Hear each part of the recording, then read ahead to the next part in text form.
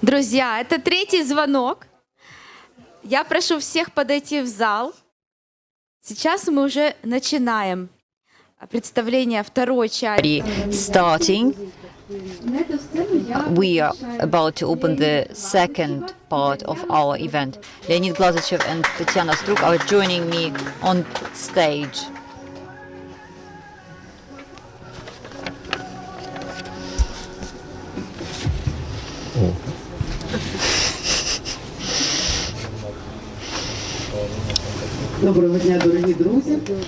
Good morning, dear friends. We are happy to hear all of you on site and those. Very good to see you in the morning. Hope you are really truly awake and ready for the whole day. Please demonstrate your smiles or somehow otherwise just make sure that you hear us and you are fully awake.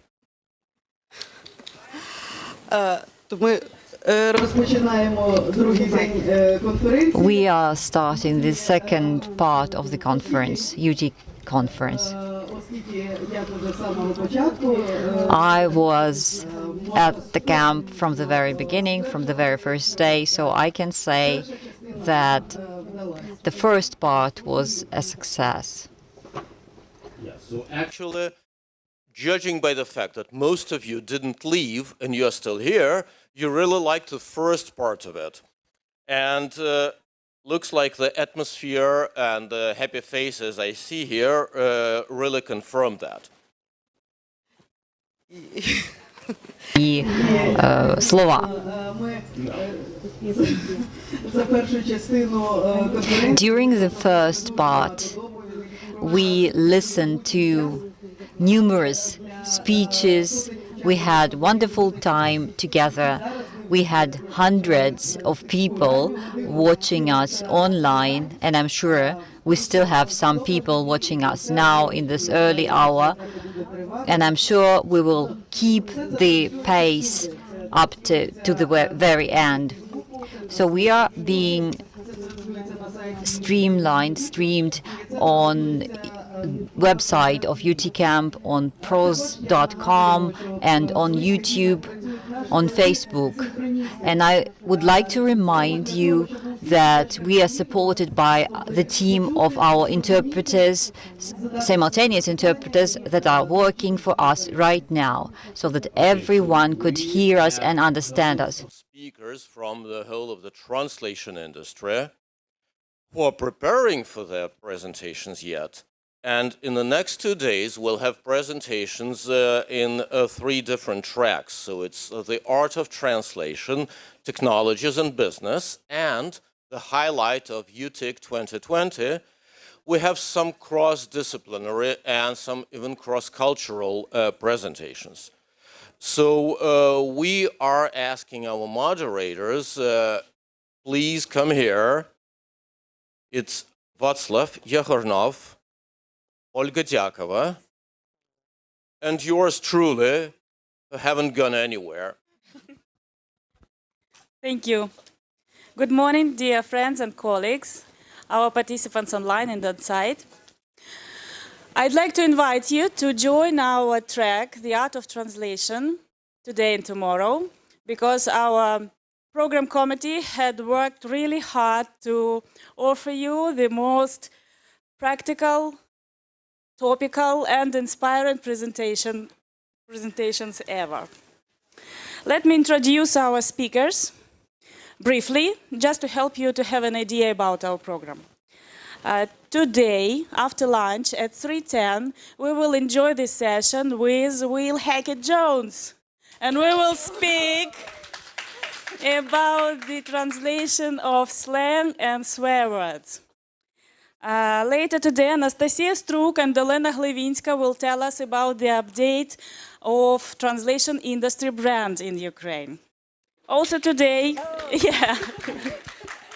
Also today, we will welcome Nigel Wheatley, whose presentation will be dedicated to quality assurance in translation. Tomorrow, on Saturday, Igor Bukharkov will start our program speaking about translation industry from the perspective of beginners. Later tomorrow, Orlando Chiarello and Tatiana Shvets will tell us about the interaction of simplified technical English and the Russian languages. And now, attention please. After lunch tomorrow, Valentina Kozlova will join us to show the path to translators' happiness. So please don't miss your chance to get that priceless knowledge.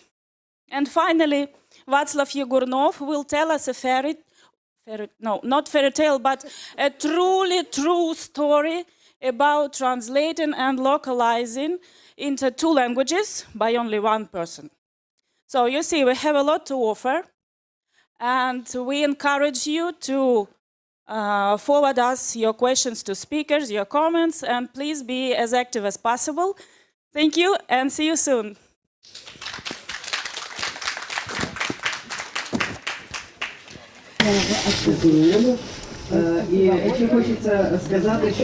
Thank you, Olga. This year, we have an absolute record in terms of the number of online viewers. More than 650 people registered for online participation. I would like to remind you that this year we have the streaming free of charge for you. I would ask you now to increase that number. That you do truly appreciate this initiative, but please help the organizers. Please help all of us. We are looking forward to your donations, so please go to the conference utic.eu website and kindly click the donate button. Everybody will appreciate that. І ще варто сказати, що Організаторів. There is a huge number of people that have been supporting UTIC for a number of years and are supporting it this year. It was extremely important during this tough time.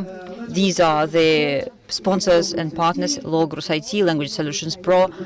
Fyodor Bezrukov is also here with us on site. Leonid is here as well, so I'd use this opportunity to pass the floor over to him.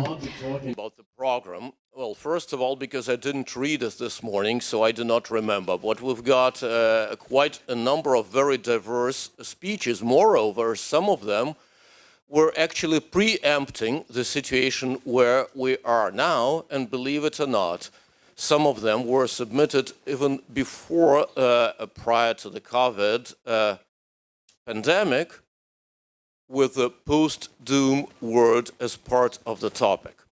So, plus, we'll have a couple of prizes to draw, so prepare your smart questions. And now, I would truly suggest that we proclaim the second part of this conference open. Ура!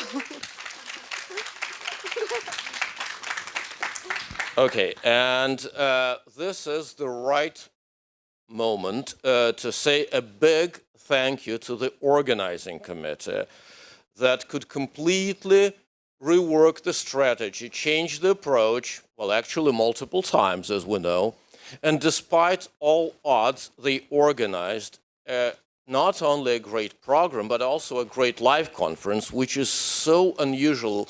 It's an incredibly rare sign of normalcy in our otherwise very disturbed lives nowadays.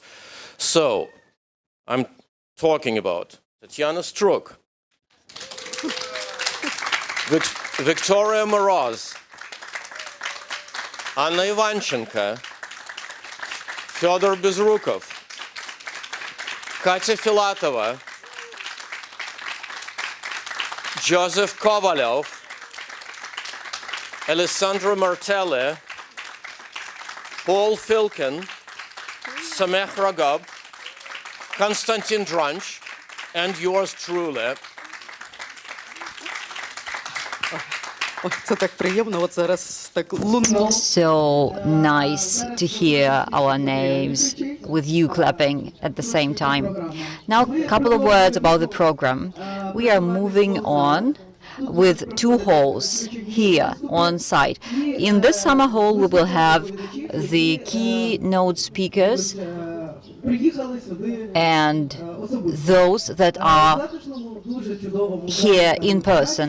And we have the second hall, the terrace hall, where we would have only online speakers. So please join in as well to our online session, because many people who have not been able to come, but they wanted to join.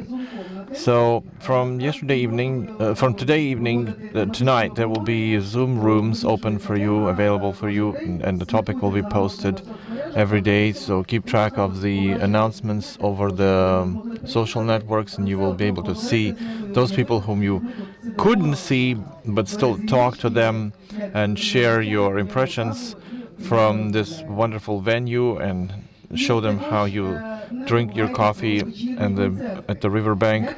And don't forget about the evening concerts. Just like previous year, this year as well, it's a very interesting peculiarity about our event, and we will be broadcasting our evening concerts. Those of you who have not yet seen our concerts, you will be surprised how talented is our industry.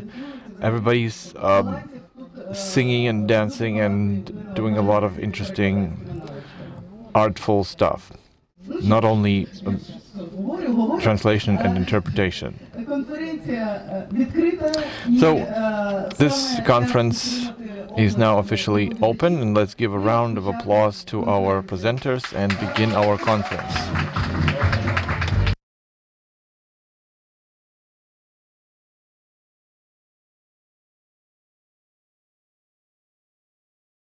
Okay, so before we are starting our presentations, Irina wanted to say a few words, and it's very important. Or not.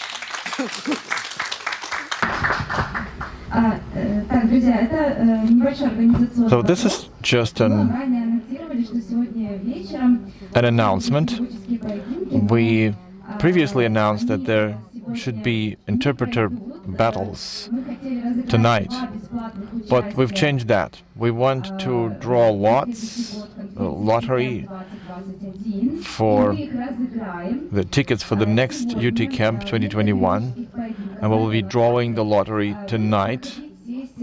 There will be a session of video feedback and interviews. Right here next to the video cam, you'll be able to sit and tell a little bit about your impressions from this conference. If you need my help, I can ask you and guide you with questions and cues. And among the participants, there will be 2 free tickets for the next UT, so don't miss this opportunity. It's going to be tonight. And now Leonid will present our first keynote speaker. I want to give a short announcement as well. The same speaker will be continuing to communicate with you tonight in the Zoom room, so you're very much invited, both online and offline participants. The offline audience are very happy and eager to talk to you those who are here physically in this location. First keynote speaker is a very nice person who participated in UTIC last year. He's from Interlax Translations, and originally when I started reading the topic of his presentation, I honestly wanted to ask Nigel Sage, what did you smoke? Then I realized that he's traveling from the Netherlands, and his topic starts with size does matter. I will not read the remainder, or I can if you. Actually, it's size does matter, or is the translation industry restructuring itself?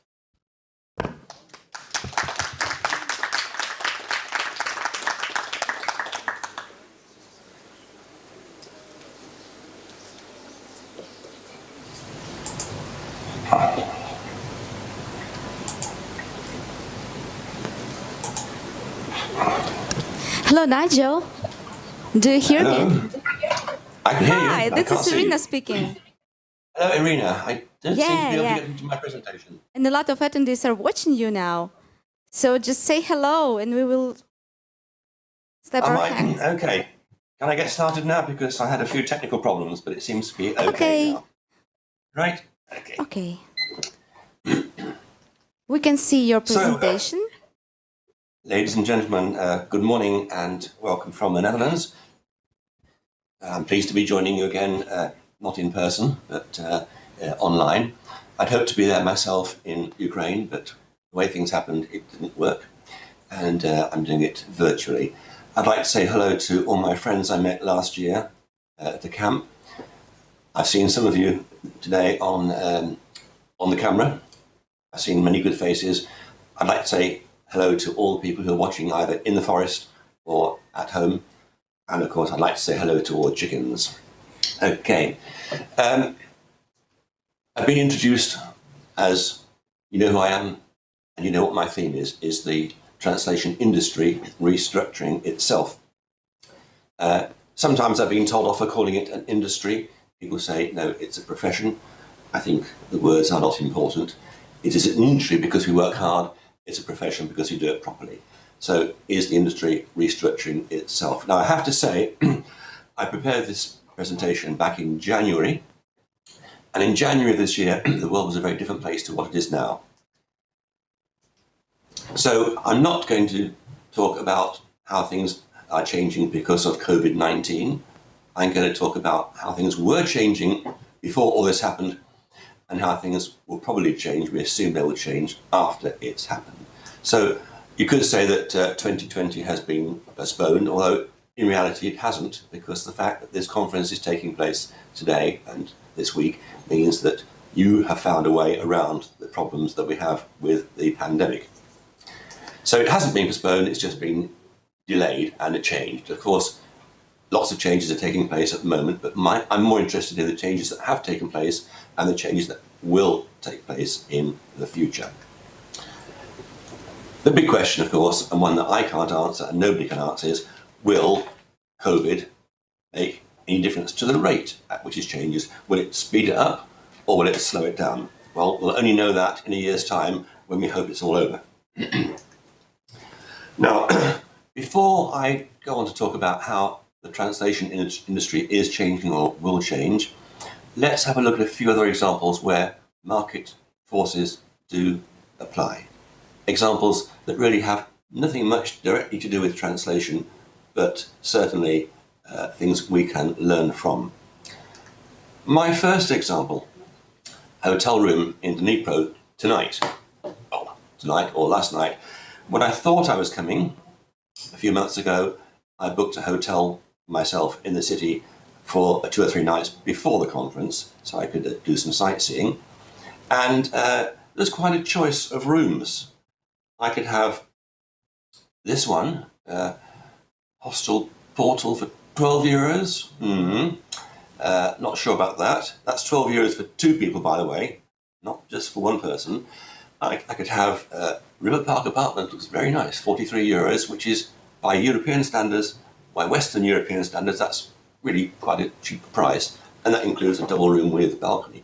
Or I could have the boutique hotel for 98 euros, which is the price I would expect to pay for a reasonable hotel room in most other countries. A huge choice in prices, and there were 160, 186 different rooms available.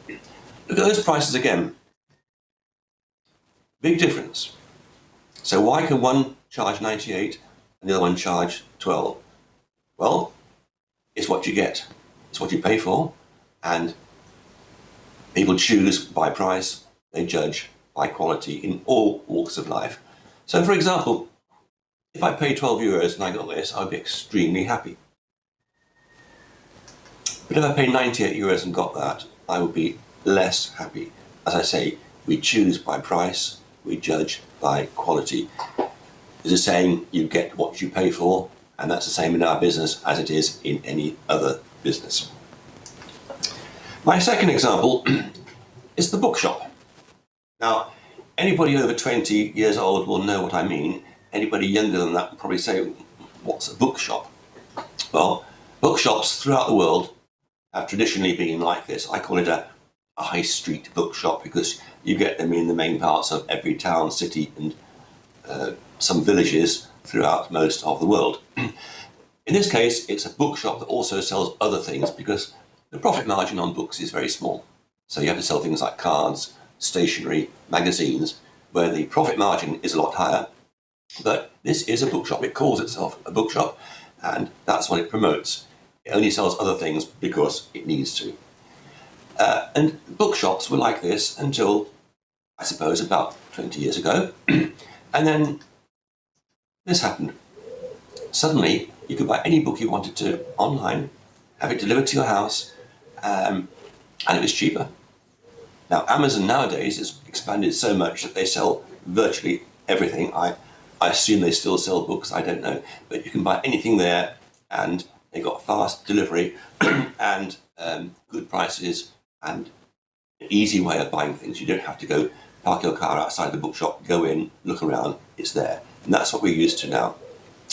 At the other end of the scale, you have the antiquarian bookshop. Some people call it a junk bookshop. The antiquarian bookshop is usually something like this, a small room filled from floor to ceiling, stacked up with books, run usually by one or possibly two very enthusiastic people who love books, who are never happier than they are when they're surrounded by books. And you can see, finding what you want there is going to be very difficult. You might spend hours looking for something, or you might just go and say, oh, I'll take the first book, take a chance, see what it's like. But antiquarian bookshops, certainly in cities that have universities or other academic places, are still very popular, and people like them, even though they're very cold in the winter, very hot in the summer, and very dusty. People go there because it is an experience. So, which of those three things is in the biggest danger of survival? Well, certainly it's not the online shop because they are getting bigger and better every time. They're not in danger. And actually, I think the antiquarian bookshop isn't in danger because there will always be a few people to go in and support that shop. It doesn't need thousands of customers per day. It works on a shoestring budget. It works very cheaply and it will survive.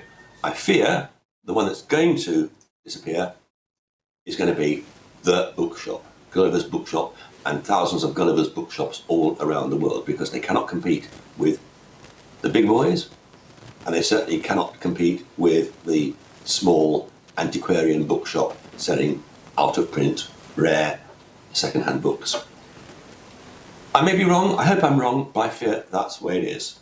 My second example, a travel agent. And again, travel agents were things that we knew and respected and trusted for many, many years. It was a shop.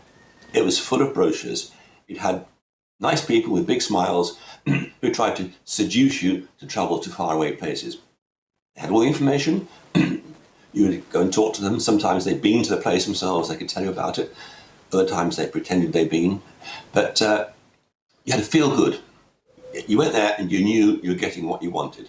And that was what a travel agent did. And the travel agent made its money by selling you holidays. But nowadays, we book things online. When I was planning to come to Ukraine, I booked my flights, my hotels myself. I did not go down to the local travel agent and say, I'd like to stay in the middle of a forest, please, in Ukraine. Can you find something for me? No, I did it all myself. And most of us, I think, book holidays that way now. And at the other end, we've got the specialist. In this case, it's for disabled holidays, but it could be anything. It could be people with a specialist interest, pony trekking in Tibet or whatever. It doesn't matter what it is. It means it's a holiday that only appeals to a certain number of people. And people booking those holidays want to be absolutely certain that the person who is selling it to them has done his or her homework and knows what they're doing, because a lot depends on it. Now, if you're disabled, either physically or mentally, you have certain requirements that the average tourist does not need. And if you don't get those, your holiday is ruined. You can book it yourself online and trust the information you get is correct, or you can go to the specialist who will have checked it out beforehand, probably sold the same holiday to other people, and knows that it's genuinely good for you. And my last example is the clothes shop. I don't use clothes shops very much. I'm a translator. But a clothes shop, traditionally a local store nearby, a reasonable price, reasonable range, nothing special, but mostly what you want. You can go and get a suit there or a dress there, or if you're a translator, a set of pajamas, and you would know that it was a reasonable price, but not as much choice as you might want. And that's always where clothes were sold. And then, I don't know in Ukraine if Primark has arrived. If it hasn't, it will do in the next couple of years. This is just one of many huge chains, international chains of clothes shops who have massive purchasing power. They can buy in the millions, where the shop in the middle can only buy in the hundreds, and they sell them cheap. And they're very popular. And people go to Primark now who used to go to the clothes shop because they have much more choice. They don't get the same service, but they get a right price. And then again, at the other extreme, you have, now this word bespoke, I shall come back to that, remember that word, bespoke, hand-tailored suits made to measure for celebrities, royalty, interpreters, those sort of people. And this picture of Savile Row, it's one street in central London that is full of shops selling very top price clothes made to measure, hand-tailored, bespoke. And the prices are different. Get a Primark and you can buy a suit for €100, possibly. I don't know, never done it. But they're cheap and they're okay. You go to that shop in the middle and you're going to pay 4 times as much for a suit because their costs are higher, they employ more staff, their purchasing power is less, and they rely on people going in, having a look around, being talked to, whereas in Primark it's difficult to find anyone to talk to except yourself, and you pay for that price. If you've got money to spend, and there are people with money to spend, you can go to Savile Row and you'll pay at least €5,000 for that same suit, but it won't be the suit you would have bought at Primark. It will be handmade, especially for you. Why that difference in price? How can a suit cost anything from €100 to €5,000? Well, we know the reason. That suit, the cheap one, almost certainly was made in the Far East in dangerous, dirty working conditions, not safe, bad working conditions, long hours, poor pay. But we use them. I wonder if I could see you raise your hands, I wonder how many people have bought a t-shirt for €3 knowing the person who made it was paid 3 cents, and that person could well have been an 8-year-old child in Cambodia or somewhere. We know about it, but we do it. The middle one, well, that's made in better working conditions.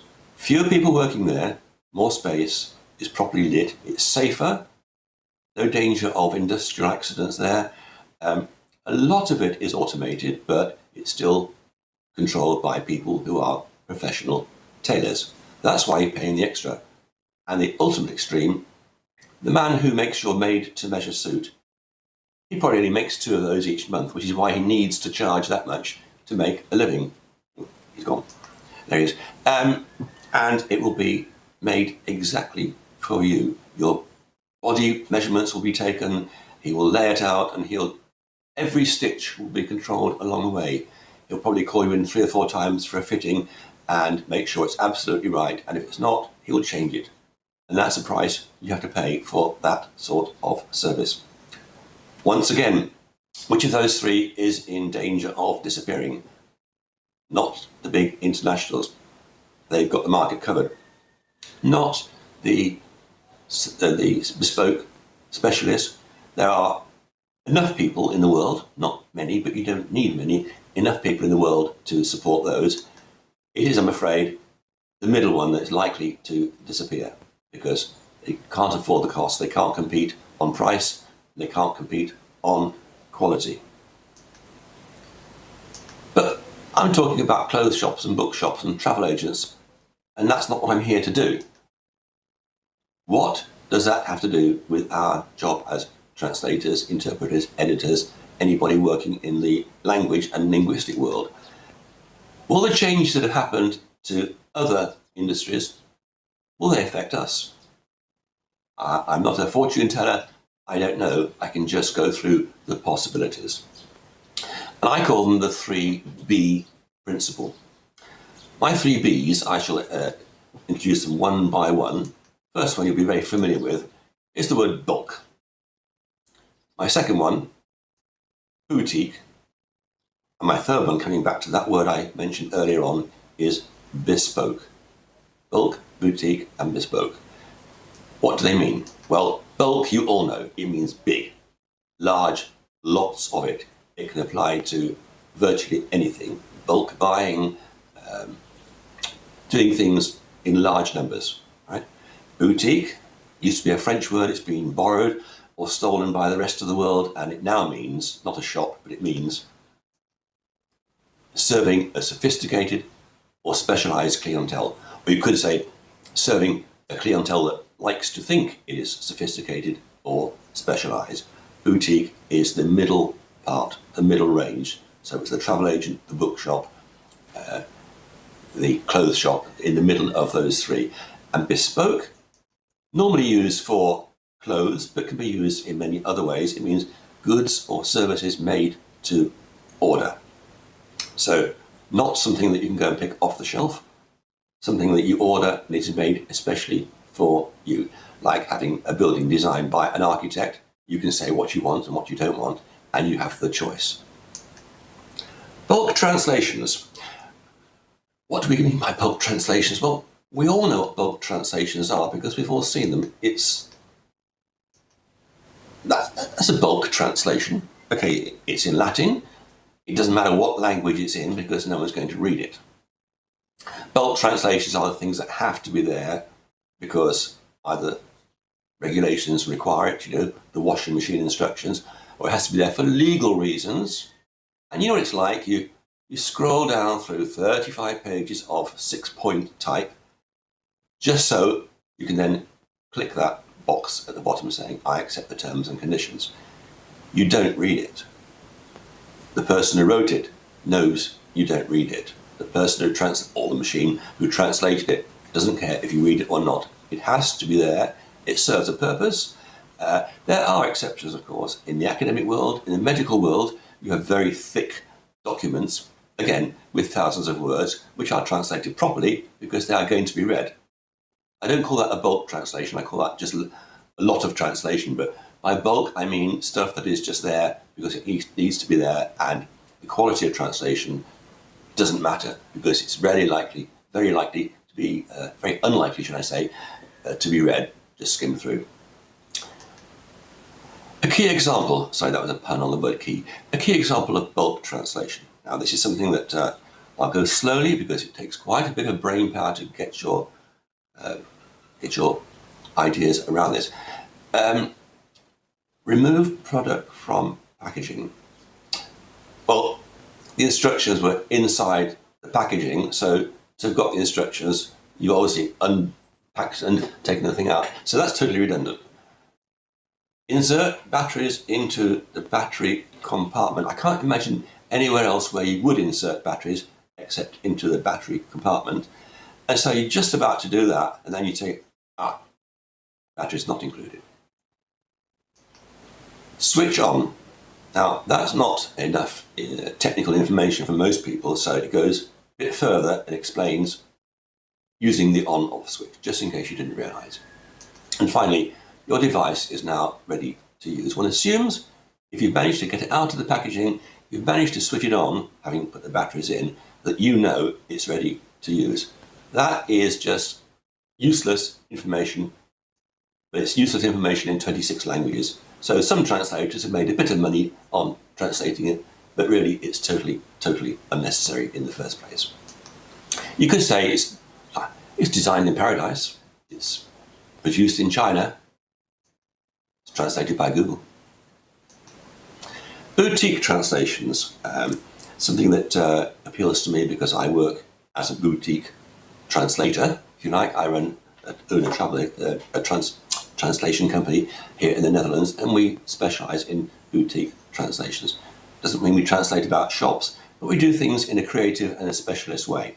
Boutique translations can usually include, although not only, marketing, of course, because marketing needs a certain style of language to get the message across. Retail, again, if you've got a good product, you need to sell it, and that's where your descriptions of labels, displays in the shop need to be translated correctly if you're operating in various countries. Tourism, most definitely. Tourism is the best use I can think of for boutique translations because everything has to be wonderful, everything has to be fabulous, everything has to be just make you happy. Publicity, of course, any sort of publicity cannot be done as a bulk translation. It has to be done by people who know what they're talking about, who know the product, who can describe it in the best ways. Literature, to a certain extent, I'm not sure if literature is really boutique translation, but I put it in anyway. And entertainment, most certainly. Whether you're a symphony orchestra or a pop star, you need to promote yourself. You need people to come and buy tickets for your gig, your concert, and that is where boutique translation, in my mind, comes in. It's creative translation. Bespoke translation. This is the other end of the market from bulk. Now, it may include uncommon language pairs. Probably does. A few days ago I had an email from somebody who said, I can translate from Welsh into Georgian. Or was it Georgian into Welsh? I can't remember. It doesn't really matter. I thought, okay, sir, but at the moment I don't actually have any work for you, but I'll keep a note of your name, and when I get that Georgian into Welsh or other way around translation, I know exactly where to find you. If it's English into Spanish or Spanish into English, there are 10 million people, all of whom could do a good job. They're not bespoke. Political and governmental is interesting because in some forms of translation, certainly medical, technical, legal, then the translation has to be 100% accurate, pure, and virtually no difference between the two languages. That's the important thing. Political and governmental, now, sometimes it's not what they say, it's what they don't say, and it's what they want you to think, and that can be different in different countries. So as a political translator, you've got to know what that politician wants you to think and apply it to a different country and a different language, which is a skill I don't have. It's something I don't particularly want to do, but it's not just translating the words, it's translating the concept, the mindset and the thoughts behind it, because politicians and governmental people are not always known for their complete honesty. Specialist knowledge. To be a good translator of specialist knowledge, you need to have that knowledge yourself. One example I can think of is medical translation. The only medical translators I know were actually people with a medical background who then became translators and not translators who studied medicine. I'm sure that applies to many other specialisms. Again, you have to know your subject 100% or more than 100%. Religious and ethnic is a tricky one again, because different things appeal to different people. You need to know the message behind it, and religious translation is a very, very tricky thing to do, because you get the message wrong and you got the words wrong. And of course, transcreation. Transcreation, again, of those 5 examples, that's the only one I would ever consider doing. I do quite a lot of transcreation. A lot has been talked about transcreation at this conference, at last year's conference, and at many conferences. It's a bit of a buzzword at the moment. People are getting into transcreation, although there's nothing new about it. Chris Durbin, who you may know, calls bespoke translation premium translations, and she in fact was quoting Kevin Hendel. Chris gave a talk recently about premium translations, and by that she means not so much how the translation industry is changing, but how you as an individual translator can move up the ladder, how you can get into that niche market of translations where you can earn more, get better clients, and specialize and succeed. So we have the same concept, the same belief, just different messages behind it. In my case, it's how the industry is changing. In Chris's case, it's how you as an individual can change. And she says things like, markets where the cost of failure is dramatically higher than the cost of performance. The cost of failure is something we don't often think about in translation. We think about how much it costs, but not how much it's going to cost if it fails. And she goes on to say, the bulk market translators' heads are buried in dictionaries. Premium market translators are buried inside their clients' heads. That's wonderful, Chris. I wish I'd written that. It's just perfect. Buried inside your clients' heads. If I can just give a little plug, Chris and I will be co-hosting a Zoom room session at 6 o'clock local time this evening, and you're welcome to join us and discuss this and other things. So, to summarize, bulk, large volume, minimal quality, but acceptable quality, no rubbish, right? It's not the sort of thing that has definitely been translated by an outdated version of Google Translate. No, the quality is good enough for what it has to do. Again, the washing machine instructions, you only read them when the washing machine breaks down, and then it's too late. But it has to be okay, it has to be accurate, but it hasn't got to be beautiful. Right? Quick output, low rates, limited human involvement, and that's going to be even more limited in the years to come. Boutique, that's my section if you like. Low volume, high quality, I like to think. Acceptable output, reasonable rates, and a combination of CAT tools and people, conventional methods. So it still requires the human being, but it can also use technology where appropriate. So not top-notch, but certainly not large volume. And then bespoke, restricted volume. The absolute top in quality. You cannot beat it anywhere else. It's tailor-made, whether it's a suit or a translation. It's made to fit your requirements. It doesn't matter what it costs. There will always be people who can pay that money, and it can be virtually done without technology. I mean, the bespoke translator here has a nice feather quill. The bespoke tailor has a nice pair of scissors and a few needles, and that's about as far as technology goes. Now, if you're getting very depressed at this stage and thinking, where am I in all this? How do I fit in as a translator? Is it worth it?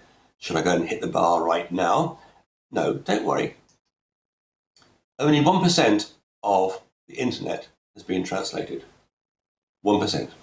99% of it is still in one language, so there's plenty of work for you. Just go and find it, just like that.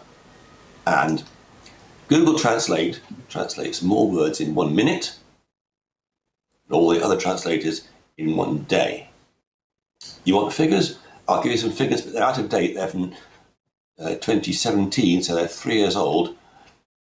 300 billion words then by Google, and 200 billion words by us. But 200 billion is a lot of words. If you can get a few thousands of those for yourself, you're okay. So don't panic. There's plenty of work there. Don't worry about the huge, great companies taking over, pushing you out. They won't push you out, they'll push you sideways. I'll try and explain what I mean about that. When all this is over, and the changes that were taking place up until January, February of this year will continue to change in January, February of next year, earlier we hope. When that happens, we're going to see how it affects us. Okay, here's our profession in visual form. And here's you, screaming for help. Where do we go from here? I've lost the way. Help me, somebody, tell me what I should be doing. Well, the only person that can tell you what you should be doing is you yourself, of course, but there are some guidance. This will no longer happen. Nice, neat, and tidy. You've got the bulk, you've got the boutique, and you've got the bespoke. And they're all in their nice, separate sections. A bit of distance between them all. They don't interfere. All getting on and doing their job at their level of quality, their level of price, and that's safe. We know it. We feel good with that. But that's changing. And it's going to do that. Let's go back so you can see that becomes that. You can see still the same three sections, the bulk, the boutique, and the bespoke, still doing their own job, but of course it's created an empty space on the left-hand side. What happens if you create an empty space? It gets filled. And of course, this is now being filled by cloud translation, by machine translation, or more importantly, by neural machine translation. I'm sure a lot of you know far more about that than I know about it. So I'm not going to tell you about neural translation because I don't know that much about it. It hasn't really affected me, but I know it is affecting our industry. And there's a description, not my description, but one which I think says what it means. And it's here to stay. We've learned to live with machine translation. We're now going to have to learn to live with artificial intelligence, NMT, and all those other things. But it's not going to be as simple as that.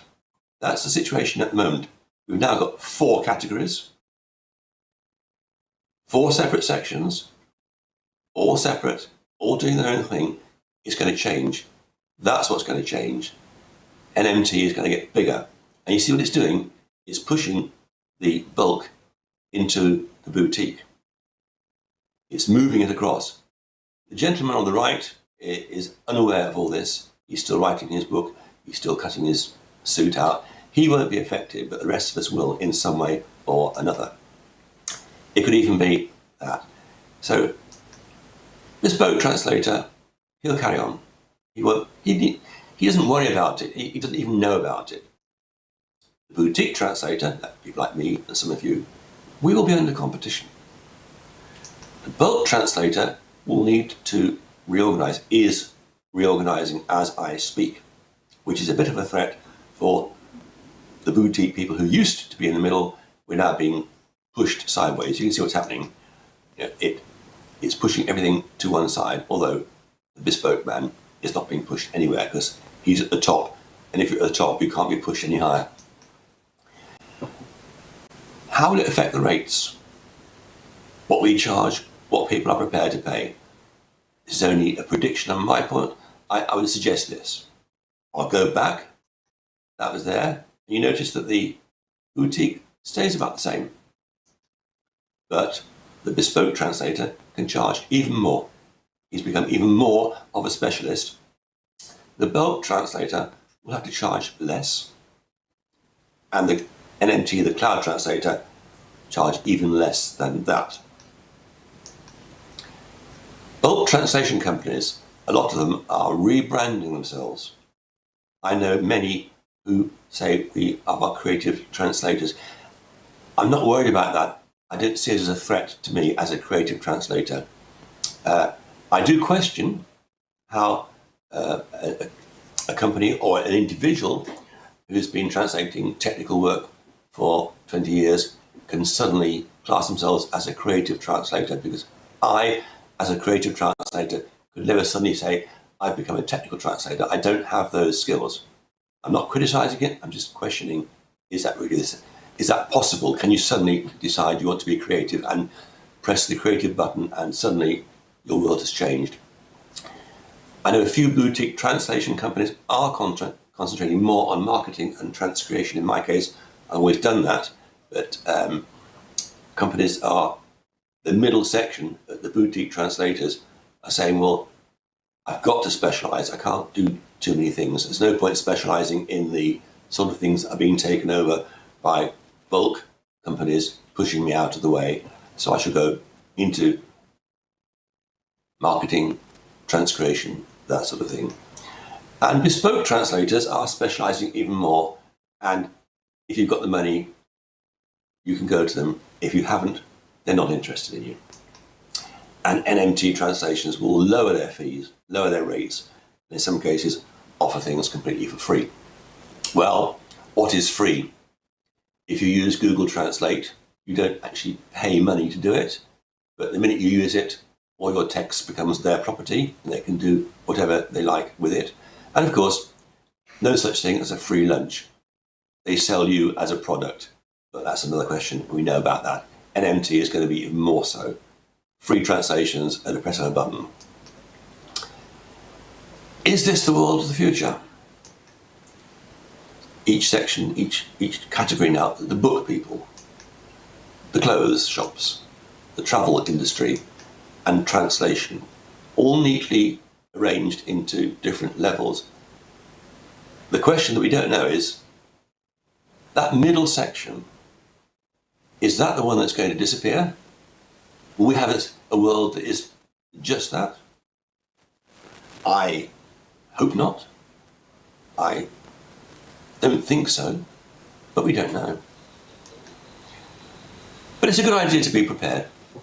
And you can prepare yourself in different ways. You can prepare yourself by looking around and seeing what the rest of the industry is doing. You can look at what you do yourself and say, just because I've been doing it like this for 5 years, 10 years, 3 weeks, is that the way to survive?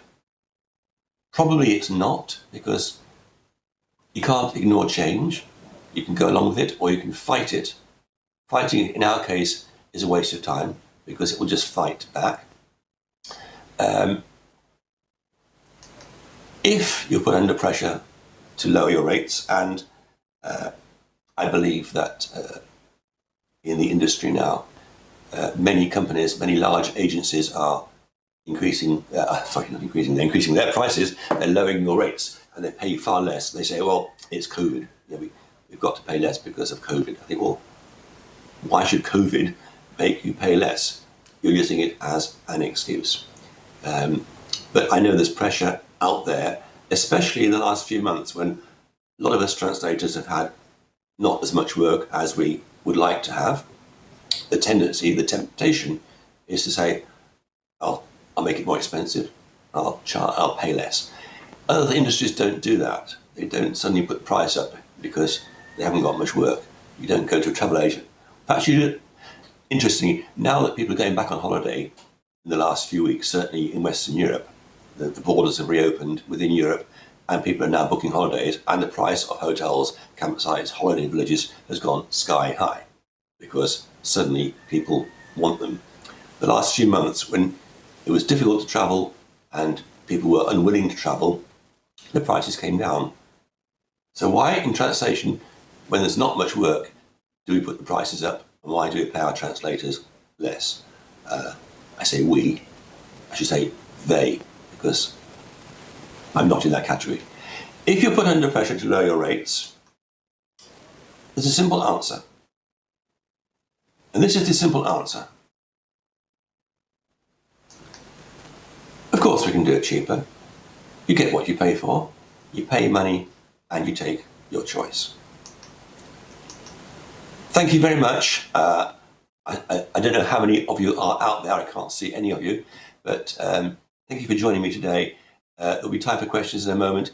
If you want to contact me with questions, if you're not able to do so live now, there's my contact details below, and I'll be happy after the broadcast to get in touch with you. If there's anything I said that you either were not clear about, disagree with, or even agree with, you can contact me. I wish I was there with you. Thank you. Hope to see you next year in 2021, and thank you for being here with me today. Okay, Nigel, thank you.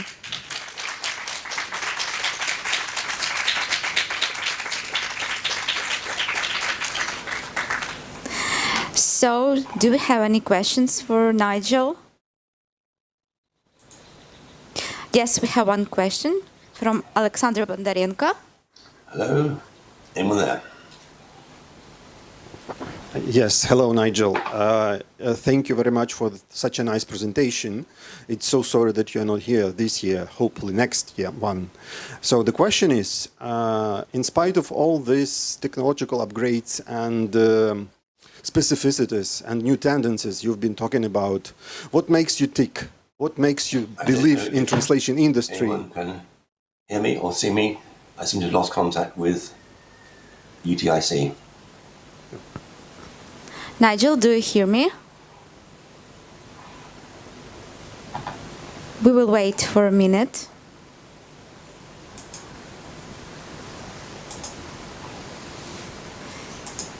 Nigel?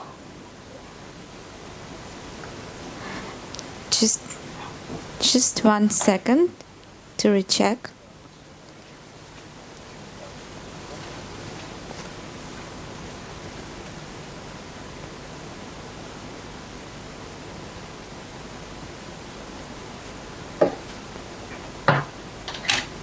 Nigel, do you hear me? We lost connection, I believe.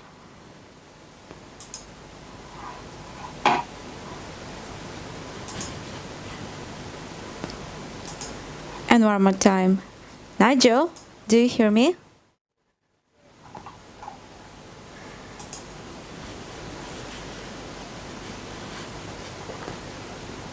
So, we will try one more time, and if we'll not succeed in it, I'll forward the question of Alexander to Nigel, and he will answer this evening on our Zoom session.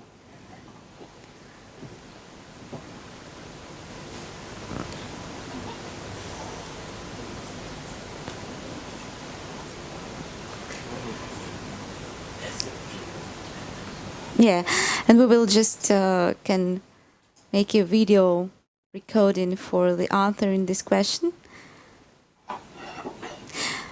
So I'll forward the question of Alexander to Nigel.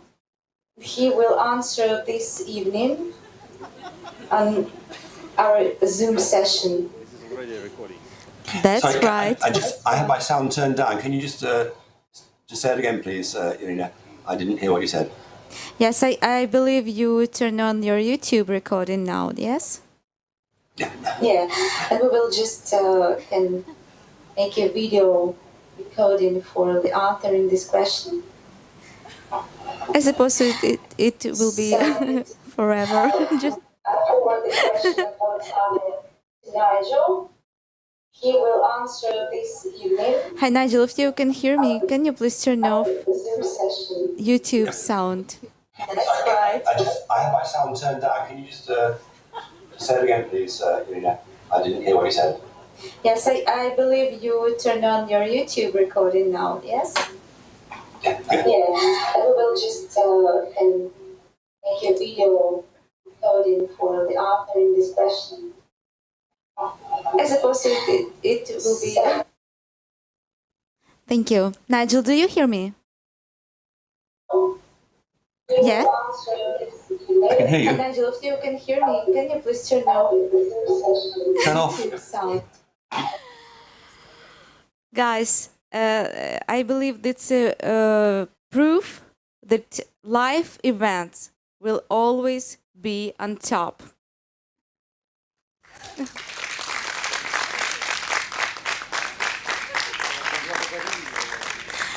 Nigel, thank you very much for being today with us. I will gather all the questions I have, and forward to you today, and we will be able to discuss them during the Zoom session this evening. Thank you so much, and waiting for you and Chris today at 6 p.m. in our Zoom room. Thank you so much, and applauses for Nigel. And now Tatiana will announce another speaker. Yes. No. Are you ready? Yes, so. Yeah. Yes, sure. So, yes, we had our speech finished a little bit earlier. So, do you have any jokes ready? No. Nobody is living. Nobody's. Yes, you can go to a bathroom. Yes. We will continue just in a few minutes with our another speaker. So we just had Nigel Sage with us, and with his speech. And I repeat that all questions you have, maybe you will just think everything he told us, and you will find another questions for him. They will be available today at 6 p.m. And don't forget to watch the broadcasting of the concert in the evening. That's the important part. Yes, I think. So today we will have a concert with a unique artist. It's Nick Rodin. He's playing guitar in a unique technique of loop songs, loop melody, loop technique. It's when you're playing the multiple streams using one instrument. Yes, we will be able to hear sounds of Ukrainian rock bands, Okean Elzy and Skryabin. The remade songs, of course.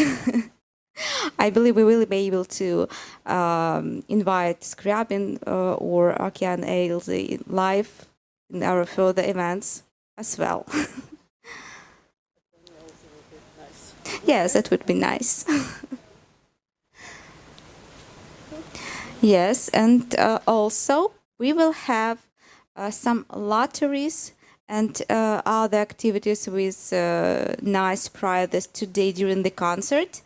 And as you know, we had some Zoom session with Macha and Natalia Fedorenkova on Tuesday, and they announced that you will be able to win a prize of 1 hour session of RCI expert Macha or Natalia tonight. So don't miss the opportunity to attend our Zoom rooms every evening.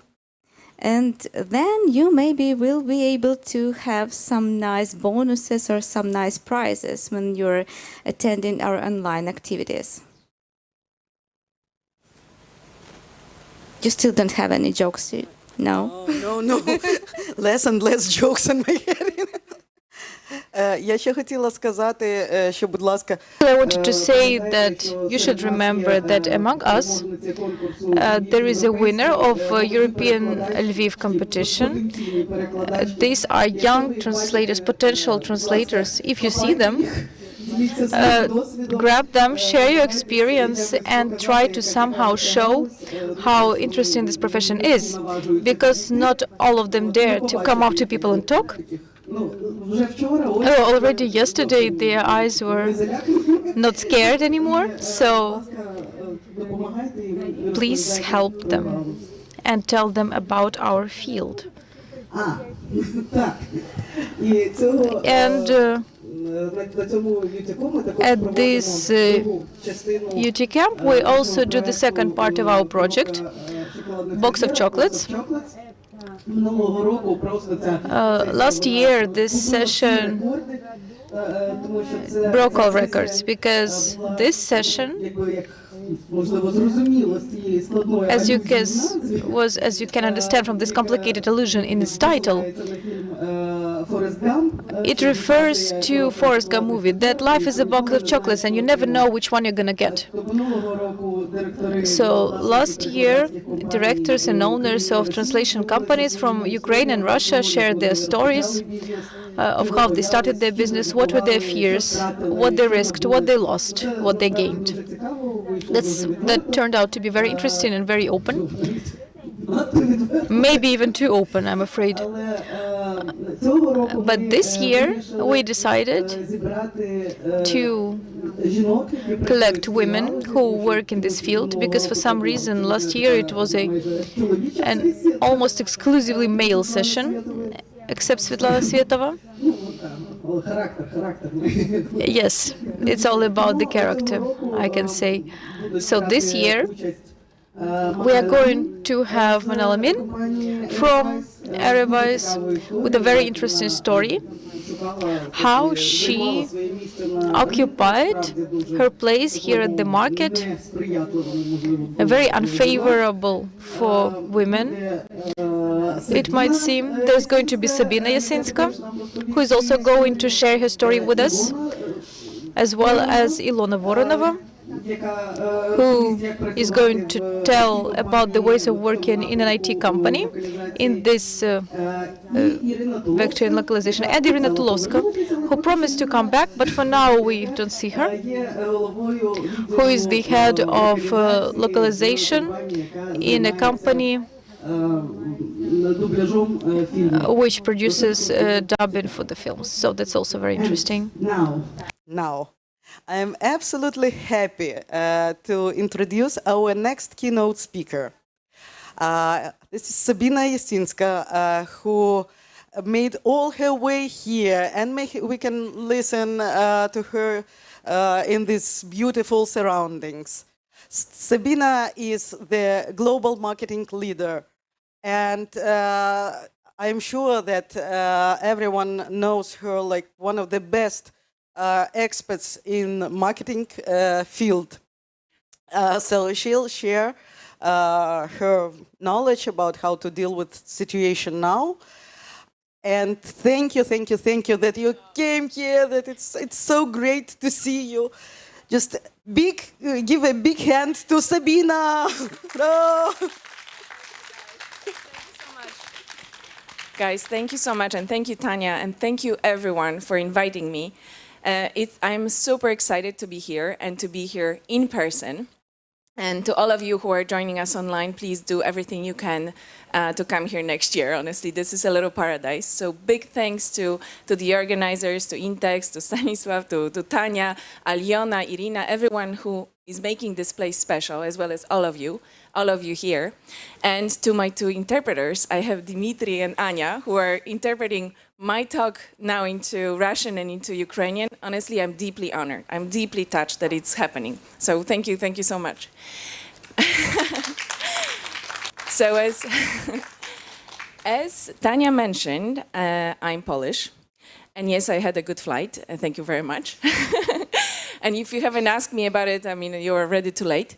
But I used to work, as Tanya mentioned, for lots of like top agencies, top LSPs, representing all their marketing activities globally. And now I work for, actually since this year, I started to work for a great marketing agency based in London. And my first project was COVID. So I was super lucky to actually work, of course, on a COVID campaign. And you, sorry? So it's you. It is me. And you see the mushrooms, because I know that one of many things that we share with Ukrainians is, of course, the love for mushrooms. I wouldn't recommend eating those ones, but I think we need to be open-minded anyway. So, but before I go any further, I have a question for you. Who is here tired of talking about COVID and COVID it out? Oh, guys, I thought no one would say that, so I already said like, oh, you were so polite. But you know, well, it didn't happen. I was not prepared for that possibility. Anyway, I actually have to tell you, I love COVID. I know it's very unpopular, but I think it's one of the most creative things that happen in marketing for us. And I think, Irina, you you are going to agree with me. Thank you for showing me. So if I wanted to summarize it in 3 main things that all of you seen, so this is just to summarize that. First of all, there were so many campaigns focused on community.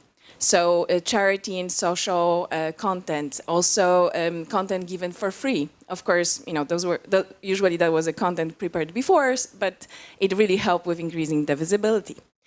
Sustainability. On one side, everyone was talking about well-being, mental health, also knowing that COVID would end at some point, so they had to have those campaigns being continued. But at the same time, we produced lots of plastic during this whole time. And finally, creativity. I think this is one of the best things that we could all witness during COVID in marketing campaigns. Online experiences that we've never joined before, new channels that everybody was starting to learn, but also real-time marketing. And real-time marketing, I think, is now on steroids. And we've seen it before. Usually it's linked with some current event. It has to be significant enough for everyone to notice. And then companies create campaigns based on that and get lots of visibility, especially in media. This is one that you might remember. When Brad and Angelina broke up, immediately Norwegian started to promote flights to LA. And then this is a Polish campaign. Have you ever heard about it? Eat apples against Putin. Do you remember this one? So when the conflict in I thought that you might have known it. So when the conflict in Ukraine started, Poland was actually against everything that was happening.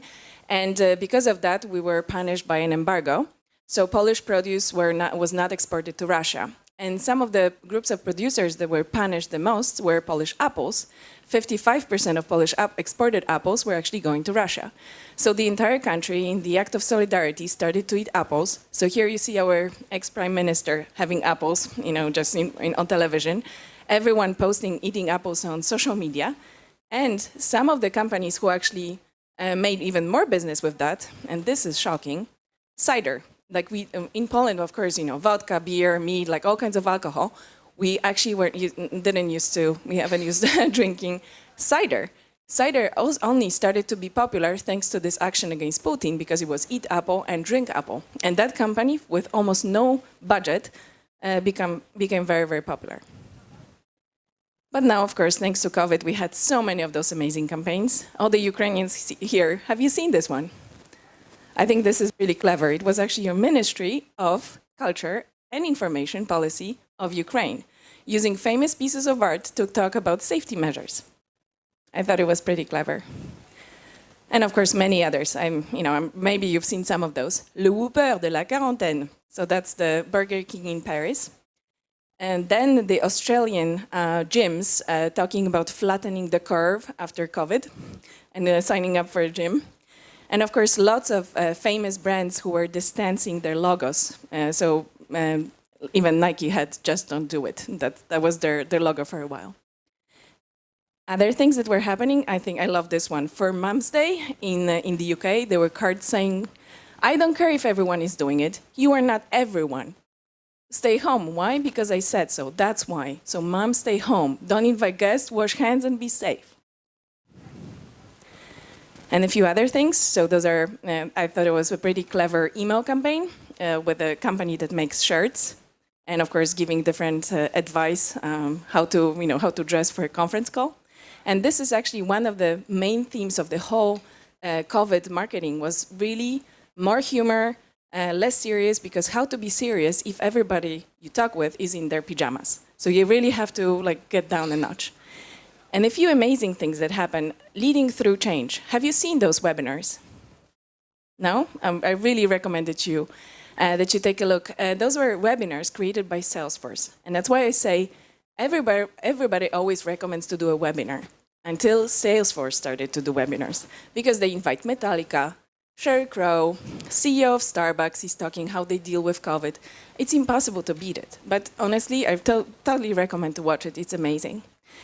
And then the last one is actually that became famous thanks to an article in New York Times. Airbnb, as you know, as many of our other companies in the hospitality business, started to terminate lots of their employees. So they actually fired 1/3 of all the employees. And the only business that was thriving on the Airbnb side was experiences. Have you heard about those? Those were absolutely sold out. Actually, one of the top ones that you were not able to even join was a guy walking in Chernobyl and with stray dogs, and that was an Airbnb experience. But only 8 people at the time could join online. This one is a guy walking in a completely empty Prague at night with a plague mask and talking about plague. So pretty amazing. But this one is actually my favorite, and it was only, I would say, published 2 weeks ago. Have you seen it? So this is for all the classical music lovers here. I hope that the sound will be there. Oh, Aliona. No sound. So I know that you all know the sound. This is Swan Lake by Tchaikovsky. And there were 27 ballet, like the most amazing ballet dancers around the world performing in their baths. And it's really beautiful. You should watch it later.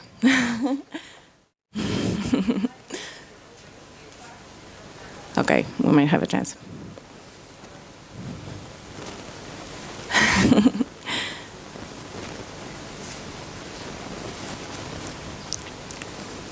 Okay, guys, at least the visual is great. Okay. Okay, I'm going to, let's stop it now, unless you really want to see it. Visual is great, let's move on. But really, this is the type of experiences that suddenly were being created around the world, absolutely creative, and that we've never seen before. And if you missed it this time, really, that's actually quite a big loss. Okay, let's move on to the next one. So now the question is, because that's the main topic of this talk, is, so what are we doing next? Because everything has changed, and I really believe that it changed for the better. And there was a survey just a few months ago, before COVID, that was done by Gala, by Elia, by EUATC, and they were asking different respondents what they think, of course in the localization industry, which channels, in their opinion, are the best performing. And they cited SEO, client industry events, Google AdWords, LinkedIn, and we know that many of those things actually are not valid anymore. I would say, based on my experience also working on the marketing agency side, that LinkedIn, it's over. Promoting things on LinkedIn is very expensive, but at the same time, LinkedIn creates so many fake profiles, or they're done automatically. For example, you say like, oh, there are so many jobs. Actually, many of those jobs are created automatically. I would say that some of those channels are actually over, and I see it day after day. Print, outdoor, TV advertising. Don't waste your money on that, because this is gone. And so what's left? So of course, events are still there. And thank you guys for still doing this against all odds. So before COVID, I would say that one of the best ideas that I had ever doing any of those big events was to localize content. So localize really the theme. This is Lockword in Warsaw.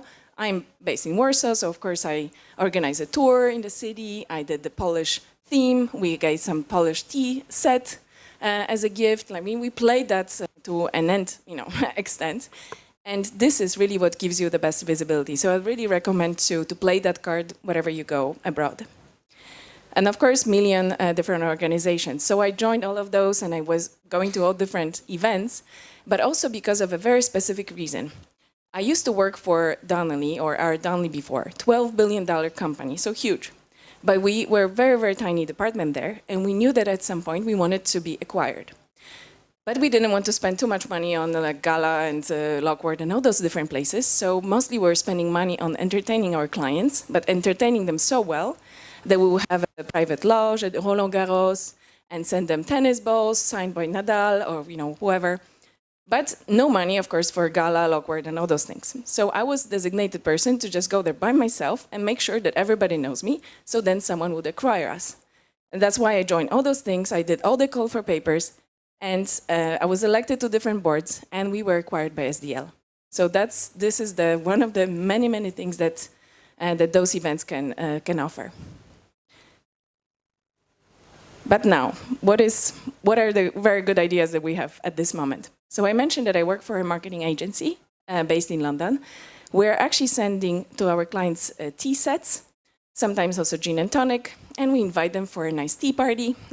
It's super, super successful. So many clients are joining. This is really a very good idea that I just wanted to give you for free. We also have some clients in Switzerland. So for those, we actually send them picnics. We do a webinar with a background showing Swiss mountains. And we also recently invited a cow. Have you heard about this recent craze? They're actually different farms that can rent an animal for a webinar. So we actually had, and the idea was that, of course, we wanted to grow that account. So first we did very few people joined the first one, but of course a week later everybody wanted to join, and after that everybody was joining with their children. So that's how we actually grew an account quite significantly in Switzerland. Also, cool ideas. Of course, everybody loves gifts. We are also sending a flower pots, and I adapted that specifically for you. It's with some message when you can talk about the right soil and pots, so the technology, sunlight expertise, hiring a gardener, PM, and of course you need to send a plant that almost never dies. Then meet for a coffee. This is what we used to do at Donnelly at SDL, sending Starbucks cards, of course playing with the theme of Italian coffee, American coffee, Turkish coffee, and all kinds of different coffees. But also you can twist it with the type of coffee, sweetener, or brewing expertise and match it with different services that you offer. And of course, this type of campaigns works especially now because we're all bored with the usual. So next one, email marketing. That's the channel that actually, everybody says email marketing is dead, but it's not. And let me tell you why. My company actually works, we have email marketing technology and we also send emails. We actually work with the biggest banks and asset management firms. And this year, they have to move all their marketing budget from all the lavish events, from the beautiful print, meeting nice restaurants, to actually email. And many of them were used to send an email once per month. Now they're sending that even 3 times per week. And all the receivers are people who are what is called high net worth or ultra net worth individuals. So those who have 1 million, 5 million, or 30 million in their financial assets. So that's why this actually proves that email marketing is still the customer acquisition channel #1. So that's actually the report that you can read. It's on our website. So where you can, I co-authored that, so very, very proud. It actually shows different trends of the email marketing during COVID. And what's actually crazy about it, that not only everybody started to send emails, as I mentioned, from once per month to 3 times per week. And it's also because they very often, they wrote something at night, Trump tweeted something in the evening, they had to redo all the content in the morning. The marketing teams were working almost non-stop, finishing at midnight, starting at 6 a.m. because of the dynamically changing situation and sending those emails. And what's actually also interesting during this whole time, that even if they were sending more emails, there were less opt-outs, less people who were unsubscribing, less bounce backs, and also we could see, and we see it in our data, people were working non-stop. We see emails being opened from 4 a.m. in the morning until midnight. And you can also see when they're open on mobile or when they're open on desktop, and you can clearly see like the entire French population is now going to have a breakfast because now they're on mobile, and then they're going to have lunch because they're on mobile. It's amazing to see that. So it's really hard proof that people were working nonstop during COVID. So email marketing isn't dead, but bad practices are. And just a few cool facts about email marketing, just to convince you even more that this is still the #1 acquisition tool. $1 or €1 spent on email marketing brings back almost 40 euros. More conversion, 66% more conversion than any other channel, 40% more effective than social media. And this is because when you open your Facebook, there are already 1,000 messages waiting for you. So you see only 2% of whatever someone intended you to see, 2%. But over 90% of the email that should end in your mailbox ends in your mailbox. Also, the value, 3 times higher than social media. And finally, 72% of people prefer to use receive all the promotional content through email. And this is because it's just a better customer experience. Because, you might call them, send them an SMS, contact them on LinkedIn. But then when they need to find who was contacting them, they don't know where to look. And in email, they can actually filter that. And of course, they're paid to check their email, their work email. They're not paid to check their LinkedIn. So a few email marketing tips based on my experience also working for the marketing agency. Personalization, that's super important because that actually shows that you care about your reader. And here, just a little something. I made it this morning. Let me see. Who's that? Oh, that's for Irina, who's interpreting there. Okay. This one is for you. Okay, I have to admit I had more chocolates, but I ate them. What else? Oh, we have here for Leo for making it here from the States. Oh, here. And you see, so the first row is getting, yeah, Tanyushka. Okay. Okay, the rest we'll share, fairly between everyone. So personalization. Personalization, very, very important. So let me show you how it works. I know that you cannot even see it from there, so let me offer you something valuable that you can actually read after the conference. So you probably know the localization maturity model. Everything in the world has a maturity model, including personalization. It starts with manual. So for example, after the conference, you copy the text, you send it to everyone. Of course, it takes so much time, it's not personalized enough. Then you start using some technology, and you start adapting. You are still sending the same email, but you just change the first name. This is static. You are actually losing money if you do this. Then you go a bit further up when you actually start to segment your list. You send something different to HR managers, maybe something different to a legal department. That's already getting better. And then further you go, and I can actually show you that later when you can actually see it. Further you go, you actually have more impact on your revenue. You can orchestrate all the experience between the email and different preference, things that people did on our forms that they fill out online. And basically, the idea is that everything you do online with a brand, all the touch points, is a simultaneous experience. And in order to do that, of course, you have to have additional technology who will help you with that digital footprint. And that's the orchestration. Of course, it's not perfect because you've seen it probably. You go to Sicily, and you come back and you still get ads about the hotels in Sicily. So it's not perfect, but it's getting there. Also, maybe you cannot read all that text, but basically what it is, and this is what you should start doing, and this was a big breakthrough for us at Donnelley Language Solutions, because we used to send exactly the same message to everyone, and we were really, we would spend so much time writing this perfect email, and then realizing that basically nobody was engaged because it was really to no one. So then we started to do research related to buyer personas, so those people who buy from us. And in localization, we have lots of buyer personas, but those are maybe two most important ones. Lone wolf localizers. I'm sure that you used to work with those. So those are people who are extremely interested in translation. Maybe they're linguists, they studied language, they traveled, or they're actually interested by that. So if you send them an email about, we were thinking about this term, but then we decided maybe this term, they would be super, super excited about it. And also their goal is to create localization as a separate function within their organization. So they are going to do everything in order to create that and maybe create a new department. So of course, it's a pleasure to work with those guys. But then there's ad hoc localizers. So people who actually have a different job, but someone told them like, oh, by the way, we also need to translate it. Usually it's at the end of the whole process, and I'm sure you know those people. They're absolutely not interested if you start to send them different emails saying like, oh, we were thinking this word, that word. They will say like, please don't ask me, just do it, okay? Just translate it and just send me good quality. So that's why your message and your approach to those people would be, of course, different.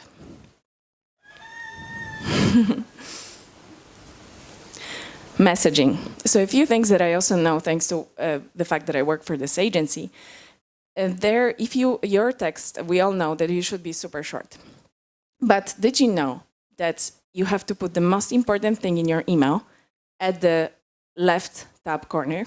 So don't waste your time on like, oh, thank you, I hope you had a nice flight, and just to the point, left top corner. Otherwise, you were wasting already the opportunity to communicate. Don't use too many links, to max, in the text, not in the image. And also, it doesn't make any sense to typeset your message or make it beautiful, because it only gives you 1% better conversion. So it's not worth it. It's actually better to send a simple message in a simple branding. Another one, winning email subject lines. So let me summarize you what you can see on this slide. So you need to work with some of the psychological principles. One of them is fear of missing out. So for example, you write things like, you forgot to download the report, or you are missing some important insights. And I've seen, for example, when I was sending a normal email with COVID insights, 10% open rate. You forgot to download the report, 69 open rate. So really recommended. Curiosity, things like, did you know, a surprise for you. Greed, which is 10% discount. Laziness, 10 top tips, because that's easier. You just download 10 top tips and you are done. Pain point, such as stop retranslating your text 1,000,000 times. Retargeting, things like, oh, you forgot to do this and that. Personal, Sabina, open this email. And straightforward, hey. Also, some winning keywords, actually, summer, weekend, wonderful, congratulations, and celebrations, invitation for drinks, 100% open rates. And 64 better open rates if you use an emoji. So definitely, things are changing. But nothing is going to work without the tip number 3, but of course, this is the most boring one. Automation and analytics, because with all this effort that you put into that program and writing those perfect messages, you need to see the conversion, you need to see that engagement, especially that right now, what we say, in order to reach out to your customer, you not only have to speak with or meet with them 3 times as in the past, you have to meet or speak with them 12 to 16 times before they make a decision. And because there are so many people involved in that process, especially in the B2B, that's why you have to work with some kind of automation. And just a few cool technologies that you can see here. Conversica, you maybe heard about it. It's an email marketing tool that basically sends emails on your behalf to unlimited number of people, unlimited number of messages, any language you want. And people don't know it's a machine conversing with them. So for example, you choose a nice person, Sally from California is like one of the winners, and people speak with her, engage, meet, want to meet or whatever, they have a conversation, not knowing that she's a robot. 6 Sense, another cool technology. Instead of looking for your potential buyers, you can invest in 6 Sense. It costs around $36,000. And 6 Sense is going to tell you that this specific department in this country right now is looking for translation. So potentially there is an RFP coming. And SalesNash, it's actually a Ukrainian company that helps you find leads. Okay, so Irina asked me to talk about SEO. I think we have a few minutes for this one. So SEO, why it's important? There are 2 ways of how you can see SEO working. The first one is when you do a branded search, for example, you look for Nike, you are going to see all those different elements on the page. There is a automatically created knowledge panel on the left with their Wikipedia profile, local suppliers, so you can know where you can buy Nike shoes, news carousel, and organic, etc., etc. So this is, of course, possible when you have a brand that is visible in all those places. One thing that you have to make sure is, of course, to update your Google profile. But then there's organic search. So this is non-branded. For example, if you want someone to find you when they're typing SEO or translation or transcreation in Ukraine, you have to look at the page and see what is there available. This is, for any one of you, you can just go there and see what are the search options. So you could be under images, under, of course, text or news. Different ads, which are at the top, organic position, which are all those companies who have a higher ranking, organic position 0, questions, And that's actually important because if you are not sure what to write on your page, go to the questions and see what people are looking for. Those are the most typical questions people ask. And finally, organic position 2, 3, etc., etc. So this really can help you think about what you should write and how you should phrase your text on your page. Then there is, of course, keyword research. And there are lots of technologies who can help you with that. So how it works, it actually works with bidding. So every day you should go to that, or someone in your team should go to that page and see how much they should bid for each of the words. And one thing that it's important, and we all learn that, you should not use the words that you use, such as LSP, DTP, that nobody understands, or maybe even transcreation, but rather the words that people understand. So maybe, I don't know, glossary or whatever, the simple things. And now, basic SEO principles, just put in one page together. So on one side, there are so many changes that Google is making every month, every day, every minute. There are different changes to the algorithms. And now there's actually a big change, which is moving from keywords to experience. And this is really crucial because your website is not anymore a brochure where you can put all the keywords and, I don't know, all the pictures and think like, oh yeah, I'm going to go up in ranking. No, now it's about the experience that every user is going to get. It's a huge change. It's actually coming in 2021. So that's why you have to include a map, you have to help the user, you have to help the searcher. And what's interesting about helping a searcher, you should also formulate your text as a question, such as, how do I need to translate into Ukrainian? Instead of just saying translation into Ukrainian. Make it unique, valuable, and engaging, also because of that fact, but also because you are punished for every duplicated content. So this is very important. If you create different pages, you have to make sure that you don't duplicate the content, because then you go down in the ranking. Also, validate your business on Google.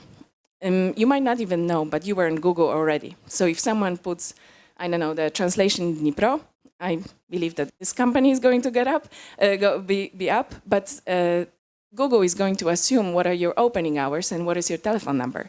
You need to check that because things change, and maybe even during these times you are using a different number. So definitely you always need to make sure that your business is updated on Google. Of course, check competitors' pages, and that's important because you might think that you have a great keyword such as COVID translation. But now everybody is talking about COVID translations. You are now competing against BBC talking about COVID translations. So check really what everybody else is using, otherwise they might not find you. And the last one, of course, use Google Analytics to see the results of your campaigns. And things not to do. Do not auto-generate content. So all the machine-generated content sounds great, but actually Google penalizes you for all the mistakes, all the language mistakes. So that actually might be one of the things that would get you down in the ranking. Do not duplicate content. Do not make a website look like a brochure, because that's not a good experience. Do not deceive users. So there's just those many things that we need to avoid. Otherwise, we'll be penalized. So that's the SEO. I hope, Irina, you are happy with this overview. And now, the last part, social media. So I mentioned already that social media sounds like a great idea. And there was, of course, all those talks that now email marketing is dead. Now everything is moving to social media. I would say it's not true, also because all the pages, and we all know that, they all try to make you pay for the ads. So that's why everything that you post there and that was visible before, it's now pushed out from your wall and you stop seeing it. And I can see that also as I'm very active in a Polish, in a Warsaw City group. We have over 55,000 people who are our followers. And we can see that our messages used to go to everyone. And now there's really a tiny percentage of people who are getting our messages because Facebook specifically cuts this outreach. So that's why you need to pay in order to reach out to your base. And I would say that days of LinkedIn and Facebook, unfortunately, are over. And those are the last moments when you can use those channels with, and actually spend money on the ads. Ads are very expensive, and I would say they don't bring that much revenue. But one thing that you should be doing on LinkedIn is to work on your profile. And actually, before I know that maybe some of you noticed that I've been looking in your LinkedIn profile. I actually calculated how many people we have as followers. And there are lots of people who are not using LinkedIn. I know that there are lots of students with us. So a recommendation for you, please create a LinkedIn profile because almost half of us here don't even have a LinkedIn profile. And this is the number one channel. Actually, someone who speaks with you needs to see how you look, needs to check your profile.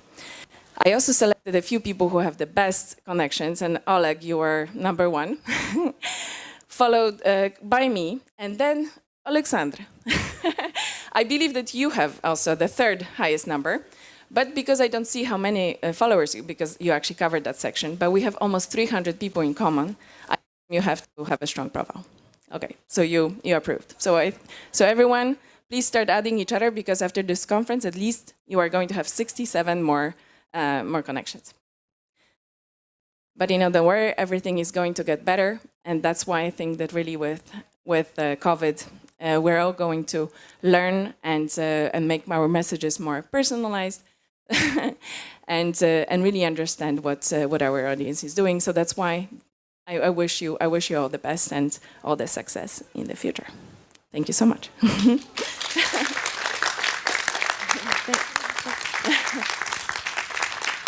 Thank you, Sabina. And before we are switching to the questions and answers session, we have some surprise. We have downloaded the video with the Swan Lake. Oh, and great!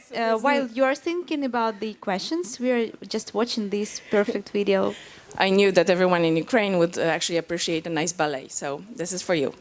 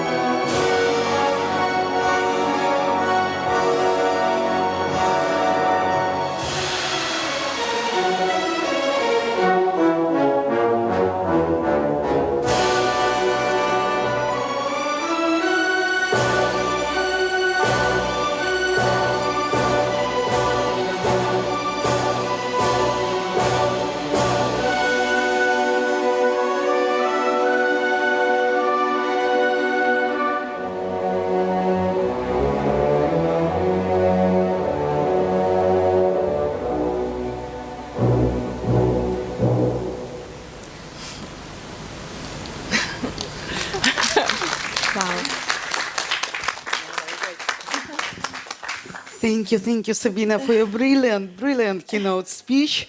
I was sure it will be really brilliant. So, do we have questions in the audience? I have a lot of questions, so but I pick just one. You told that someone says email marketing is dead. I don't agree. It's alive, and it's more than alive. It's too active now, and I believe that everybody saw your presentation somehow, because all they are using those tips. Hey, Irina, there's 10 tips for you. Don't miss, and just yes, I was sending those emails. yeah. You have 10% off, so just buy or subscribe and so on. I believe that users are too overloaded now at the COVID time. So what would you recommend to marketing people just to be more maybe not so aggressive with the email marketing, and just to maybe to think about how to be closer to your reader, to your user? Thank you. This is exactly where personalization comes in. So if you send the same message to everyone, even if it's a brilliant message, and even if you said like you have to 10 tips and all those things, what you can see very quickly, people are going to start unsubscribe. But when you actually create that message that is very targeted for that specific audience, I assure you, you are going to see better results. And let me give you an example. As you maybe know, SDL and also Donnelly is specialized in regulated translations. So we work with compliance, regulatory, etc. We identified that there's a group called corporate investigators who work with those big companies, and they basically listen to your messages, to read your emails, and they check if you don't do any inside trading or anything like that. So those people actually need machine translation, all different services that we can offer. So what we've done, we identified 200 companies that have those corporate investigators, that specific buyer persona. We identified what those people need, which is security, compliance, all those different things. The translation has to be absolutely perfect, so it has to be done by a human. And we wrote them a message saying, as a corporate investigator, you need this, this, and this. We had 100% open rate out of 200 people, and within a week, we got the first job with a Danish bank. And of course, it was only growing from there. So I would recommend, of course, focusing on this type of very, very targeted messages, because then you show that you care about them, and you can see, this is what the statistics show, it shows higher conversion. So you are, instead of wasting your money and sending the thing to everyone and basically blocking yourself from that outreach, you increase that outreach. The second idea is to also remember that email is only an email, it's only an email. So you also have other channels to talk with that person, and that's why we are combining that with those offline and online experiences. So when I was writing emails to lawyers and promoting our legal translation, 0% open rate. But when we were saying like invite for drinks, suddenly 100% open rate, and everybody's saying like, oh, sorry, I cannot come, but can I send a friend, or can I come next time? So that's why we are now sending like to the Swiss bank, that I'm sure you know a few Swiss banks, so this is one of them. So we were saying like, you were invited to lunch. So of course, everybody opens, and then there's like, tell us what you would like to eat. And by the way, there's a secret guest. Of course, that's the cow, right? And then they join. So that's what I would say. And of course, aggressive marketing is, people are going to unsubscribe very quickly. So absolutely, you are absolutely right. Thank you so much. And I've checked our emails and Facebook page and YouTube. There are no questions for now, because I believe people are just realizing and analyzing all you just told. And guys, if you have more questions, Thank you. My name is Igor. Thank Hi, you, Igor. Sabina. Thank you, Sabina, for such a bright presentation. It was really a great pleasure to look and hear.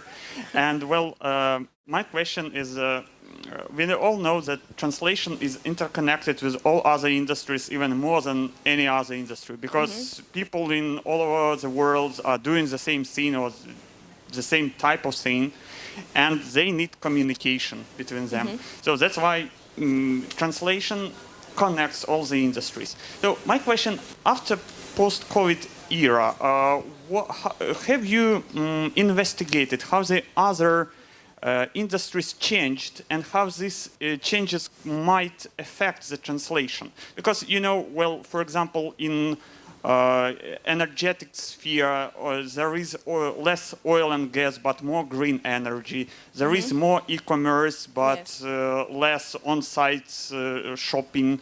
And actually, there are more video games, and sports completely stopped. I mean, with the spectators. So, and there are other hundreds of examples. So, have you ever thought about this thing?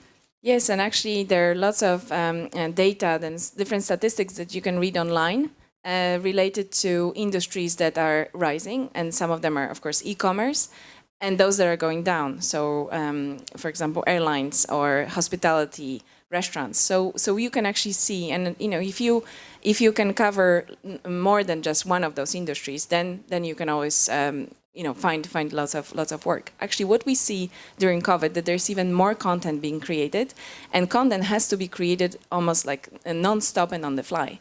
I mentioned that I work with asset management firms and banks. They have to over-communicate because on one side they need to reassure their clients that, you know, their investments are fine even if the market is going down. Also, the situation is changing so dynamically that it's like we're used to call market either bull market or bear market, but now, you know, there's a new term, kangaroo market, because it just changes all the time. And then Trump tweets something in the States, something happened in China, and the poor marketing manager in Europe, I mean, is constantly just checking and then translating that into all the languages. So those people actually extended their hours, and they need more content to be translated, adapted, which has to be, of course, secure and compliant and million things. So I think that the best business to be in is regulated translation, because, you know, companies can go bankrupt. They still will need your translation. I used to work for a company, and probably you've heard that, for a company that was actually, we had the best sales in during the crisis, and now this marketing agency, best month ever during the crisis. But this is deregulated. Unfortunately, we know that hospitality is going down, and many things happen, but even those people need to communicate about that. So I would say there are always opportunities. Mm-hmm. Thank you. Mm-hmm.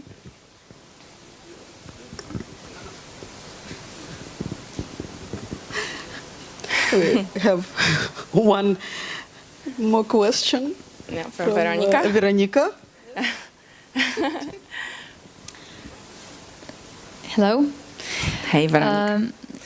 So the question is, as a interpreter who's just about to begin his or her career, what are your tips to this kind of specialist to be competitive in the market? Mm-hmm. Okay. Apart from like professional skills and quality of his or her translation. Okay, so definitely, judging from my little, I would say, review of LinkedIn, create your LinkedIn profile. Already you are getting, you know, more visibility. Add everyone you know and all the prospects and clients. Build your profile basically. That's one of the things. Also, you are not bound by your location anymore, and this is great. Before, all the interpreters had to travel to join different conferences, or maybe they would not be able to even go somewhere. Now you can join any conference around the world, even in different time zones. So there's just so many opportunities if you go out of your location right now. And I would really recommend that. It's like I was born as, you know, Tanya is always laughing at me. I was born in a communist country. I got my passport at the age of 15, and it's pretty amazing that I can travel. But for you know, younger generation, Veronica, this is a given, and you don't even have to travel. You can be everywhere in the world online. So I would just say make sure that you have a strong profile on LinkedIn or any other associations, and then you just don't limit yourself to one place, but you look for opportunities everywhere in the world, and by joining online. Okay, can I ask a question? So first of all, thank you so much. It was a great presentation that I enjoyed. and I'll definitely urge our marketing managers to rewatch it very attentively. But my question is as follows. You mentioned email marketing and catchy slogans and the right way of formulating them. I'd honestly say I myself am receiving tons of spam email and marketing email. And as soon as I see something, have you seen this, or you haven't seen this, you missed on that, or something like that, that you mentioned, I immediately remove it because I know it's a marketing email and I have a lot of real work email to address. So how would you recommend the modern email marketing teams to kind of restructure themselves to make sure that they have a higher opening rate? Especially among, say, the upper management or whoever are the decision makers. I think there's a question of who are you sending those emails to? And if it's a mass mailing, then, and you don't spend any time segmenting your list, then you just send whatever you think is going to perform the best. And actually all the FOMO messages that you don't like, actually they work on many other people. But and then of course there is a risk of sending the same message to everyone. But if you segment it, then you are able, and I'm sure you've heard about those technologies. There are technologies that are able to say what your preference is, and but then you actually have to spend time working with, for example, Crystal Knows. Have you heard about it? I'm sure you did, right? It's a great application. It costs, I don't know, $5. It's nothing. You add it on LinkedIn, and that shows you, based on that person's digital footprint, if they like jokes, or maybe they like a more of a serious tone. When you speak with them, should you use an Excel file or rather, invite them for lunch? And this is what Crystal Knows is going to tell you. So if you want to really, send that email that is going to earn you $5 million, then you go to Crystal Knows. Otherwise, you just do whatever it's best. And I would say FOMO, greed, curiosity, straightforward. Those are the psychological principles that someone is always going to read it. Maybe not you, but someone else will. So that's always the risk. Okay, thanks a lot. Thank you. Thank you, Sabina, for your presentation. It was really inspiring personally for me. I have a very particular and specific question about, you said it's better to put the most important information in the upper left corner of email. And I wonder if it works the same way with readers and Arabic speakers or Yiddish speakers who read in other way. Very good. Of course, we have a cultural, and a linguist here. Yes, of course, you have to then put it in a way where they would look. So it's connected with our perception of text. Yes, absolutely. Okay, thank you. But of course, those are promotional emails, so you only have a second to grab their attention. If you lose it, then you lose it. If it's an email between people of course, you don't have to use the same principle. Thank you.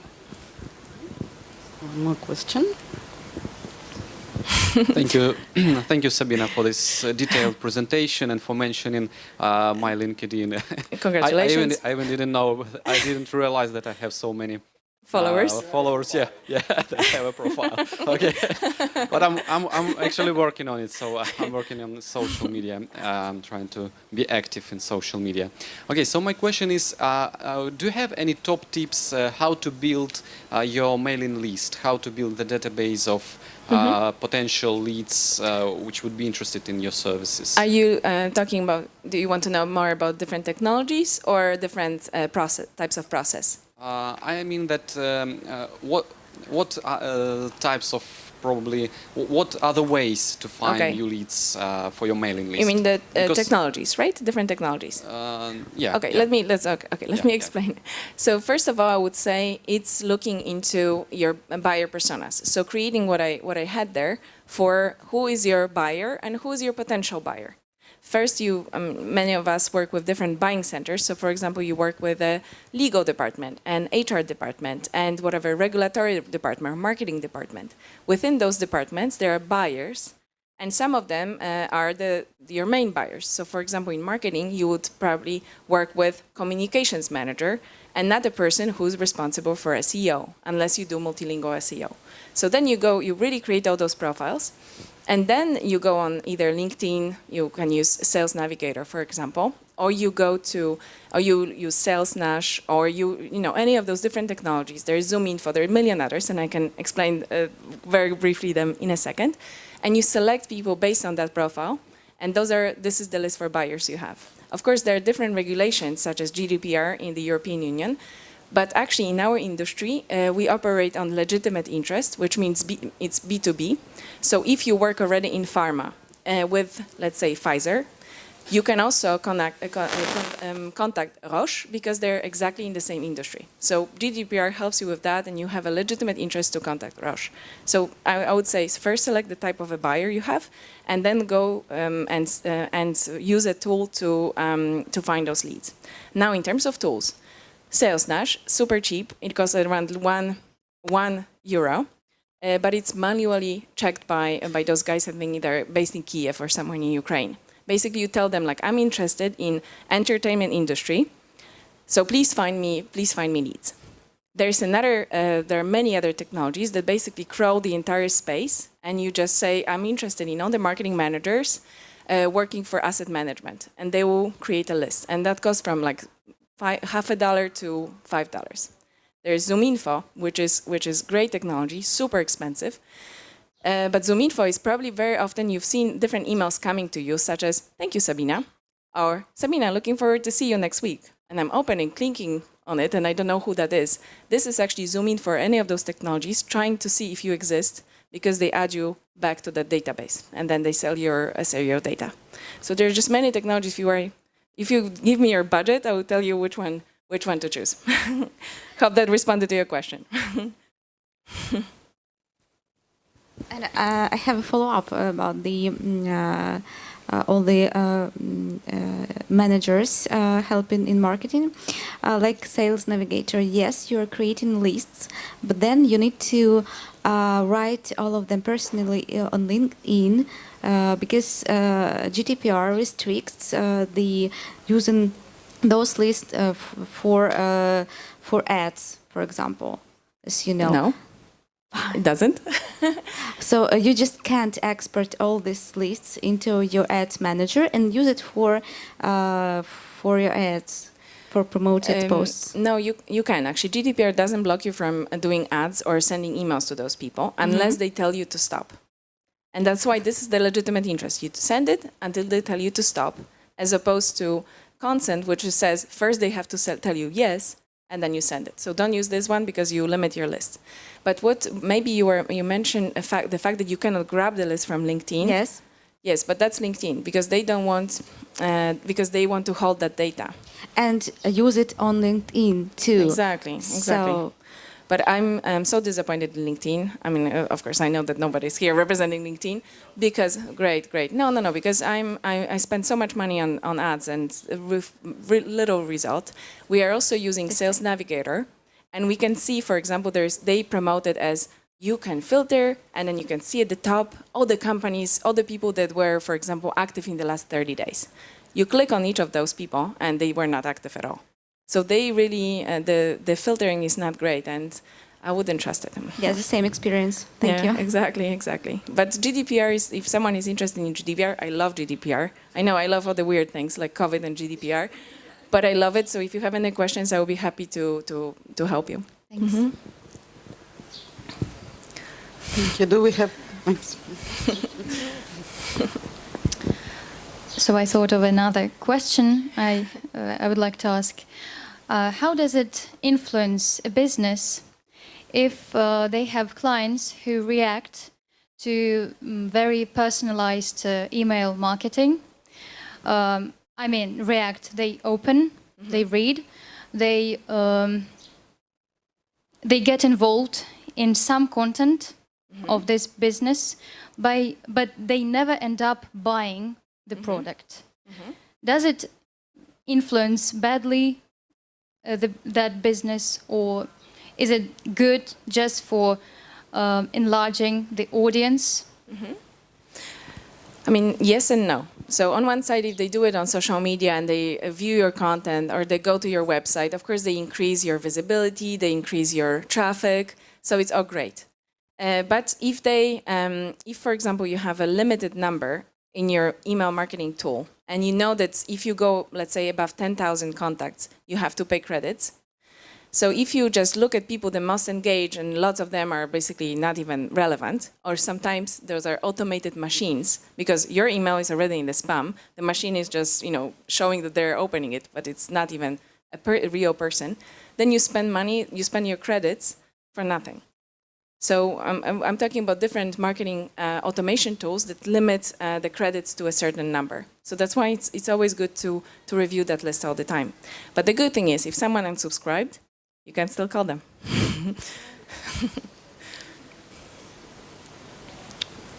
No more questions? No more questions on YouTube or Facebook? No. So Thank you. Let's give one more round of applause to fabulous Sabina. Thank you, guys. Thank you so much. Thank you. Нет? Драч? Нет.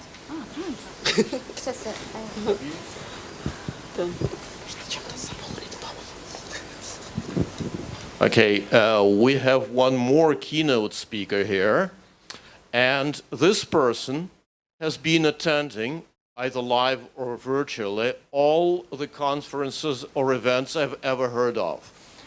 So this is one of the most exposed people in the industry who always has something fresh and new and interesting to say, despite all his appearances. So it's my great pleasure to introduce Konstantin Drench once again, and let's see whether he provides us with some new insights or something refreshing and something that would keep your attention during this keynote, despite everything you've already kind of heard, and despite the fact that you're probably starting to nap already. Konstantin, you have a very challenging keynote role as the last speaker. So please add some fire into your speech. Thanks. Guys, we need the microphone. Konstantin, we can't hear you. Do you hear me? This is Irina speaking.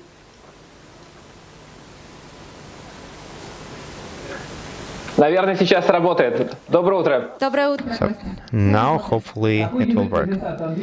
In which language do I present? In Russian or English? Which one would you prefer? I believe English would be Проголосуйте. better. Кто за русский? Let's vote. Who is for Russian? Sabina. So let's go on English.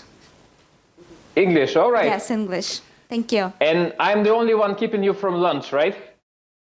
Yeah. Great. So hello and welcome. I'll try to be brief so that you can go and eat faster. Today I'm going to present you the information about the global and the Ukrainian market. This is my third time that I do a research into Ukrainian market, and this time it's my team doing it. The first time we did it in 2013, it was like a first date. Then there was an update in 2016, and finally we do a COVID update in 2020. I'd like to thank UTIC for supporting this project and promoting the Ukrainian audiences. It's still in full blast. Those of you who haven't taken part in the survey, they can do so to make the research more granular and represent your market better in the global arena. Those who have taken part, thank you very much. So let's see what we have for you today, how the things are in Ukraine and how the things compare to the global market. First of all, I present you the market landscape of the Ukrainian language industry.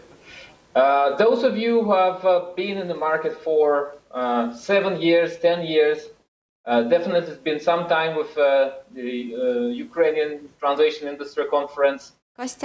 Probably know most of the names here. Kostya, can you take another headphone because you had a mic near another your ear, I believe, because we had some. Yeah. I guess this is better, right? Yes, thank you. I can hear myself through your speakers. That's why I took it off, because I hear myself twice. And now I hear some Swan Lake playing. Ready to go? Yeah, ready to go. Thank you. But what about the Swan Lake? Can you? Maybe it's on your turn. I'm checking with our technicians. Just one. For some reason, I hear Swan Lake playing, the advertisement from the previous presentation. Can someone advise? Yeah, maybe you just turn on your YouTube or any our recordings. Can you please check? It's okay on our side. All right, excellent. But I hear it coming really strongly. 1 second, please. Okay.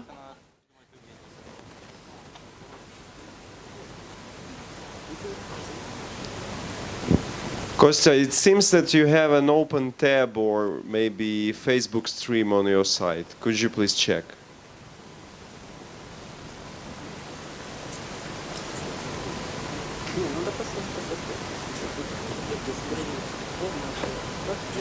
Thank you for your patience.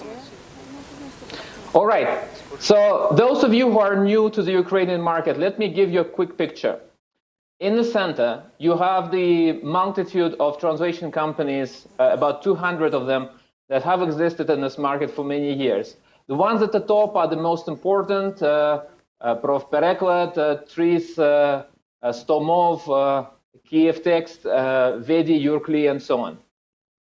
These are the companies that work with the Ukrainian clients, that work with the local enterprises, that take part in tenders, that provide translations for the populace when they need to translate a passport to fly away to the United States and try to apply for a visa.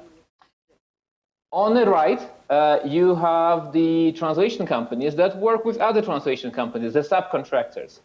These circumvent the local market with its low rates, and they focus on European, American, and sometimes even Asian clients. The most important, of course, the organizer of UTIC, Intext.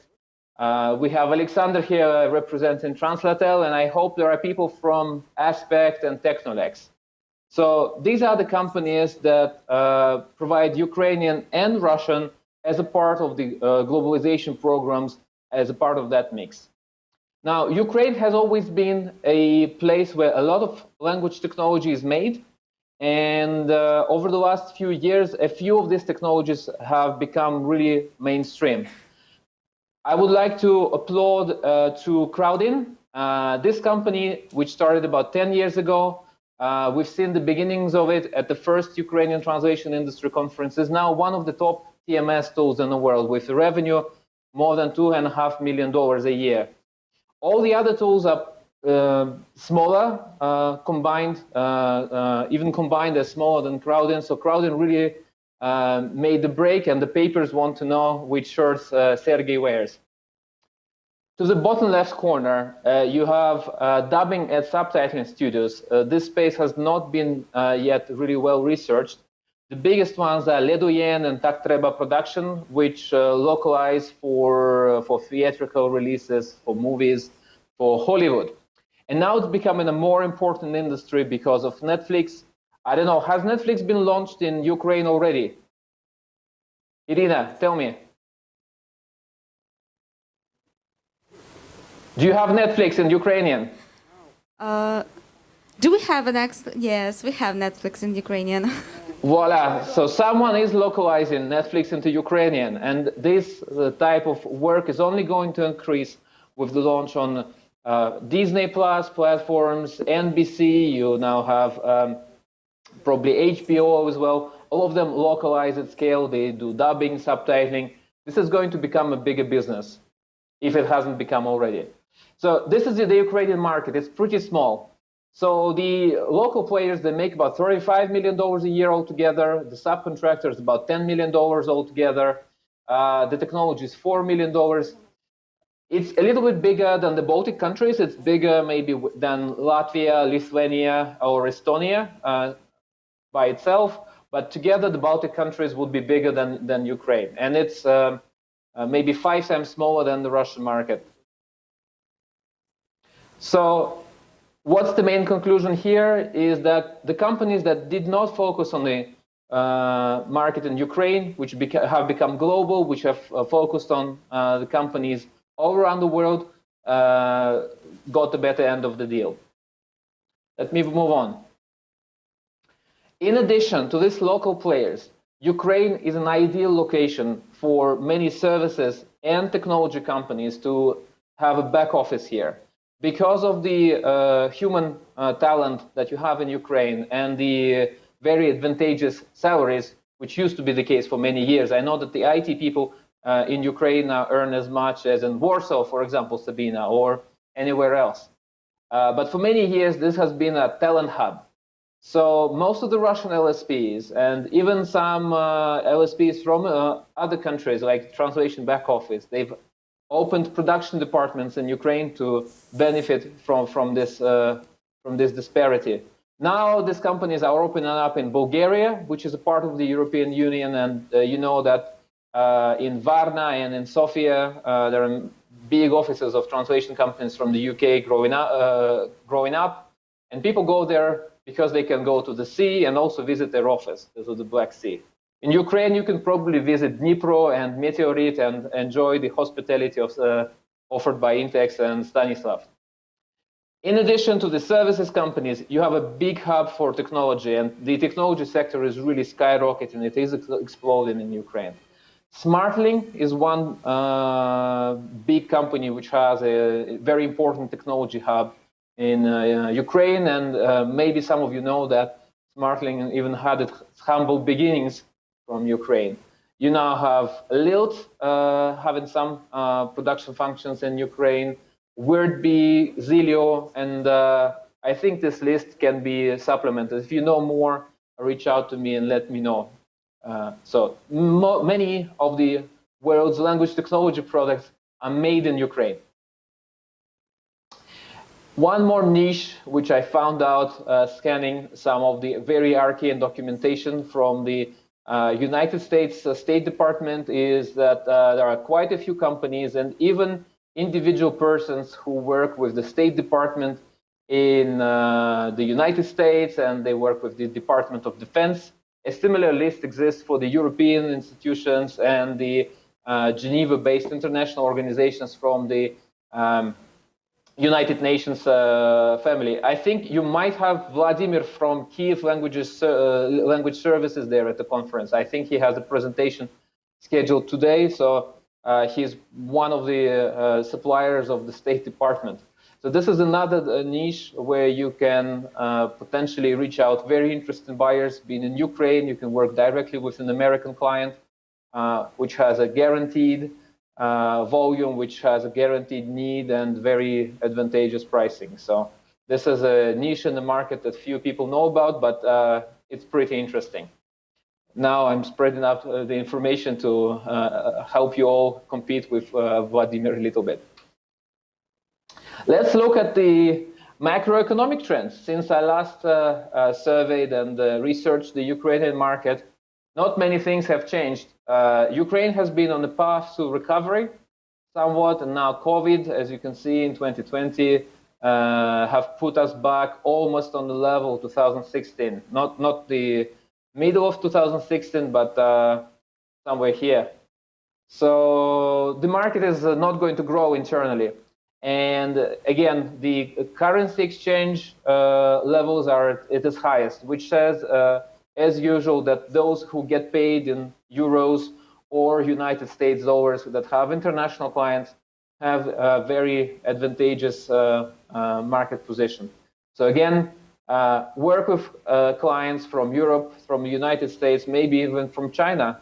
This is a very good opportunity. Do not focus on the local market. It's too competitive and it's too small to create a good job and business opportunities. What has changed over this 7 years is the price per page. Of course, in Ukraine, the internal market still counts the prices per page. But those of you who are familiar, they can probably divide $9 by 250 and get a little bit less than 4 cents per word, which is the current going rate. During the 2016 crisis with the military operations going on the ground, there's been a chaotic pricing. Now it's stabilized a little bit higher than in 2013.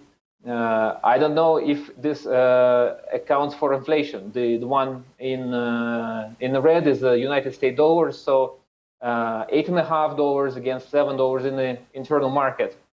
At the same time, because of the currency exchange rates, the price per page in the domestic market in hryvnia, in the Ukrainian currency, has really skyrocketed. We went from 55 per page at an agency to 240 per page at the agency which works in the domestic market. I think that there are very few companies that work in the national domestic market there at the conference, so maybe it's not so relevant for the audience, because most of you probably serve international clients in cents per word. Let's just say that the pricing in the domestic market, the top pricing is probably the bottom pricing that you sell internationally. Very interesting disparity. Here is the financial performance of the leading companies that has been self-reported and provided by companies themselves. So you have to either trust them or trust and check. As you can see, despite COVID, some of the companies that responded to the question expect growth in volume and expect growth in sales. Translatel mentioned that they're going to see a little bit of growth. Technolex, subcontractors, are going to see some growth. And only KLS by Vladimir reported that they're going to see a decline. I think those who are not reporting 2020 performance are also in a little bit of decline, because everywhere around the world the situation has been that more than a half of companies have experienced a decline, and only a select few, like 10%, have seen growth in sales. So this could be maybe bravado. It could be some particular factor in the Ukrainian market. One of the factors could be that because of the new sanctions against Russia, some of the new volumes flow to the Ukrainian subcontractors to translate not into Ukrainian but into Russian. Maybe it's a great sales effort. Maybe it's because the Ukrainian providers are cost optimized. But I'm sure some of them will see difficulties this year, especially because the conferences are not there. And some of the subcontractors have gotten used to selling and winning new clients at the conference. So without conferences, more people have to switch to digital marketing. Therefore, the presentation by Sabina is just coming up at the right time, at the right place. Sabina, I think you're going to be remembered, rewatched, reused many times, so congratulations. In the trends tab on the right, things that I've noticed are pretty much the same that you notice everywhere around the world. There's growth in translations for regulated industries, primarily for life sciences. I see life sciences appearing as a big chunk of portfolios on many companies in my list. Also, international organizations and translations for them are going to be a big volume because they need to integrate more into the European community. Legal falls in the same category. And finally, there's a little bit of growth in localization, but localization is more severely disrupted than other sectors by machine translation, automation. So it's not always that they need huge volumes of high-quality documentation. So regulated industries win. COVID brought in remote work, and many companies in Russia and in Ukraine are starting to reduce office space because their employees and project managers have gotten used to working from home. This is becoming a new paradigm, and why not pay them a little bit more to allow them to have comfortable conditions at home, good laptops, microphones, whatever it's needed, and then you can save on office space. So If your company is not using this trend, probably you will in the future, because it's going to be the norm. The offices will become a meeting place, a planning place, a team building place, a training place, whereas your home, your extra room will become your workplace. The companies that work with professional buyers, mostly, I mean, subcontractors here, they see more post-editing work, and they need to switch to post-editing in these years, maybe to adapt their own custom engines or to train their linguists in light post-editing or heavy post-editing. This is the task for the production departments. And the companies that will realize this exercise earlier and with better quality, better optimization, of course, will have an advantage. Finally, digital marketing. As I already mentioned, this is time of the year, time in industry development when it's really important to understand how you can win clients online, how you can segment your audience, what you say to the audience, how you personalize the messages. It doesn't mean that you personalize for each person. It could mean that you personalize for a group. It could mean that you really study what they do and how you can help them. Not just saying, we are a translation company from Ukraine offering translations for 4 cents a word, but asking them if they're a vendor manager, do they have a problem with these languages? Do they have problems with or challenges with DTP? Chatbots, dialogue scripting, whatever is the new service with the new flavor of the month. Really trying to investigate what's next for the vendor manager. Now, this was Ukraine. To kind of recap this, the market hasn't really changed in 3 years, and 4 years, and even in 7 years. So if I opened here the presentation from the previous years and used half of it of this content, it would still be true. It would still be what's going on the market today. It's a little bit stagnant, this space. The situation and the positions of the companies haven't changed. No one has acquired anyone. The companies have grown a little bit, but didn't really change their mutual rankings. The segments have shifted a little bit, but the topics are still the same.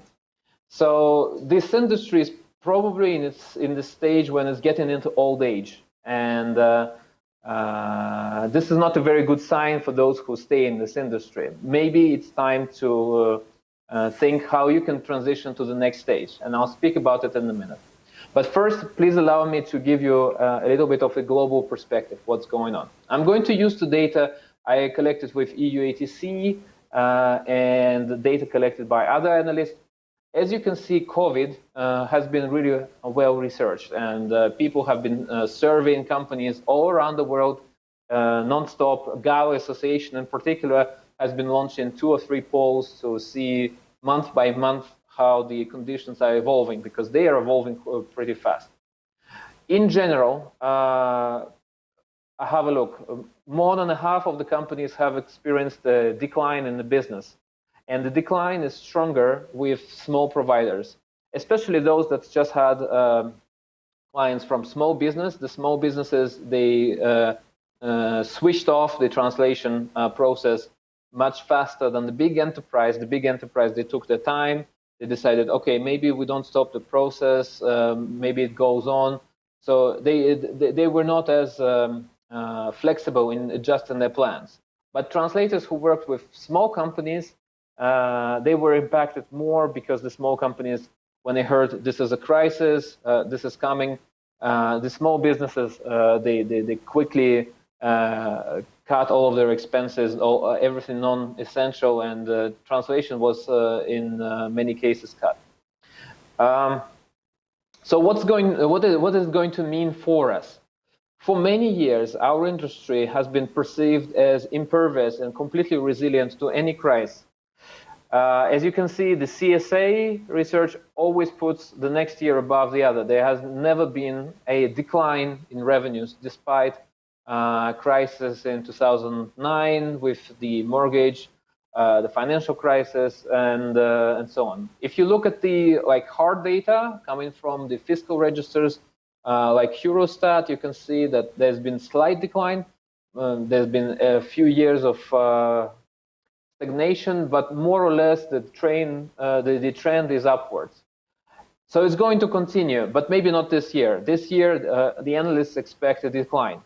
How deep the decline is going to be? What should we prepare for? Should we prepare for a really bad situation and maybe store some kartoshka in our backyard and stock some porridge so that we have something to go on, or should we just cut up the luxury expenses? The estimates are as follows. Slater put a -6% estimate for 2020, and of course, depending on the sector, some sectors are up, some sectors are down, and you probably want to focus on the sectors that are up to maintain your volume. If you are very diversified, if you're generalist, you're probably going to go with the main index trend. For the Russian market, I conducted the research, I estimated the impact, and we ended up with my team at the pessimistic scenario of -10.5%, but maybe it's going to be even deeper with the recent statistics and recent reports by companies coming in. So the LSP revenue is going to go maybe even -15%, which might mean that some of the jobs will be drying up, and maybe some of the LSPs will have to let go of the personnel. Typically, the companies hold on to the team to the last moment. So they eat up into the profits, they cut other expenses, they would hold on to the internal in-house people to the last. They'll probably optimize against freelancers working with them because these are not internal people, and they'll protect their project managers to the last person, to the last hryvnia. So the ones impacted, again, will be translators working with the agencies, especially with the small ones, where the volumes have been more impacted. And maybe 10% decrease in jobs, or maybe 1 in 10 will lose their source of income. So what can you do in this situation? The industry is not changing. In 2 or 3 years, it's going to rebound, and we're going to see growth again, but growth is not going to be fantastic. It's going to be a few percentage points every year. And in Ukraine, in particular, some companies are winning despite the crisis, but the conditions for translators, I wouldn't say that the conditions are superb. What people like me and my mentors used to say is specialize, train yourself in some subject matter area like medical, life sciences, legal, practice in the new cattle so that you are a very valuable resource and you'll get more. And also learn to sell. Become a subject matter expert who can sell to the clients, especially to direct clients. This is still valuable today, but I think we can see the end of the road for this kind of profession. The translator in their traditional form is not going to disappear, but the prestige of this profession is a little bit lower than it used to be. It's not this highly skilled, highly knowledgeable expert that we saw 10 years ago. Translator is now well managed in some kind of translation management system.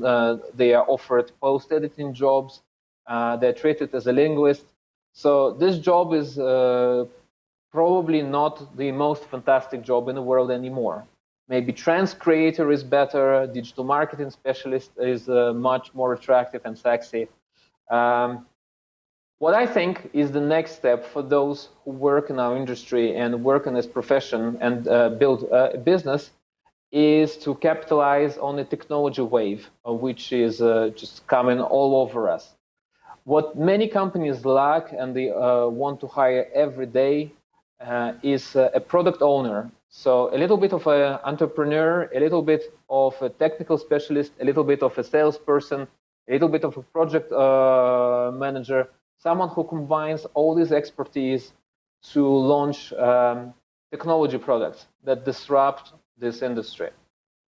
Maybe the technology is quite small compared to services. Maybe it's only 3, 4, 5% of the services volume, but the purchasing power, the business model, the attractiveness, the amount of money that you can gain as an employee and funding that you can gain as a company and valuation that you can get as an owner when you sell your company, it's much higher in a product in SaaS. So my new advice is diversify what you do a little bit, specialize in digital and become a product owner. Learn to productize a service, turn it into a technology which you can show to the customer. New technology innovation is always interesting to people. So when you come to someone and you say, we offer Ukrainian translation for 4 cents a word, that's probably not going to get you more than one meeting out of 10 people you approach. But if you say we have a new technology which allows you to enter this Ukrainian market, and then you have something to show, like a customer portal, this is much more attractive, and people will meet to see what is the interesting innovation that you have behind your belt. Now, this is the main thing. I'm going to go into a few interesting innovations that I've seen this year to give you ideas for product development products that you can launch from Ukraine. And Irina, please let me know if people are sleeping or if people are very engaged, and how much time do I still have to go on with this? Irina? So, I'm here. People are not sleeping, they are engaged. We have questions, both from, I believe, from here and from online too. So please go on. You have about, actually, you have about 25 minutes. Okay, so I can go slowly, and you can really build up your hunger for food, or food for thought. So one of the big discoveries of this year is, of course, remote simultaneous interpreting. Suddenly, there's no on-site meetings, and the meetings are moving on to Zoom, Teams, WebEx, GoToWebinar. And some of these meetings are multilingual, so they have to be interpreted. This produced an enormous, humongous demand for remote simultaneous platforms. Only Zoom has the built-in capability for interpreting. WebEx doesn't, Teams don't. And Zoom, because of their fast growth and because of the maybe a little bit of insufficient security, has become prohibited by many big organizations and by big corporations. So this created an enormous opportunity for these platforms that provide remote simultaneous interpreting and for people who work as interpreters on these platforms. So if you know the platform, if you can offer it to the conference manager, then you're in luck. For instance, in Ukraine, an interpreter probably gains about $200 a day for simultaneous interpreting. Correct me if I'm wrong, maybe 250. A New York interpreter gains 1,500. And nothing prevents you from selling or offering your services to someone in New York who runs those online meetings. So many companies started to do that, and clients started asking about this. So this transformed a much bigger industry. We've seen yesterday that the news that Kudo got 6 million in funding, and the Swiss platform Interprefy, they're probably going to go from 3 or 4 million in revenue to maybe $10 million in revenue. The platform is a small part of what they do.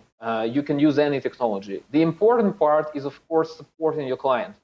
They don't know how to run those meetings. They don't know how to be the master of ceremonies or the moderator for those webinars that they run. They don't know how to mute people. So if you can do that, the contracts can be really, really lucrative. For me, I happen to work with a very interesting organization in the United Nations family this year to help them transition to online meetings.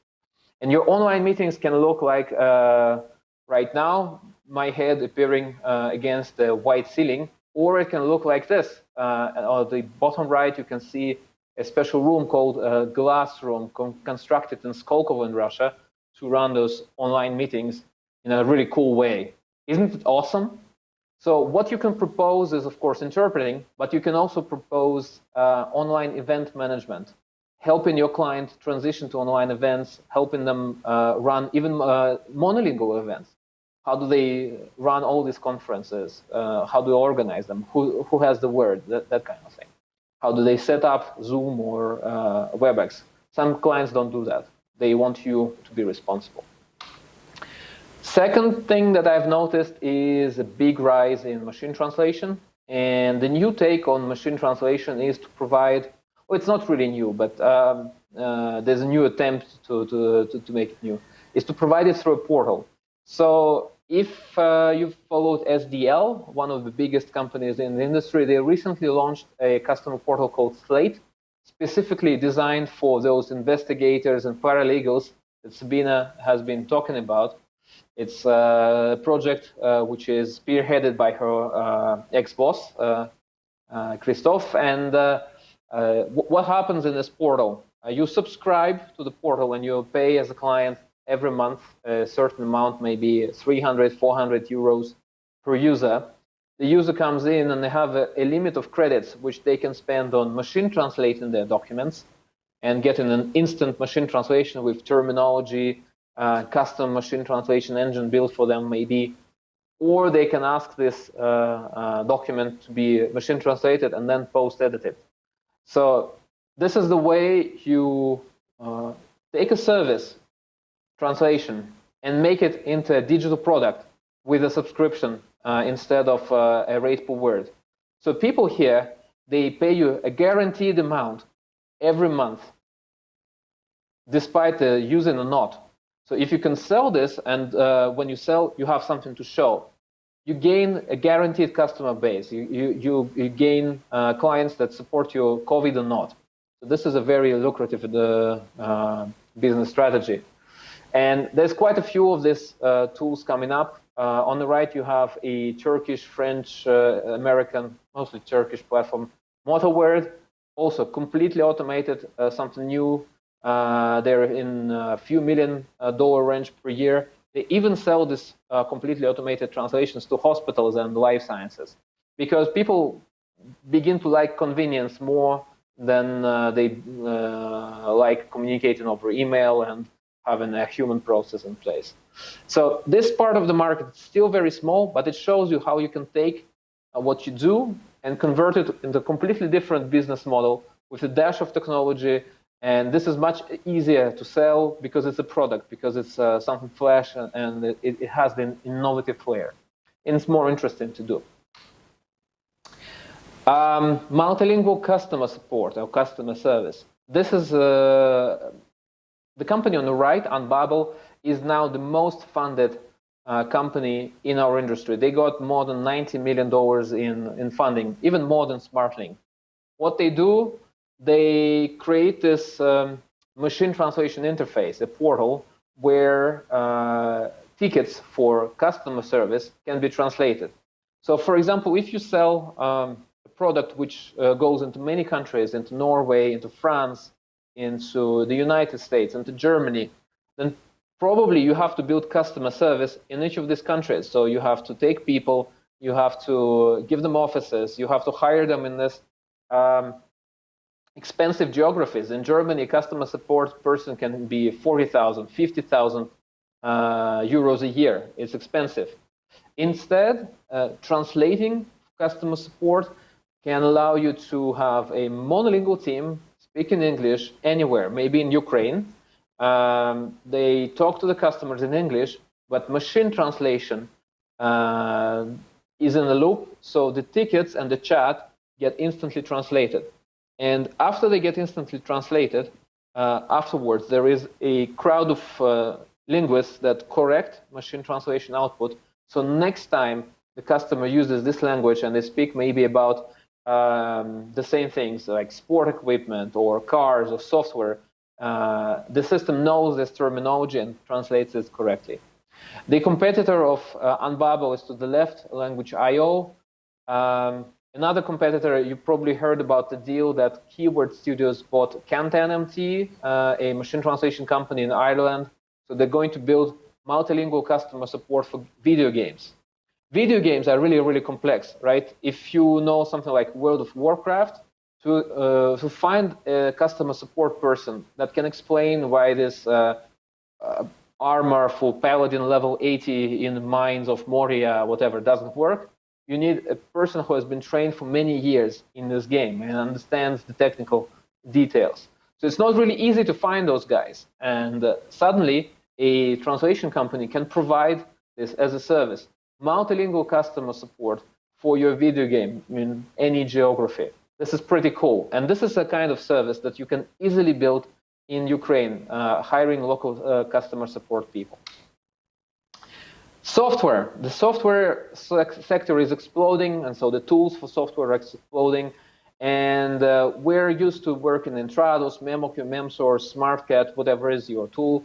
But there's a new cohort of translation management systems that sell to the developers, to the product owners, localization management systems, like Crowdin or their closest competitor, Latvian Localize.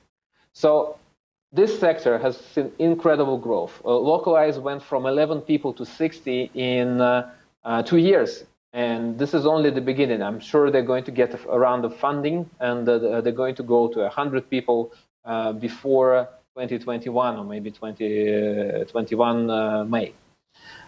There's a lot you can do for localization. I know Alexander in your audience already has acquired a stake in the IT company, has been developing this business. So this is going really well. The only problem in Ukraine, everyone has been hired. Everyone who knows anything has been hired, and their salaries have really skyrocketed. A project manager in Ukraine who helps with software development can gain about $2,000 against an average salary of a project manager in a translation company, I don't know, maybe $500, $600. So it's a big difference. A company that works with software can provide many services, not just localization. Development, design, testing, support. So there's a lot that you can do. And if you look at game localization providers specifically, such as QLoc from 1C or Keyword Studios, they added all of the services. So they work with the same video game companies, but localization is just a part of what they do. They can come into the developer and tell them, guys, we can help you all through your journey. We can design the game for you. We can build the game based on your specifications. We can make art for you. We can support your players. We can test your game, linguistic testing and usual testing. So this kind of range of services really helps them. So if you are working with localization, why not diversify a little bit and add all of this and try to sell to your existing customers? Subtitling and dubbing. As I mentioned earlier in the presentation, the video on demand providers, SVOD, this is a big market. It has already exploded, and it's now going slowly up. But new platforms are coming onto the market. In 10 years, we're not going to watch broadcast television so much. We're mostly going to watch on demand. So I haven't had a TV for many years, and I know many people around me who haven't had a TV now. So my grandmother, she still watches TV series on a broadcast TV. I watch only Netflix or stuff like this. So the next generation, which comes after, they probably won't even know what a broadcast TV is. So every provider understands that, and they build this offering. They build online television. Once you build online television, you're not limited to one country. Anyone can subscribe to your service in any country as long as you hold the license. So they all localize. And they localize in big volume. So a new cohort of tools has appeared, specifically to make subtitling and dubbing faster. In subtitling, the video goes through a speech recognition engine, and then you edit it a little bit, similar to editing machine translation output. So this makes captioning much faster. Maybe you don't spend 5 hours per hour, 6 hours per hour. You spend 2 hours per hour. That's much faster. So you can adopt one of these software tools to maybe build a subtitling unit in Ukraine. In dubbing, there's home studio, so people cannot travel to studios so much, and it's really inconvenient to have brick-and-mortar studios these days, or it's inconvenient to have brick-and-mortar studios for dubbing when you're localized in 20 languages. So the approach where dubbing actors work from their homes is really taking root this year. So if you have a nice voice, like Irina, then you can probably work a little bit as a dubbing actress or an actor, and this type of service is going to grow even further. What are the other uses for transcription? When you pass the video or an audio through an engine for speech recognition, there are many more things that you can do. You can make automated note-taking called stenografia in Russian, and provide automated notes with a little bit of post-editing for each meeting. So maybe there is a corporation which wants to keep notes, and you can sell this as a service, or maybe an international organization, a parliament, I don't know, United Nations, whatever. Then there is a use case that Sabine has described for call center or for call compliance. Investigators, they look at the calls, so they can scan the calls and the conversations automatically using transcription, which is post-edited. And then they can use keyword detection to hear when there's something aloof, when there's something's wrong, when someone's discussing a fraud. Videos can have automated captions. It is available on YouTube in a few languages, I'm sure not in Ukrainian. So you can provide an online meeting with captions. And finally, there's news monitoring. And I'll speak about news monitoring in a minute. But first, writing assistance. So writing, copy. Digital marketing needs a message, needs a lot of copy. There's a new cohort of tools, not really new, but growing, and you can use them to make copy better. First, you can manage terminology so that everyone in a company, let's say you have a big factory with 3,000 office workers as a client, all of them write every day, emails, whatever. You've seen a Ukrainian company called Grammarly, which is now valued maybe as a unicorn in the United States. So they make this add-on to your browser, which spots mistakes and allows you to correct what's going on in your text. Think of Grammarly, but for enterprises. So there are tools right now which scan the text and provide suggestions. Use company terminology. We don't say hand tachometer, we say manual tachometer. We don't say bolt, we say, I don't know, what's the other name for a bolt. Then you can work with the marketer and say, dear marketer, if you're using wrong terminology, you're not really found on Google. If you go with the old standards, SNILS or whatever, then your technical documentation is not visible. Let me help you make your website and your technical documentation more discoverable by adapting your terminology to what people are searching for. So you can make a search frequency analysis on the terms and put them in a tool like this. So everyone in the company writing emails, web pages, commercial offers, manuals, technical documentation, everyone uses the same terminology, which is the most frequent on Google. How cool is that? This could be sold at a very high premium. And it's basically glossary creation. LQA, it's an old topic. I think Leonid can cover it in much more detail than I can. He has a very specialized software portal built for that kind of thing. I just want to point out that tools for LQA are taking root.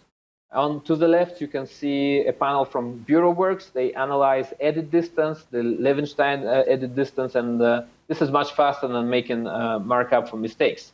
Right, and I can visualize it quickly in the panel. You don't have to do anything, just edit your text. So maybe very useful for machine translation or for a scenario when you don't have enough time for LQA, but you still want to know the quality per language per vendor. To the right, you can see Kirill Solovyov's Content Quo, a screenshot. So another service you can do. I think Leonid makes quite a lot of money on LQA using a similar piece of software that his company has developed. Finally, this is the last thing, analytics. So analytics is when you scan news, let's say a big data source for natural language, for special keywords, you try to understand what's going on. To the left, you see a screenshot of a pre-brand platform developed on with the European money and now maintained by a Portuguese organization. What they do for BBC, the BBC and for Deutsche Welle, they scan all the news in the world from millions of sources. They identify tags and keywords using natural language processing and named entity recognition engines. They group the news, they machine translate those news into one language. So let's say let's say Angela Merkel goes to China and makes a statement about nuclear power stations. So this news is it's picked up by the Financial Times, by Le Monde, Figaro, the Italian newspapers, the Chinese newspapers, Al Jazeera, the Russian media, and so on and so on and so on. This platform takes all the news, makes it in one language, extracts the entities. So when you click on Angela Merkel and nuclear, then you can see what everyone in the world is saying about this. And the sentiment, is it positive, is it negative? What's the difference? What's the summary? There's a lot of natural language processing involved. And in the end, the journalist that works in Deutsche Welle or the BBC can quickly have the picture in seconds about every piece of news or about every topic. They are categorized and grouped together. This is useful for the BBC and for the Deutsche Welle. But analytics like this have applications in many spheres of life. So there are software pieces like this that monitor infectious disease spread based on the comments in social media. Oh, I don't feel well, I have a runny nose, and so on, in many languages. Patents, what people are registering for. Are they registering for AI? Are they registering for speech? Are they registering for, I don't know, life sciences, and so on? Legislation, what if there's new legislation coming up in Malaysia which concerns cloud-based businesses?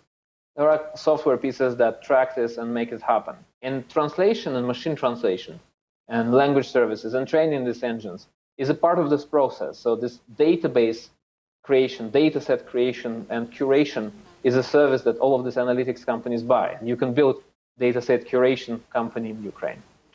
Finally, what? Clinical studies, litigation outcome. Let's say you have an engine which can predict what kind of outcome would be in a certain trial using this judge, this attorney, using this kind of case. You input the parameters automatically and it tracks all the cases, and then it can make a prediction who will win in a trial. So you can really save or win a lot of money using this kind of thing. And the easiest application is TradeBots. One company, Acern.com, for example, provides data via the API using lots of natural language processing models. They scan the news about corporations, the annual reports, the significant information release, and they assign weights to this news. And when they know that this public company has a negative news coming up instantly around the world, in seconds, they'll know that the stock will go down. Most probably, the stock will go down. So people can use this information to build a trade bot, which shorts the stock, or maybe if there's positive news, then it buys more stock of that company.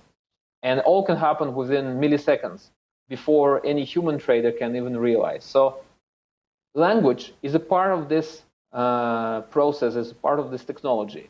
And what you can do is you can become a product owner or a company building this kind of product or putting this product into this use case. And this way you can go from the profession of a translator or a translation company into the new world, into the world of a digital company where you have something to show. Maybe your process with a project manager and a human linguist will stay the same. Maybe you'll still be doing translations, just you'll call it differently. But this is a way you can really transform your company, right? Everyone's talking about digital transformation. What does it really mean for you? I hope I've given you enough examples and enough food for thought over which you can eat your lunch. And I thank you for your attention.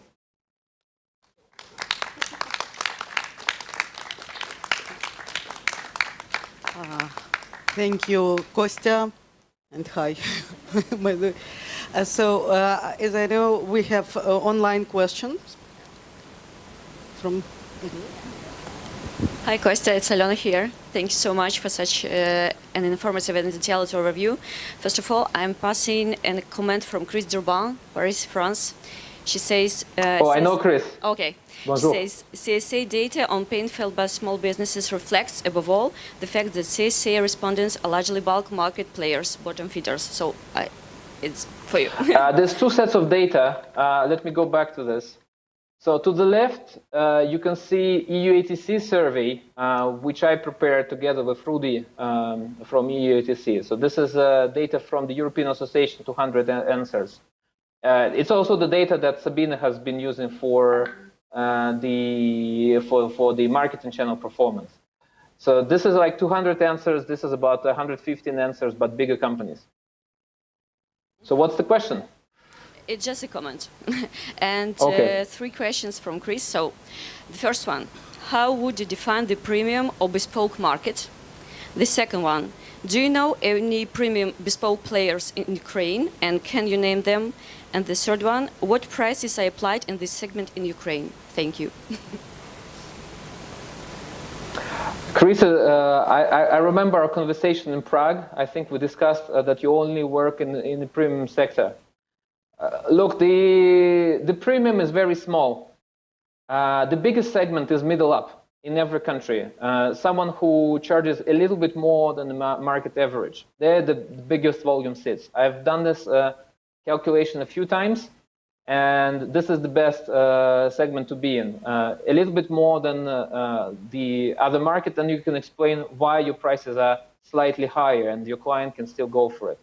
The premium is tiny in every country. The boutique, which charge, I don't know, in Russia they would charge $30 per page, maybe, against the average of 10. In Ukraine, I don't know any boutique providers that have at least 500,000 or something like this. Maybe they exist, but have no volume. Thank you, Kostya. Individual translators, maybe. Go ahead, Tanya. So do we have questions in the audience? No questions?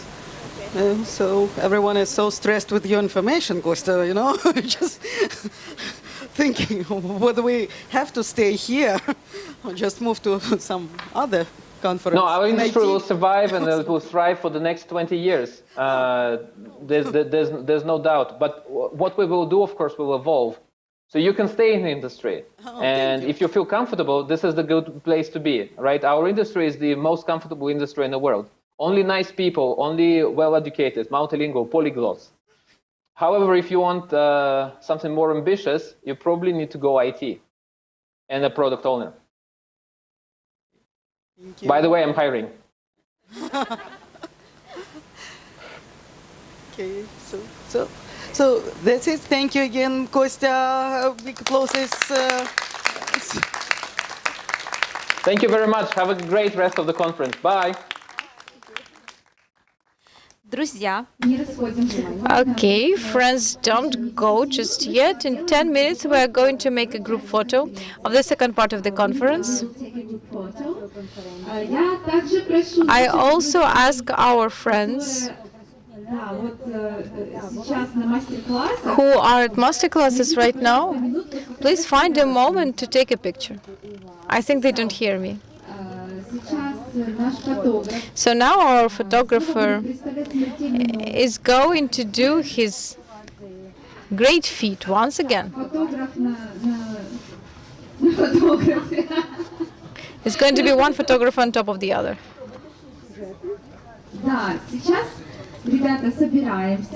So now we'll get together. Please come to the first 2 benches in our hall so that everybody knows that you're here. What if you forget yourselves? Then I'll just see the photo and remember.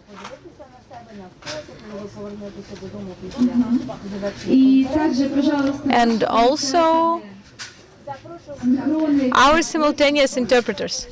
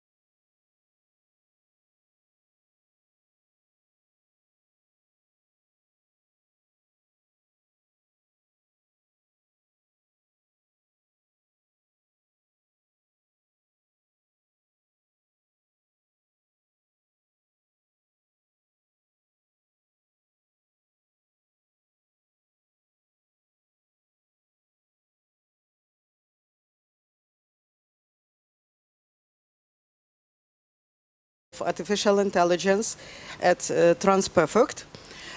So he, the person responsible for all innovations, the person who will share with us new trends and developments in the machine learning and other very interesting and new things. So I won't probably take his time. Hello, Diego. Hi, Diego. So let's welcome Diego. We're here. Can you listen? Hear us?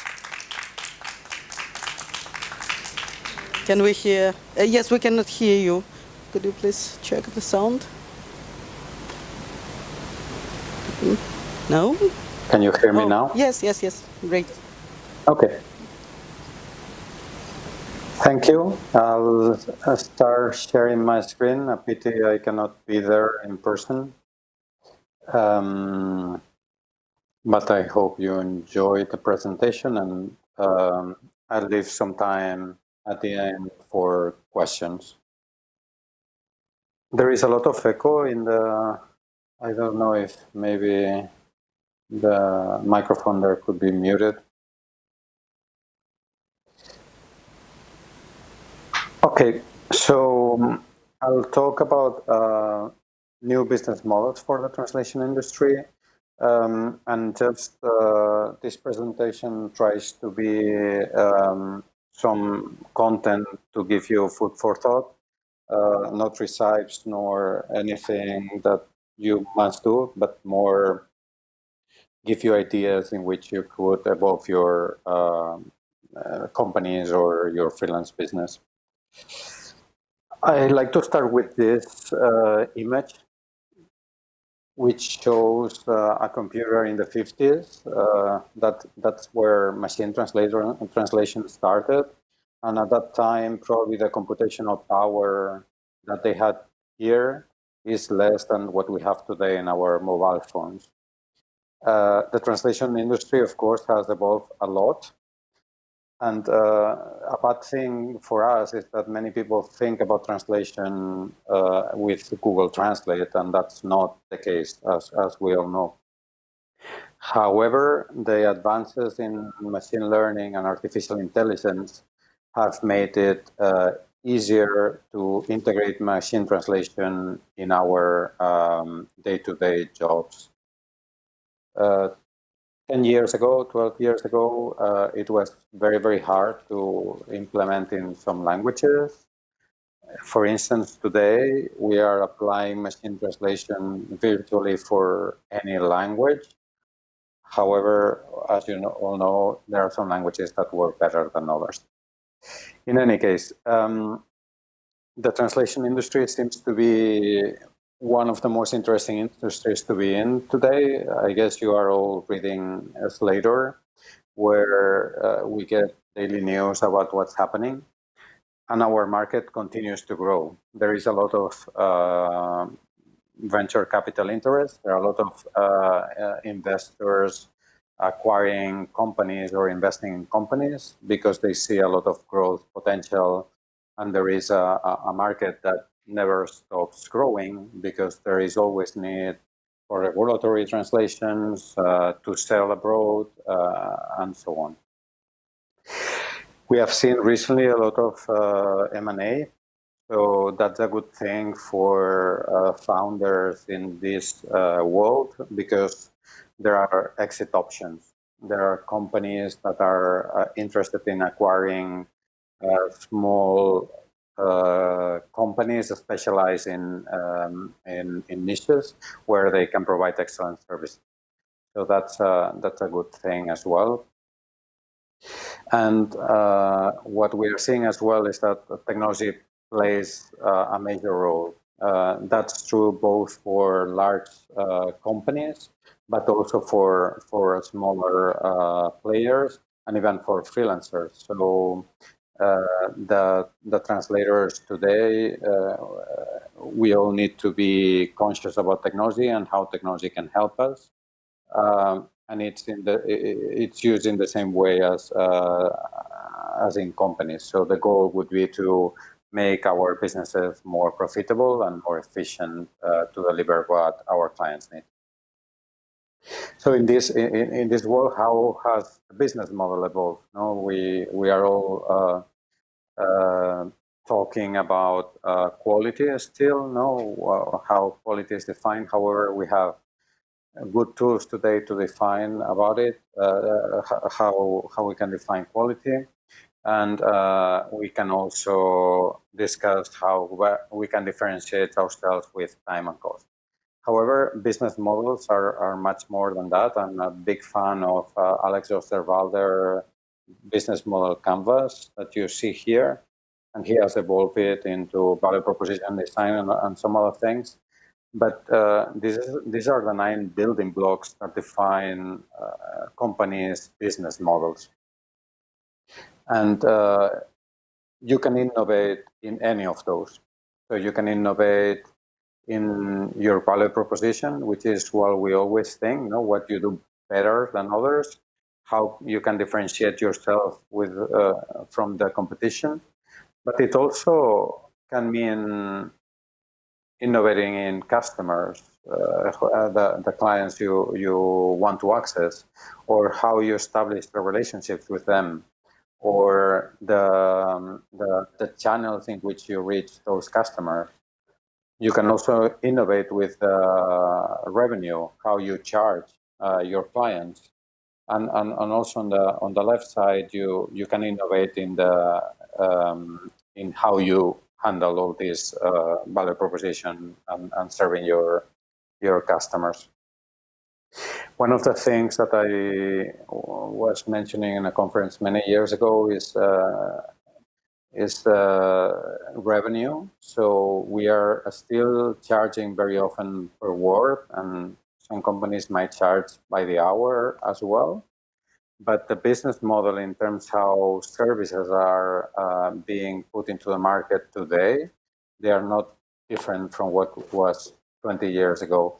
And I think there is a lot of potential there where we're innovating in the way our services are sold. One of the things is, given all the abundance in the market, there might be ways more related to return of the investment by clients and the gains that they get, for instance, in e-commerce translations that are not fully exploited by many companies. One of the things as well where I think there is a lot of potential in innovation is channels, how you reach your customers. And that links to the next slide, which is the long tail. Essentially, very often we find ourselves competing here. We have, you can think about this by products, but also companies, but we see many companies competing for the same clients in the same way. And it's very hard often for clients to choose. And we need to differentiate ourselves very well. And the worst case for this is when those clients, what they are interested in is only price, then we're lost because we cannot show our value. A battle for prices, but for everyone. But those opportunities are high. Those are probably the largest companies in the world, or the companies we can access due to our company size.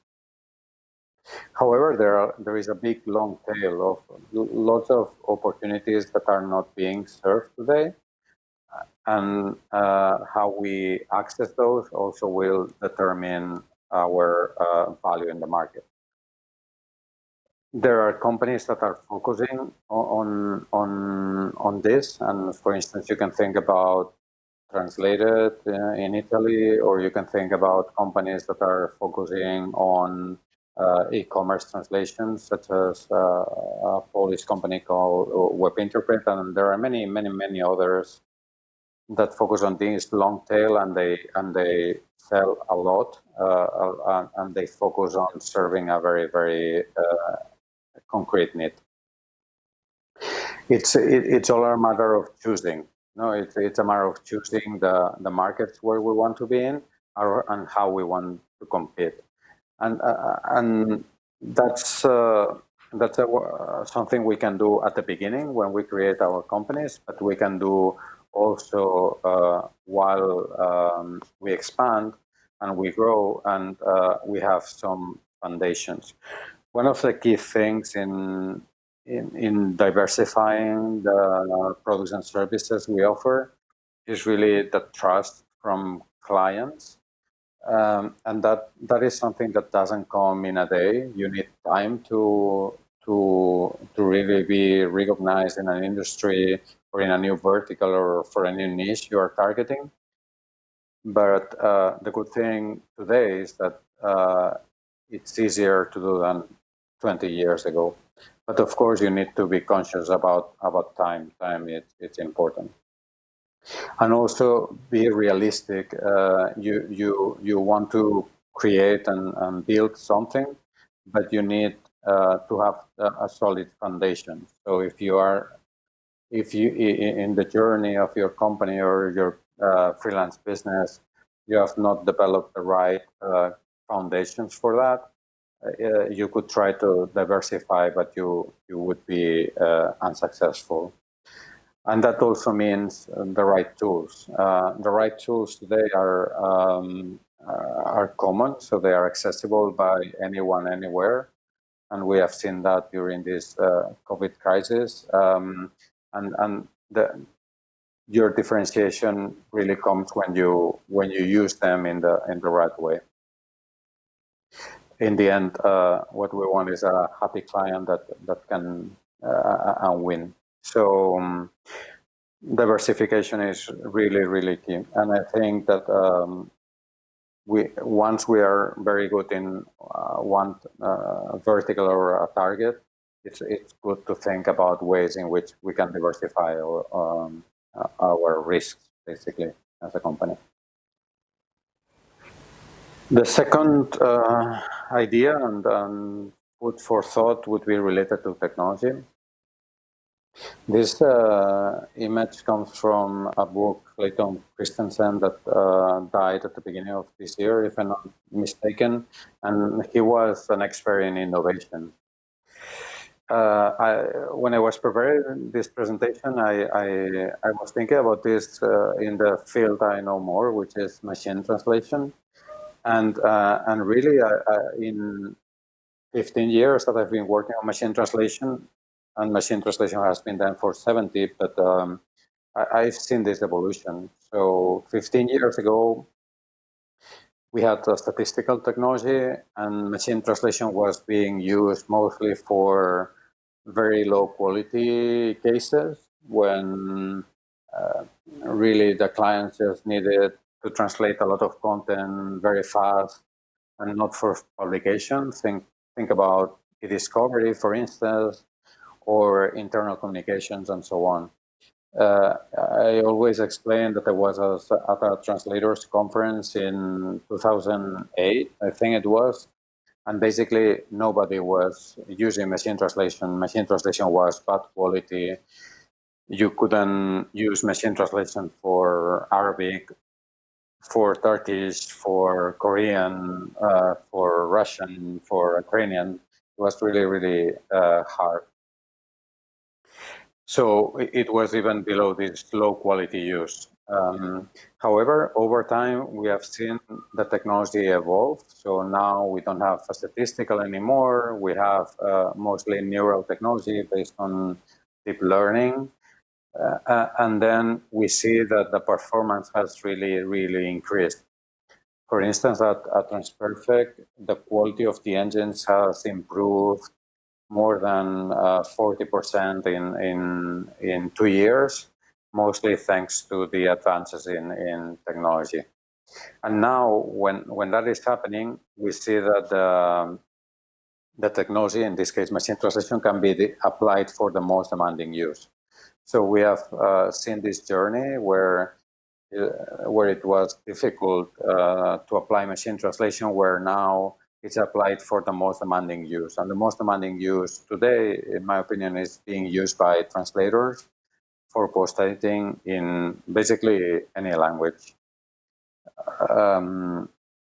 Some companies are asking us, for instance, if they could use machine translation without any editing for some use cases. I don't think we are there yet, at least for external communications where there is a risk.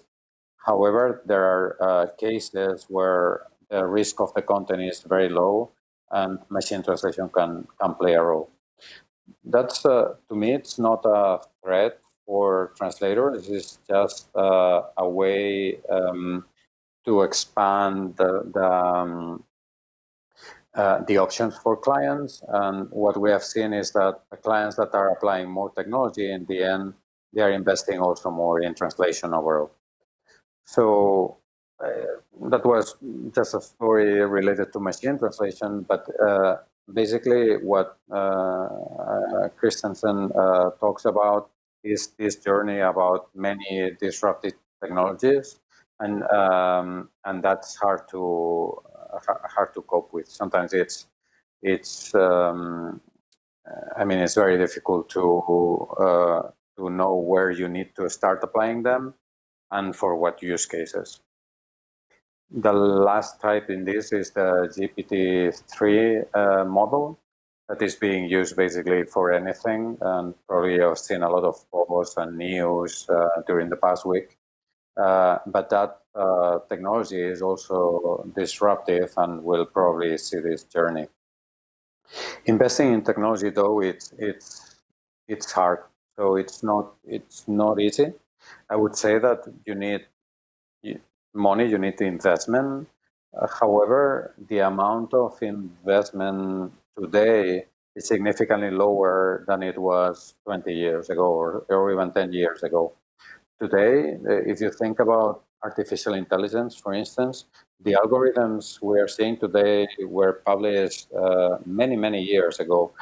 And there are a lot of open source packages that you can start and you can play, and you can even outsource the initial phases of the development, as long as you have a clear business case where you want to apply it.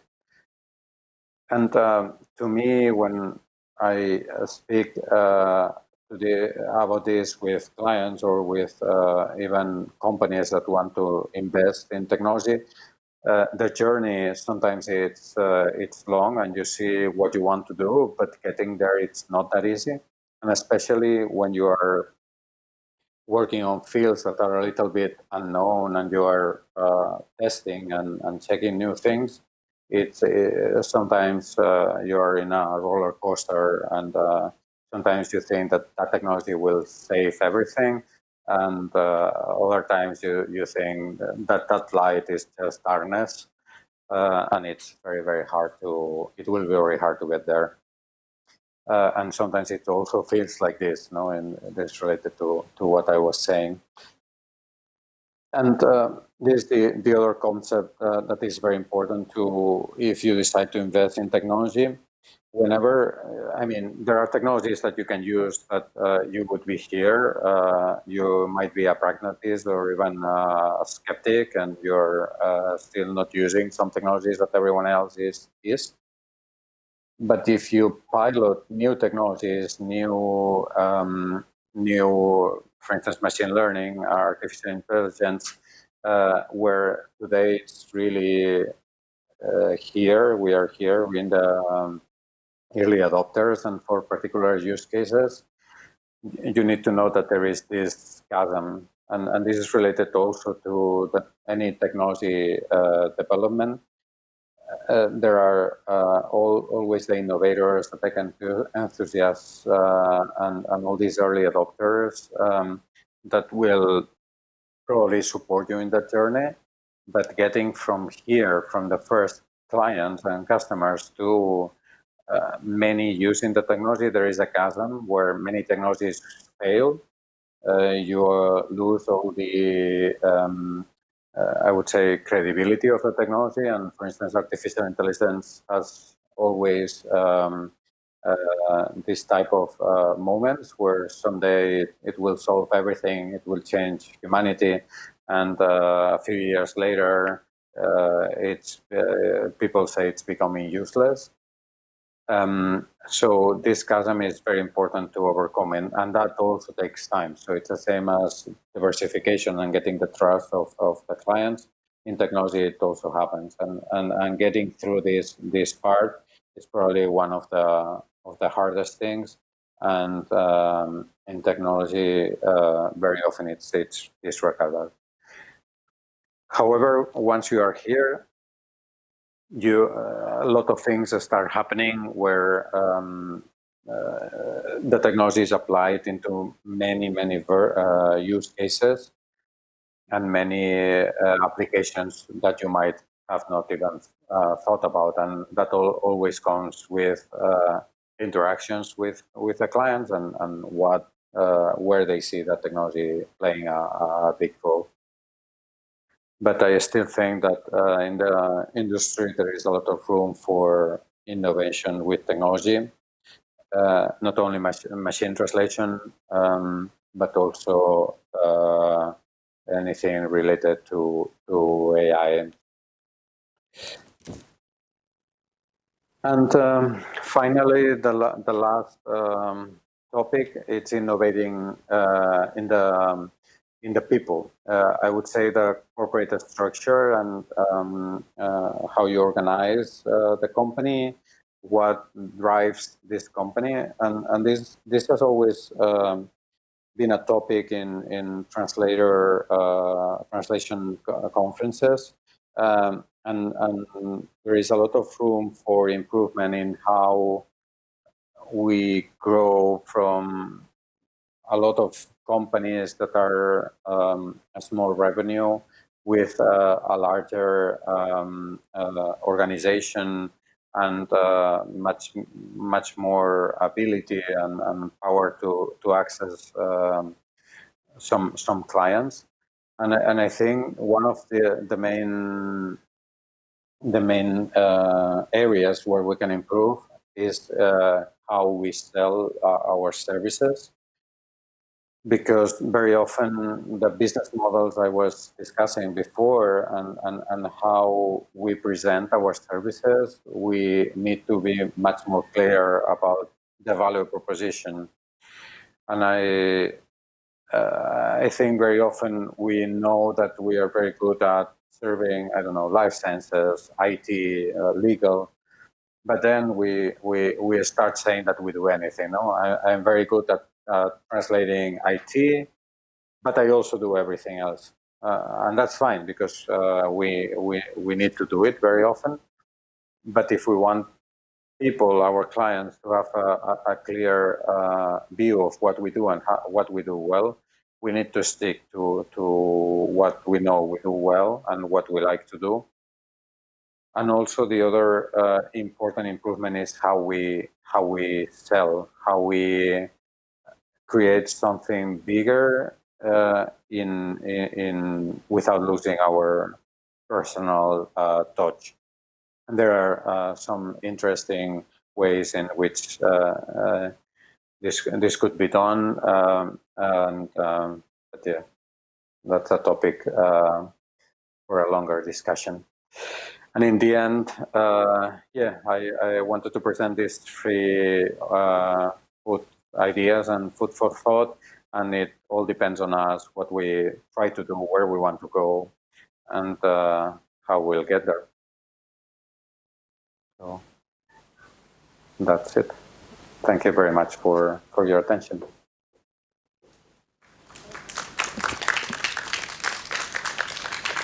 Thank you very much, Diego. Very interesting, and I hope that we have questions in the audience. Do we have questions? If you insist, Stas. Okay, thank you, Diego, for such an insightful presentation. The question is the following. Where do you see the technology, maybe even two questions. First, in some 5-7 years, and if you can, then in some 10-20 years. That would be interesting for us. Thank you. Wow, that's always hard to predict. When For instance, with this neural machine translation, we did a presentation, I think it was 4 years ago, where there was a lot of hype and technology was not able to deliver what we were reading in the news, right? So what we did was starting to play with it, and we saw that it was not delivering the promises. However, in 3 years, the neural machine translation technology has evolved significantly. So one of the most interesting advances I see for our industry is in all these language models like GPT-3 and all those, because that can change the way content is created. And that has two opportunities, I think, to me. One is how we use that content to actually be more efficient in content creation. But it also opens up another opportunity for us, for translators, and for the business of translation in general, where we know, I mean, we have the connections, we know all the people that are experts in the culture of a country, in the language. So we will be able to work on detecting this content that is not real. So that technology, I think it's interesting both for the technology itself, but also how we, with our people, can work towards making that better. And one of the interesting topics I'm particularly interested in as well these days in chatbot technology. And the chatbot technology mostly oriented towards automation and reduction of the manual work, the less value human work. Because very often the questions and answers are very frequent questions, and then the people that we have would really be responding to what requires thought and not what is just a copy paste. So I think that's quite promising as well. But probably those two things will be far more everywhere in the coming 2 to 3 years. So in 5 to 20, I think it's very, very hard to predict what will happen. It's very, very hard for me to know, because the thing with technology is that in 1 year, 2 years, something will appear that we can not even think of. So and that's very hard to predict. Thank you very much, Diego. Some more questions from the audience? Online, probably, some questions? No questions. Thank you, Diego. It was really very interesting, and thank you for your profound answers. See you. We hope to see you next year here, on the bank of that nice river in this nice forest, and we hope that you'll enjoy it. So thank you very much. Yeah. Let's give another round of applause to Diego. Thank you. Thank you. Thank you very much.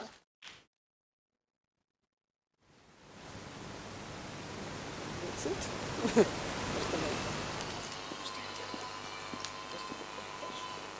Okay, we have an alternative here. Actually, the previous speech was very quick. At least it was much shorter than the slot allocated for it.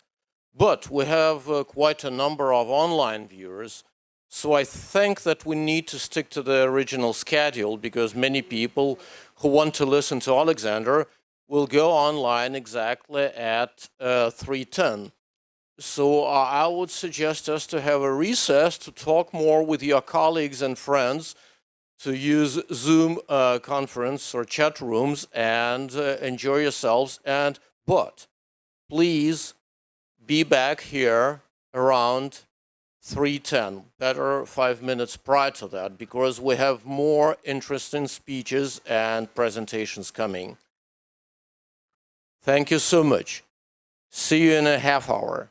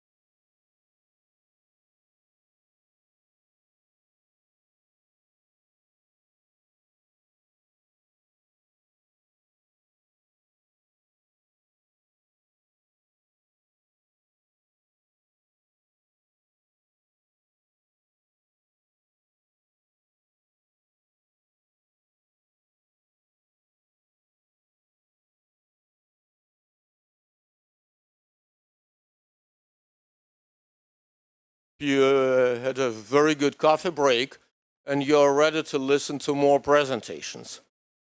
Our next speaker is Alexander Bondarenko, who is already wearing at least 2 hats, because he's teaching and he's also running his company and actually looking for more trouble. So Alexander will share his thoughts on machine translation and particular specifics he wants to touch upon. So please say something nice, interesting, and something about MT that most of us haven't heard, or at least didn't believe. Okay, thank you, Leonid, very much. With your permission, I will switch to Ukrainian because this is the language the presentation was claimed to be at. Тому що це презентація була заявлена українською мовою. So, machine translation, production line or manual assembly. What are we going to talk about?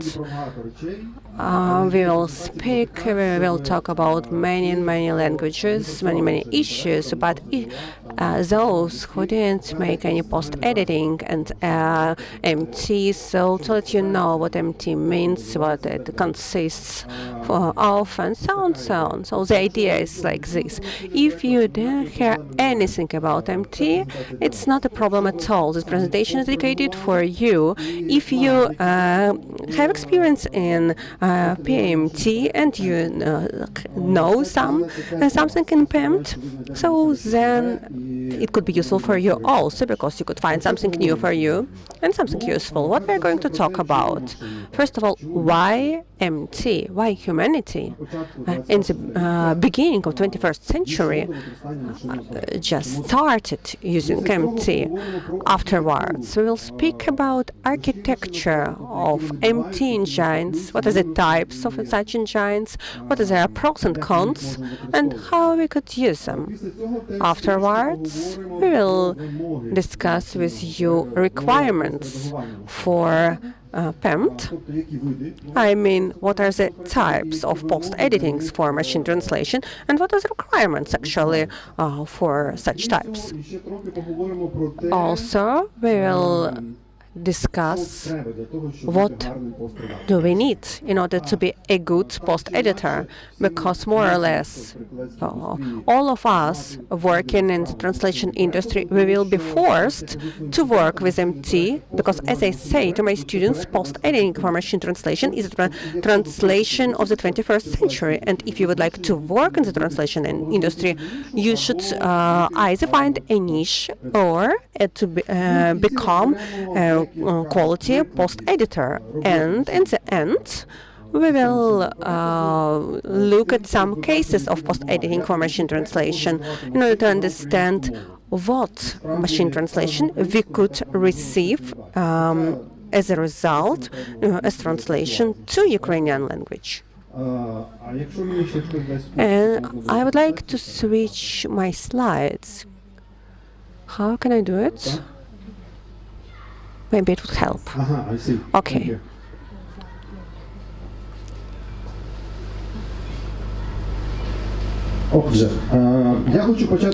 First of all, I would like to start with statistics.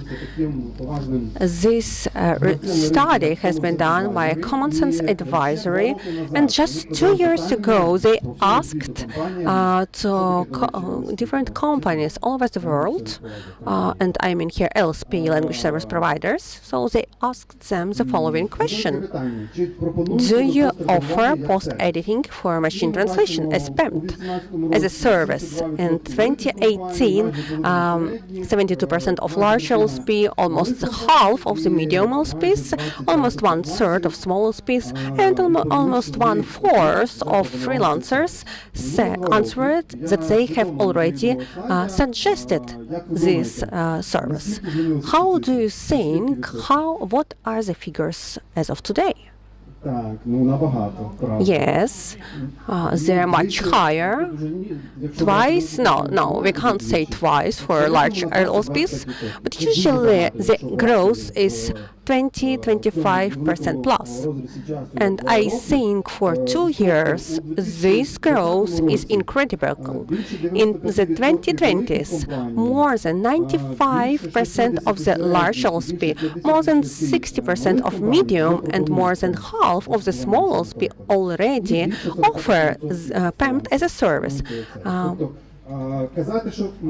So we can't say that MT is a future, because MT is a current life. It lives together with us. That's why we should either know how to live with it or to find a niche, and we'll speak about it later. Why actually MT? Because we have, of course, much more reasons that outlined on this slide. How I understand it, of course, informational burst. You know about it, it's not something new, but if you take all types of information that have been produced in electronic form from the beginning of computing era, and this figure will be equal for 100%. For the recent 2 years, 90% of all this 100 figure have been developed. So only 10% from the 50s of the previous century up to the 2018s have been developed. And for the recent 2 years, 90% of information has been developed. Of course, any person can't manage this volume of information. In order to stand the scope of this information burst, we should imagine if all workable age people of our Earth sit behind the computers, they make some translations, and they do the translations 8 hours per day. It's around 2,000 words.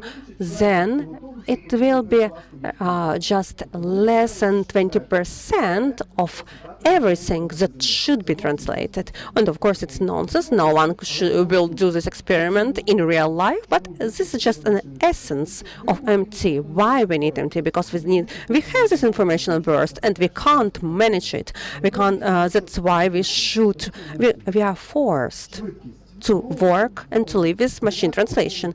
Speed in appropriate and favorable language pairs, and I've communicated with some people here at the conference, those who have experience in PEMT, and we know that English-Portuguese and English-Spanish are the best 2 language pairs for neuron engine trainings. We could train such engines, and then a quality post editor could manage 6,000, 7,000 words per day, and it's 3 times higher than a human translation, as it said. And of course, it will give us that volume growth in order to cover and this informational burst. And when I communicate with my students, I ask, why do you need MTs used? And the answer is just simple, because those rich, they would like to save money on us. Then I ask the following question: who of you from time to time at least uses MT in your everyday life? Of course, almost all of you. Then just stay at the position of your client. MT exists. Why can't we use it? Because of course, and then of course, clients, if they have this chance, they use MT and send the documents for post editing. And one of the things is psychological readiness. We should speak about 2 important aspects related to psychological readiness. First of all, is that we are forced to be psychologically ready, because if not, we will not be able to cover all that volume of information. So we should be positive towards MT. But from another side, for the recent 10 years, quality of the MT, especially when neural MT has been developed, so the quality increased drastically. Because it's obvious that MT quality has been increased drastically. In Translatel even when leverage one was 0 from MT. Nevertheless, even at those times, we agreed to work with MT. So 10 years ago, in English-Ukrainian pair, there was just maximum 5% efficiency of MT. We really provided that fair discount for this MT appliance. Now, really, leverage is much higher. We could speak about 20, 30, and more percent of efficiency and quality. And now, post-editing of such text is much easier than it was 10 years ago. So, history, background. Of course, we can't understand any notion without historical background. Just a few facts for you. All historical facts right now are really easy to be found. And of course, I think that 1 hour presentation is too long. So I hope that I will cut it off somehow. Maybe we will have time for discussion. So just a few facts. MT was developed after the World War II. But the ideas, the thoughts, to create MT and a person should be a supporter for the work of such machine. So these thoughts have been raised 100 years ago. And the first person who thought about it was American. But at that time, these were just theoretical developments. There were no computers of such efficiency and such powers. So MT really appeared after the Second World War II, after developments and appliance of the military cryptography. So really, MT in many books, I didn't find that information that war really gave an impetus to the development of MT. Because why? Because military people, they were just without any work because the war was over. So we could understand this correlation between cryptography and translation. We could think that the beginning of the burst of the MT was in the beginning of the 1950s with the Georgetown experiment. So that was a time the development of the first rule-based engine.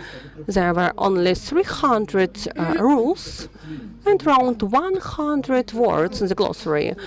And they used several hundreds of sentences from English into Russian and, on the politics, economy, oil industry, and something else. After that Georgetown experiment, newspapers across the world and the humanity at all were so overwhelmed that BBC wrote that in 5 or 6 years, all literature would be translated into Royal English. Of course, there was a burst of interest, a lot of investments were dedicated to this sphere, and all expected a high disrupt of technologies in this sphere, but LPC just understood and declared that language is partially code that we can't expect for the high growth. All investments were declined in the 70s, 80s. Rule-based machine translation has been created. So it was a gradual development. But in the 90s, there was a new burst when statistical systems of the machine translation have been developed. We'll speak about them later. I just could say that such a cornerstone was 2016 when the Google and other companies started to pay for API. So in the 2011, sorry, in the 2016, since 2016, we have been living in the world of the neural translation. As regards the architecture of the engines, I've already mentioned RBMT. Here we have statistical systems, neural and hybrid as well, as a combination of the previous systems, So I'm going to talk about the systems at the level that each and every linguist should know, regardless of whether you are planning to post-edit machine translation. So rule-based is about grammatical and syntactical accuracy. The stable quality is another criteria. And this is pretty much obvious because rule-based engines are perhaps the smartest ones, if you could say that. So it's quite stable. Now, it offers different ways to work with the terminology. You don't really need any external applications. What matters is that you can ensure consistency. If yes, you're good to go. Rules and dictionaries is also something that you should consider, because if you are, for example, translating just weather forecasts, use that and practice on those. Now, introducing changes to the rules during the training, it could also be an advantage. As regards the drawbacks is the great number of rules and the fact that it requires great resources. In the early days, there would be a group of applied linguists, even though back then they weren't called as such, but anyhow, they would work on this for years, for as long as it takes, and so it would take a lot of resources and time to train an engine. So you need a lot of resources, and that could be a drawback here. Statistical MT. This is something that's been in place since mid-90s. So you analyze blocks of text, and if you work with rule-based machine translation, you would need a team of linguists to write those rules, to develop those rules. Here, you have the machine do that for you. So you work on those texts, and then you, so to say, feed them into the machine, and the machine, in turn, analyzes this information because it's got this great capacity. And once you have it analyzed, as you can see on the slide, we're talking about 300, something in the average of in between 300,000 up to 200 million words. So it doesn't really take much resources. When I train my students, we are using statistical and neural engines. And in a few months, you can have a student who's not even a linguist yet train a statistical MT. So it doesn't really take a team of linguists to work on this. Only one linguist could do it. Now, styles. It's true that here this engine is better, because if you're working with rule-based engines, the translation it renders is almost literal, word by word. Here it's not neural yet, but much better. If you're talking about Russian and Ukrainian, there is this issue. We don't really like to share, right, us Ukrainians. So there's not really much text to train your engine on. So it's a drawback here. Another thing is rubbish in, rubbish out. Rubbish out. You can't really expect to be able to train your engine using poor quality texts and expect it to give you high quality when you put it into operation. That's not going to happen. So, like I said, rubbish in, rubbish out. It's like in physics. And then you need other applications to help the machine work with the terminology. This is something you should also keep in mind. Now, 3 to 5 words get translated, meaning that the machine breaks the sentence into 3 to 5 word chunks and then merges it all together. And you can actually see where it merged those pieces. So it's not smooth enough, and it's a drawback. Neural machine translations. Unlike with the statistical MT, this one is much easier to read, and the people I've spoken to, they all actually confirm this. So it's great with the style, probably the best solution for this. And again, you don't really need much resources. Just one expert working with the engine is enough. The drawback is that your translation is quite smooth, but it's like an adequacy. The end result could lack adequacy. So whenever you post-edit neural translations, you need to be very aware of this. You need to read the original and compare it with the translation to make sure that it is adequate. Then again, lack of text corpuses. Again, it's a great problem. Rubbish in, rubbish out. Because we're talking about deep learning. And this is how it happens. You feed this large bulk of text into the machine and train it.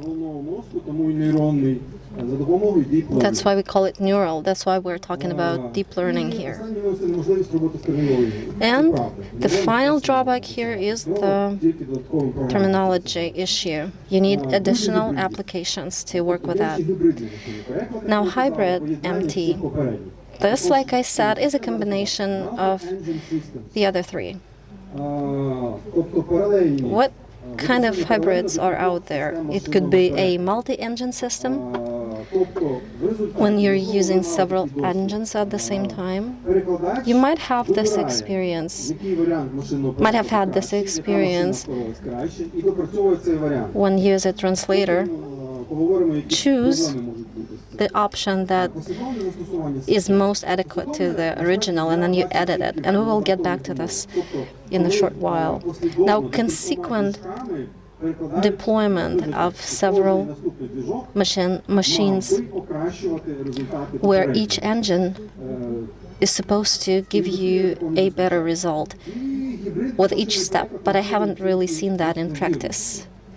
Now, accuracy assessment. First, you do neural translation, then you assess the quality to see whether you have managed to get the desired level of adequacy. If not, your assessment says that the translation is not good enough. Then you compare, you keep working on it, and then you compare the two again. Another hybrid is when you combine your CAT and your MT. If you get a good match, you use it. If it's a no match, then the machine steps in and proposes a machine translation that you would need to post-edit. This is a quite common hybrid solution. Now, as regards the deployment of machines in production, I will not really go into that in detail, but in general, you need to analyze the text and then decide whether you should employ machines, and if yes, in what combinations. So, successful post-editor. Who is this person? This is the person who is positive about machine translations. Just before this presentation, I've spoken to a few colleagues, and from what I could feel, they were not exactly positive about machines and using them in translation. And I used to be that person, in fact. Why? Because it's pretty obvious. It feels like something or someone is out there to take your place, to get you. But what I'm saying is that you need to be positive about this, because it is the future that is already happening. And unless you're positive about it, you will never be able to perform as a post-editor effectively. You need to be fluent, of course, in the source language, and you need to be keen on using machine translations. You need to have this gut feeling, this as a linguist. You need to know the subject matter to post-edit effectively. You need to know how to use CATs and other technologies. You also need to have post-editing experience to use MT rationally, to assess it. Rationally, you need to be able to objectively measure whether this particular sentence needs post-editing, or whether you should just go ahead and rewrite it altogether. Because if you're negative, you will just keep deleting sentences and translating them again, which means poor performance. It's not something our client is expecting us to do. And finally, being able to identify and use empty leverage. Usually we use machines when it comes to large texts, but the quality is not really very stable, especially if we're talking about statistical or neural translations. And you can just say, okay, I can see that the text is bad. I will have to rewrite it completely just by assessing the first page, because it's not always an accurate assessment. Again, you need to be positive about MT. You need to be able to read carefully and assess what you could use and what you couldn't use.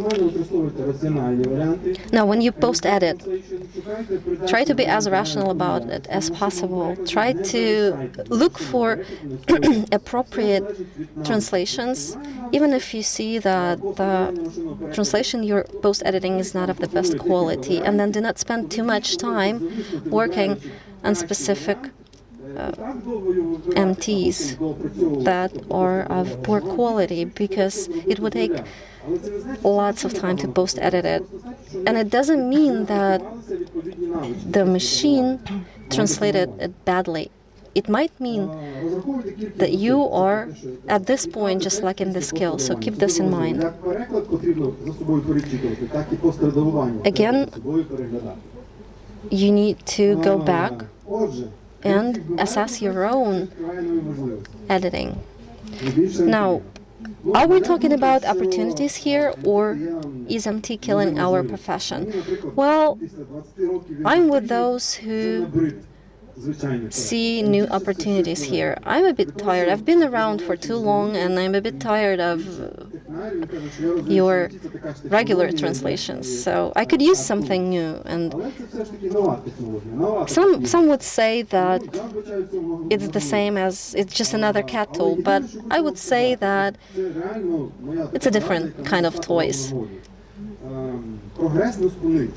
And you cannot stop a progress. You cannot stop progress. So if you are even a director of the most powerful translation company or language provider in the world. I would like not to just announce it, but you know this company. You can't do anything with MT because you can't stop the progress. You could only be in love with MT or find your niche. Become a transcreator, become an translate of foreign literature, or become a terminologist, or find any other profession. There are many of them.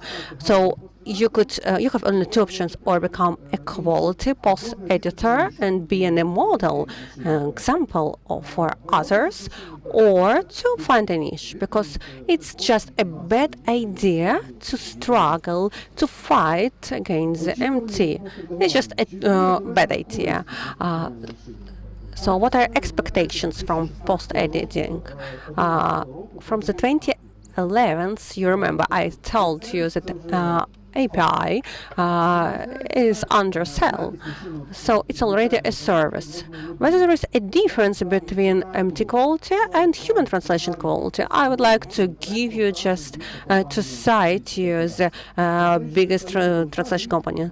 Translation statistically переклад є стилістично добрим, гарним, якщо стиль, але стиль може відрізнятися. Of course, style could be different because machine makes a style different in comparison with the human translation, but these differences are so small that we are ready to it. We communicate as machines or semi-machines. We communicated with one of my colleagues. So machine translation will not be just something in our eyes.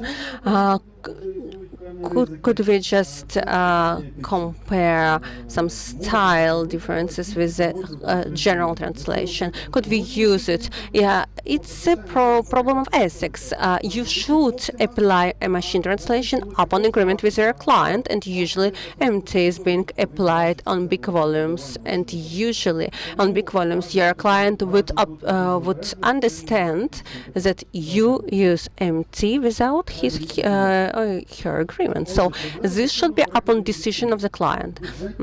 Problems of MT in the industry, some budget negative features. You can't evaluate appropriately your efforts. I remember my beginning in this sphere. Now situation is very similar. At the time, 20 years ago, all thought about how much money should be paid for matches, and now again we think about how much money should be paid for the post-editing. I think there are different categories of matches, and different clients pay for different money, but at the same time the process is stable. So I think here the situation is the same. With some time there will be appropriate payment, decent payment for such post-editing. Lack of qualified specialists, and I think this is a long-term problem.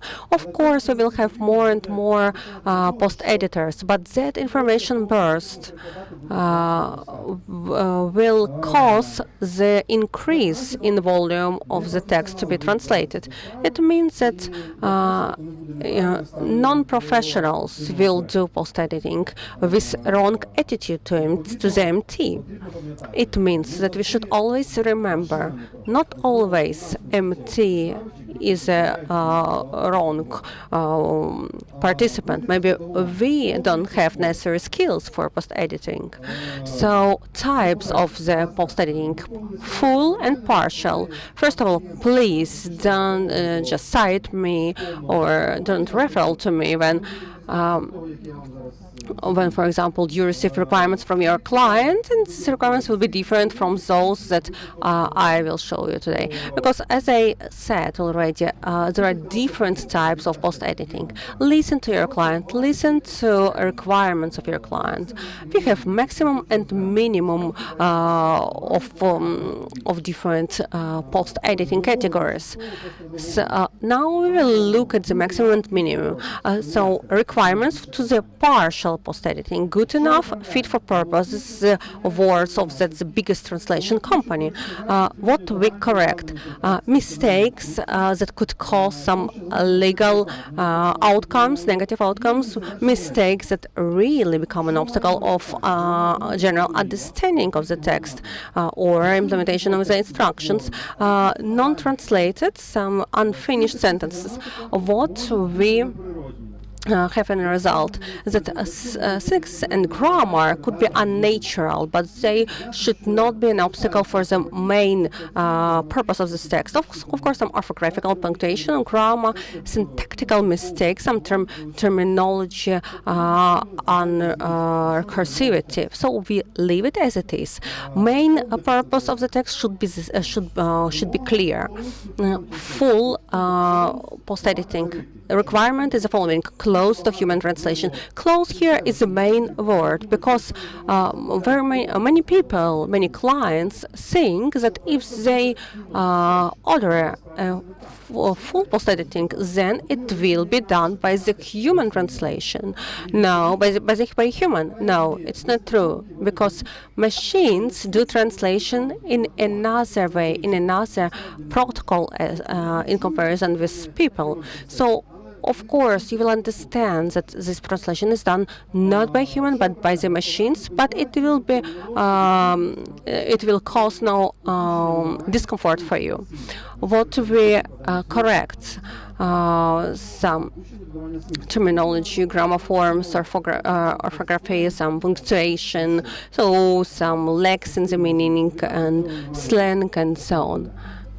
We should correct it. As a result, we will receive clear main and secondary thoughts, correlation of the purpose of the text, correct grammar, orthography, and syntaxes, and somehow ideal stylistic alignment, because it doesn't mean that it will be fully match to the human translation. We understand that this translation is done by machine.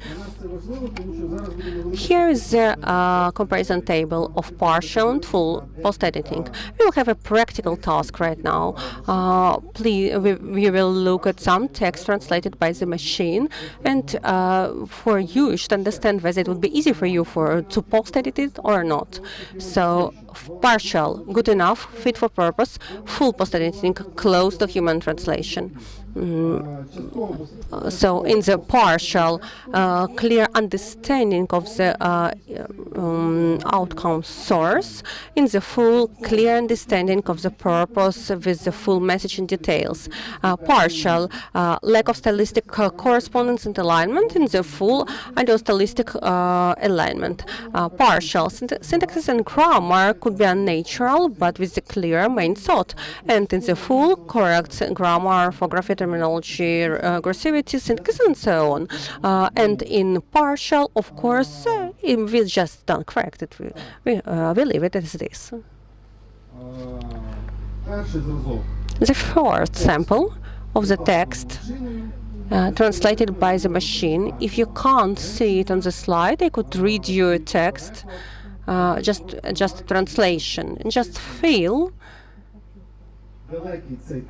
how far this text is from the final post-editing, both partial and final. Context is about oils. Our last article focused on maximizing energy efficiency and productivity, as well as the role of lubricants in older equipment. Second phrase, our company regularly works with customers to conduct used oil analysis programs through our mobile-enabled mobile surf lubricant analysis program. I'm not going to read you the third phrase. Maybe you could read it. So this is the first example. Please look at it, just store it in your memory, and then we will compare what is the best one, what is the worst one, and so maybe mediocre quality, and so on. You are very pessimistic.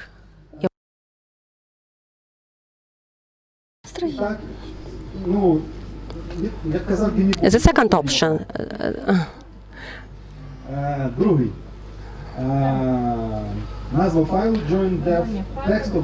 So the text file that can and the name of the file is a text file that you can open and edit in any standard text editor. This is a source.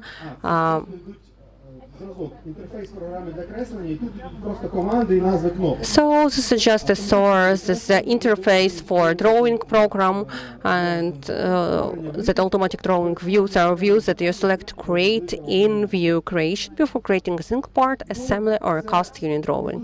This is not a good sentence, very good sentence, because that's just like a string in the localizer slang, because it's a part of the text that will become a part of the button or program or so on, or code. View specific properties are defined separately for each view that you select create. This is the third sentence. The third option of the text is advertisement text. So the first source text: manage your global data residency needs and drive the digital transformation of your organization with per user data location controls and program name. Multi-geo is now available for Exchange Online and OneDrive. Do you understand something if you compare source with the translation? What is the best translation? The second option. And the second is the translation of the neural MT. So we can't take into consideration, of course, strings. It's just a list of phrases. So the second place, what do you think? Which the first option?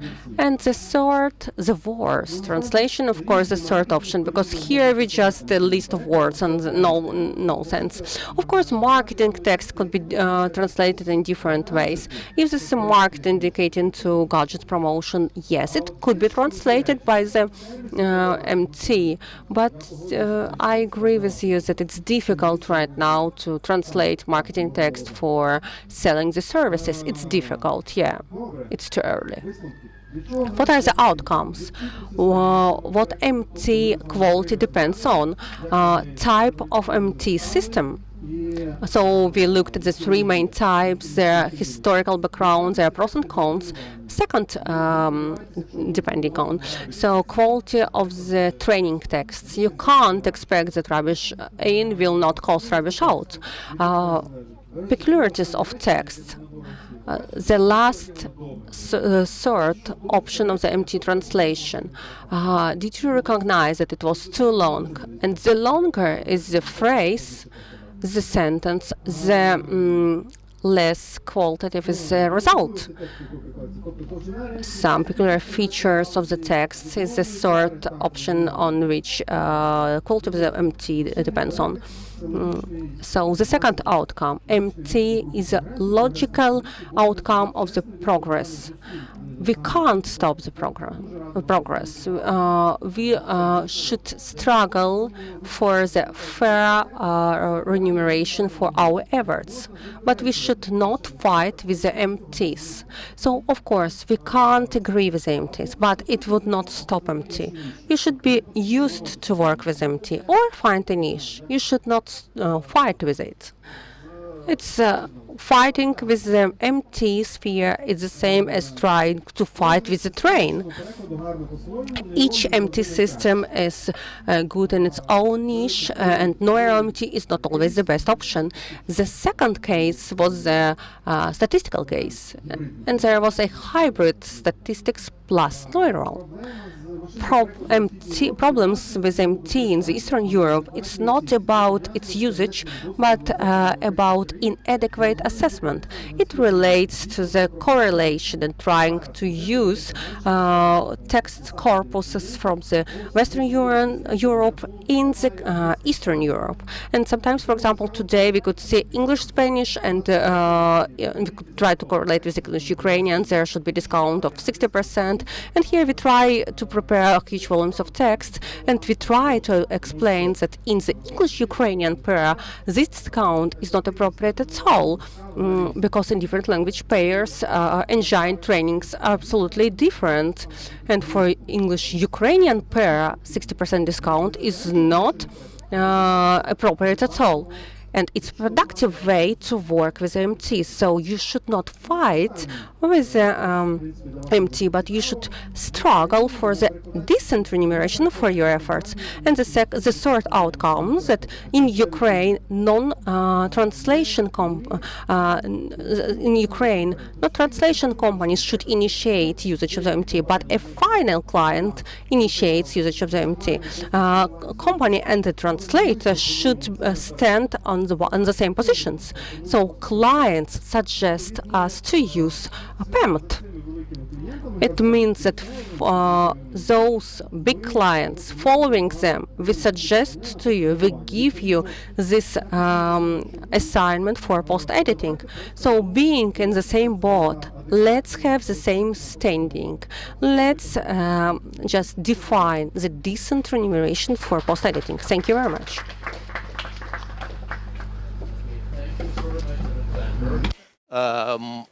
Does anyone here in the audience have questions? So let's start with you, and then we have at least one question that was sent. Okay, sure.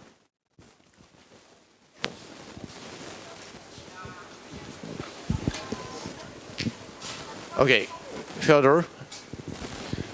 Федор Безруков, Логрус.IT. Саша, а вот смотри, ты говорил о автоматической оценке качества при использовании гибридной модели. Да. То есть система автоматически сравнивает с чем-то, автоматически проверяет качество. С чем сравнивается для того, чтобы понять? То есть если есть какой-то эталон, то почему его не использовать? И откуда он возьмется, если человек... Model. Actually, it's a little bit difficult and easier, more difficult and easier at the same time. There are different models. There is a Blur automated quality assessment system, for example. I meant this system like this. Blur defines how text is consistent, how texts are consistent between each other. Some systems check some corrections. So I understood your question. How it's compared with, so it's compared with human translation, actually. It's compared with quality human translation. In the second case, model that you mentioned, actually, there is a comparison of those changes or amendments that should be done for the MT in order to achieve the same result as from the human translation. Addition here. I just presented this a couple days ago at Yandex Hyperbeten. So the thing is, guys, one thing I really want to tell you all. Neither n-gram-based methods, be it Blur, Meteor, or whatever else, nor edit and distance tell you anything about the quality of the text. And any quality assurance or any objective methods that you apply prove to you that the results they provide are absolutely arbitrary and are hugely skewed towards the exact engine that was used originally. That is, if you edit after the engine, the results are much better compared to any other text you create, whether it's a manual translation or it's another machine translation or whatever. So I would kind of caution you against using those methods to actually measure quality and discourage your clients from trying to persuade you that these provide an adequate quality measurement. It's not. And whoever is interested in that piece, you can read my articles. They are published on LinkedIn. Thank you. Okay, we have one more question here. Alexander, вопрос от онлайн. There's a question from the online audience, Kirill Fedotov. For the recent 6 months, what is the percent in your work of translations has been done by the MTs, and what is your discount that you suggest to the clients if they agree on the appliance of the MT? Is it a suggestion or a question, actually?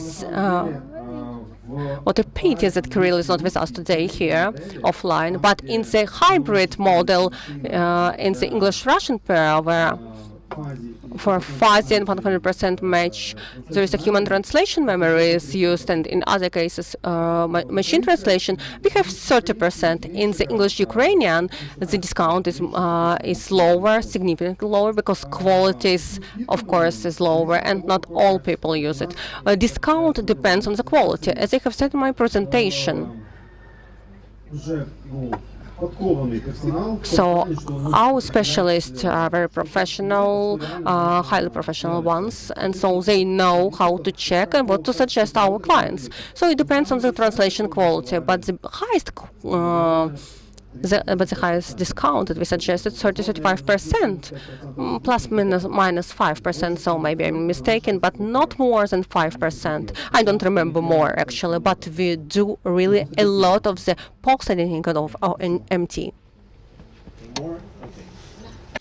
Oh, actually, it's quite a nice audience. You are asking questions. Добрий день. Я буду мовою доповіді запитувати. There's this thing when it comes to using MT. When you are a freelancer, for example, I would have bought my DeepL license and integrated it with a memo queue a long time ago, but a lot of my clients expressly have it in their NDAs, no machine translation. Even if the engine claims to delete all of the segments upon certain conditions, you can never control that, and you can never prevent it from becoming available online at some point. And what was your question? It was just a remark. Well, then I agree, fully agree. Western companies are much more serious about it, sure, but I cannot speak on their behalf today, and I cannot confirm that it's 100% how it is. But if your client insists on not having their texts translated by machines,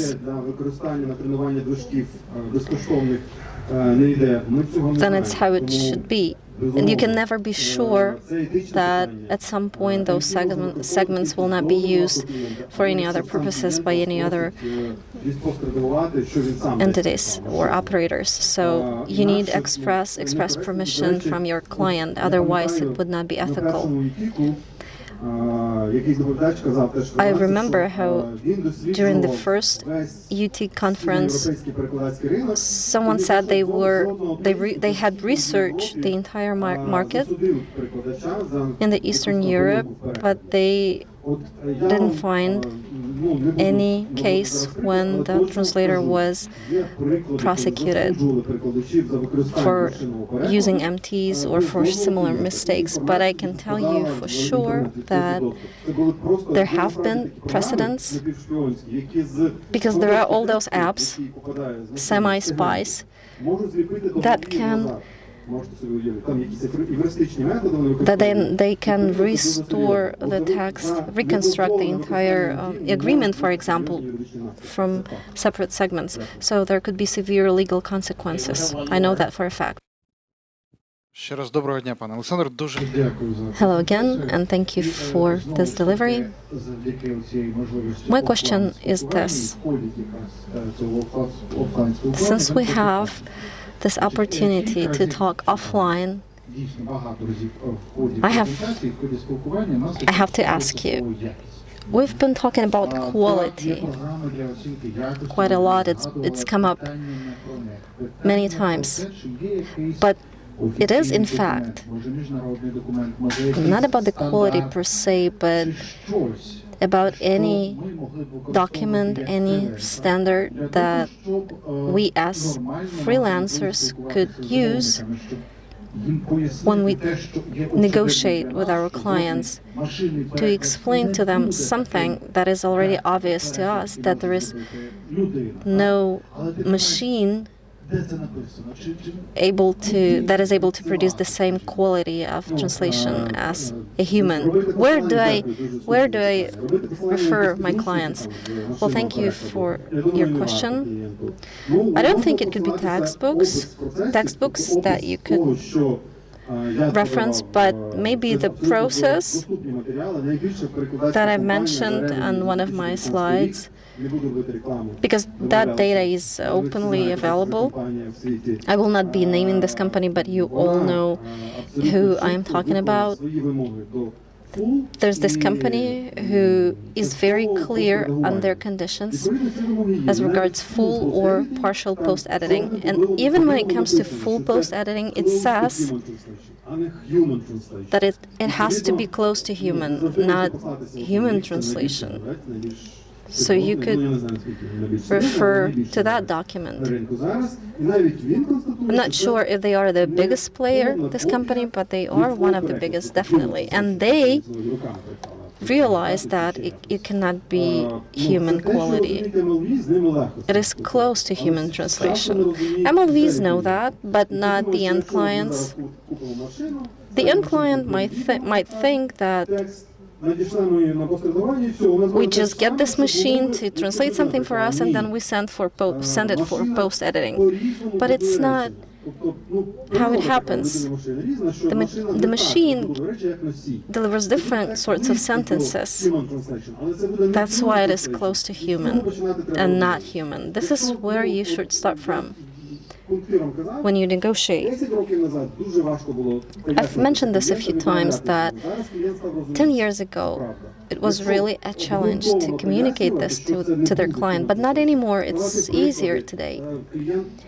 If you explain these things to them, if you give examples, eventually they get on board. It's possible, so you just need to communicate. Thank you.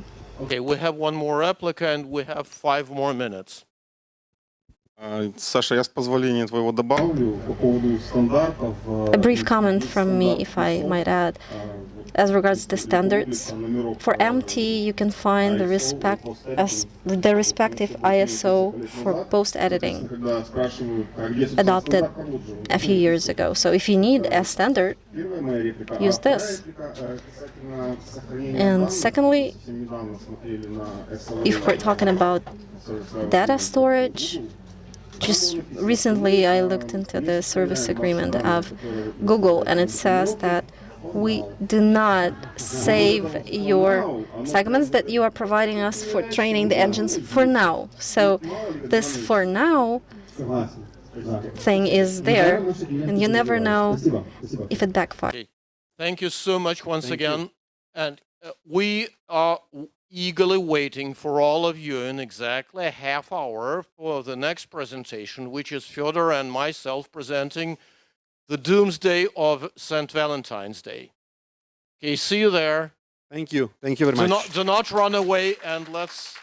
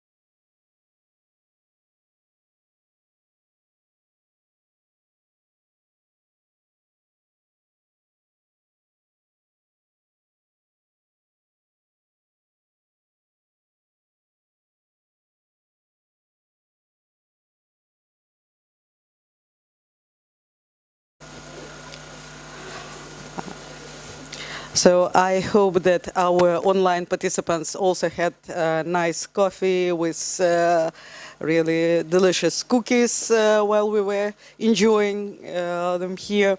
So now I would like to introduce Leonid Glazychev and Fedor Bezrukov from Logros IT, who we hope will really improve that impression about the end of the industry. Probably no. So we'll have to listen. We'll hear how to prepare for this post-doom period of our life, whether the industry will still survive all these changes and new technologies. So please, let's give a round of applause to Leonid and Fedor. Okay, I take it, first of all, as an applause to the audience who were valiant enough to show up after the whole day, whether you're online or right here, and you could enjoy the weather and the outdoors, but nevertheless. Okay, of course we'll start with doom and gloom. I mean, it's necessary because our goal is to scare you. But there'll be a ray or two of light, or maybe the light at the end of the tunnel, or whatever you prefer.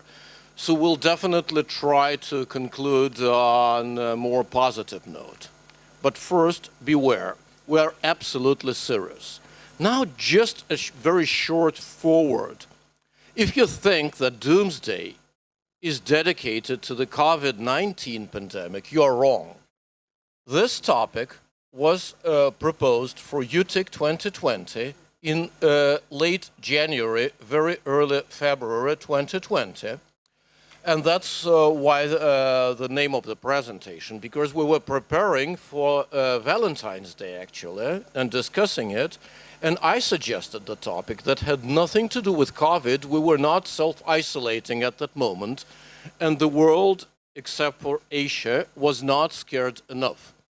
We were going to discuss the future of our industry, not the immediate future, like how we're going to use machine translation better, or how are we going to get used to other new requirements, but rather to a longer-term perspective here.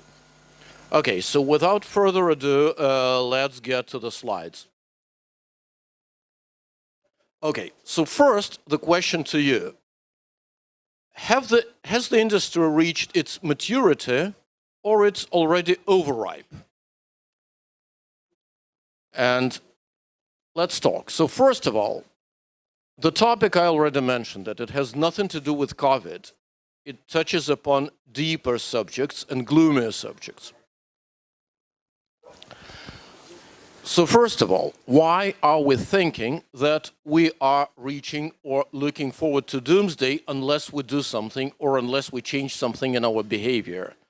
The reason is simple. Say, first of all, numerous verticals, numerous vertical markets are switching completely to machine translation or almost completely to machine translation when we're either not post-editing at all or we're post-editing only some small pieces. Whatever we get from our clients is getting more and more fragmented.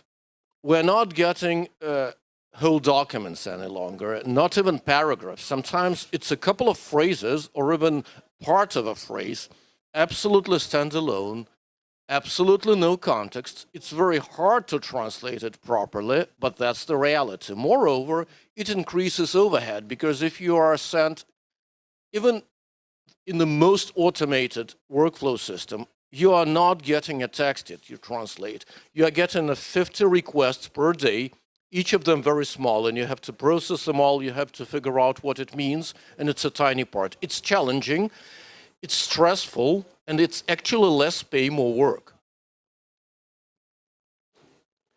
Margins. Any mature industry is marked by two things. First of all, the competition is very high. There are quite a number of big and mid-sized players on the market, and even on the freelance market, there is a lot of supply, and at the same time, because it's mature, the margins are thinning. They're nothing like they used to be, say, in the early 90s. And this is true of any mature industry. The more mature it is, the thinner the margins. Just remember, 20 years ago, how many phone and first smartphone manufacturers there were. So then half of them, or maybe 2/3 of them, disappeared, and the other ones consolidated under a single brand, or maybe a couple brands, just because they could no longer survive. The margins are thinning. And the same is true about translation industry. At the same time, the interesting part, and I mean the COVID-19 pandemic has only kind of exacerbated that. I mean, I've never ever heard about so many webinars, conferences, and each and every participant pretends that the industry is more alive than ever. It's hard to believe. I mean, we're maturing, our margins are thinning, the workflows are more and more fragmented, humans are partially replaced by empty, and looks like this trend is irreversible, and you're still talking about how exciting the industry is, what incredible prospects it has got. I mean, whom are you kidding, guys? Finally, are we going to continue pretending that we're more alive, or face the reality and think about things we're going to do in order to survive long term? And long term means that, of course, if you're going to end your career within the next 5 to 7 years, most probably you have nothing to worry about. But if you're young enough or ambitious enough, or just do not want to sit idle and watch streaming services like Netflix, or till your garden or whatever, then probably you do not need to be worried, but you need to think about the other ways of how you can complement or change or evolve your services. And this relates both to companies and individuals. Okay. I mean, I've used this photograph. If you remember, some of you have read about them. You probably do not remember them. This is a picture of switchboard operators. It was #1 occupation for women in the United States in the 50s and early 60s. Later on, they were mostly replaced by machines, even though I was very surprised to hear that the world currently still employs approximately 20,000 of these, because some companies prefer a human answering their line rather than an annoying machine. Okay, so that's it about doom and gloom and hope. I really hope that you're already scared enough so that we can proceed with further, even more scary stories, and then to the positive part of it.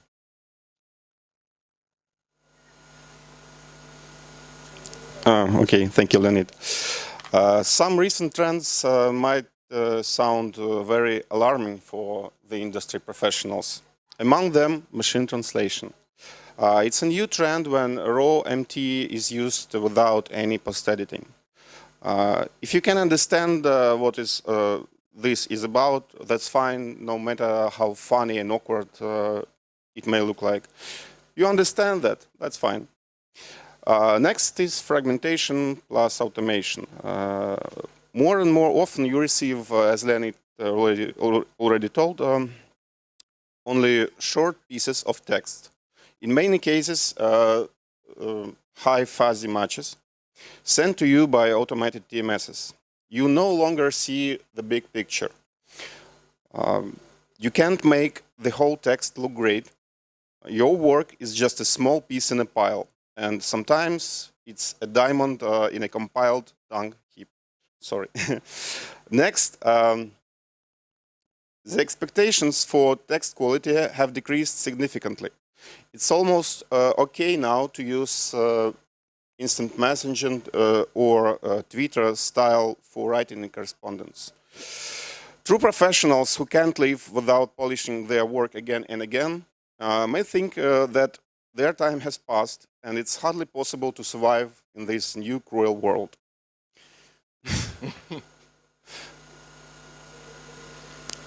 And now we have some special guest. So now we have a special guest. I've recorded this interview just a couple of days ago. It's pretty fresh.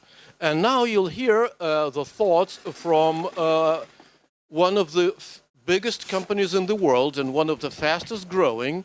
And Vince is the product manager at AliExpress. And I asked him a single question. And I hope that you're really interested in hearing his answer about whether translators are going to be extinct. English name is Vince, and you are?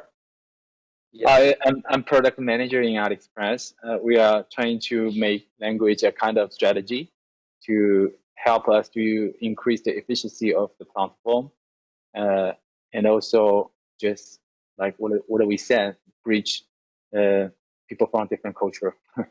A stupid question. Do you think, will human translators be eliminated from the translation production chain in the next 5 to 10 years? In the next 5 to 10 years, I'm afraid probably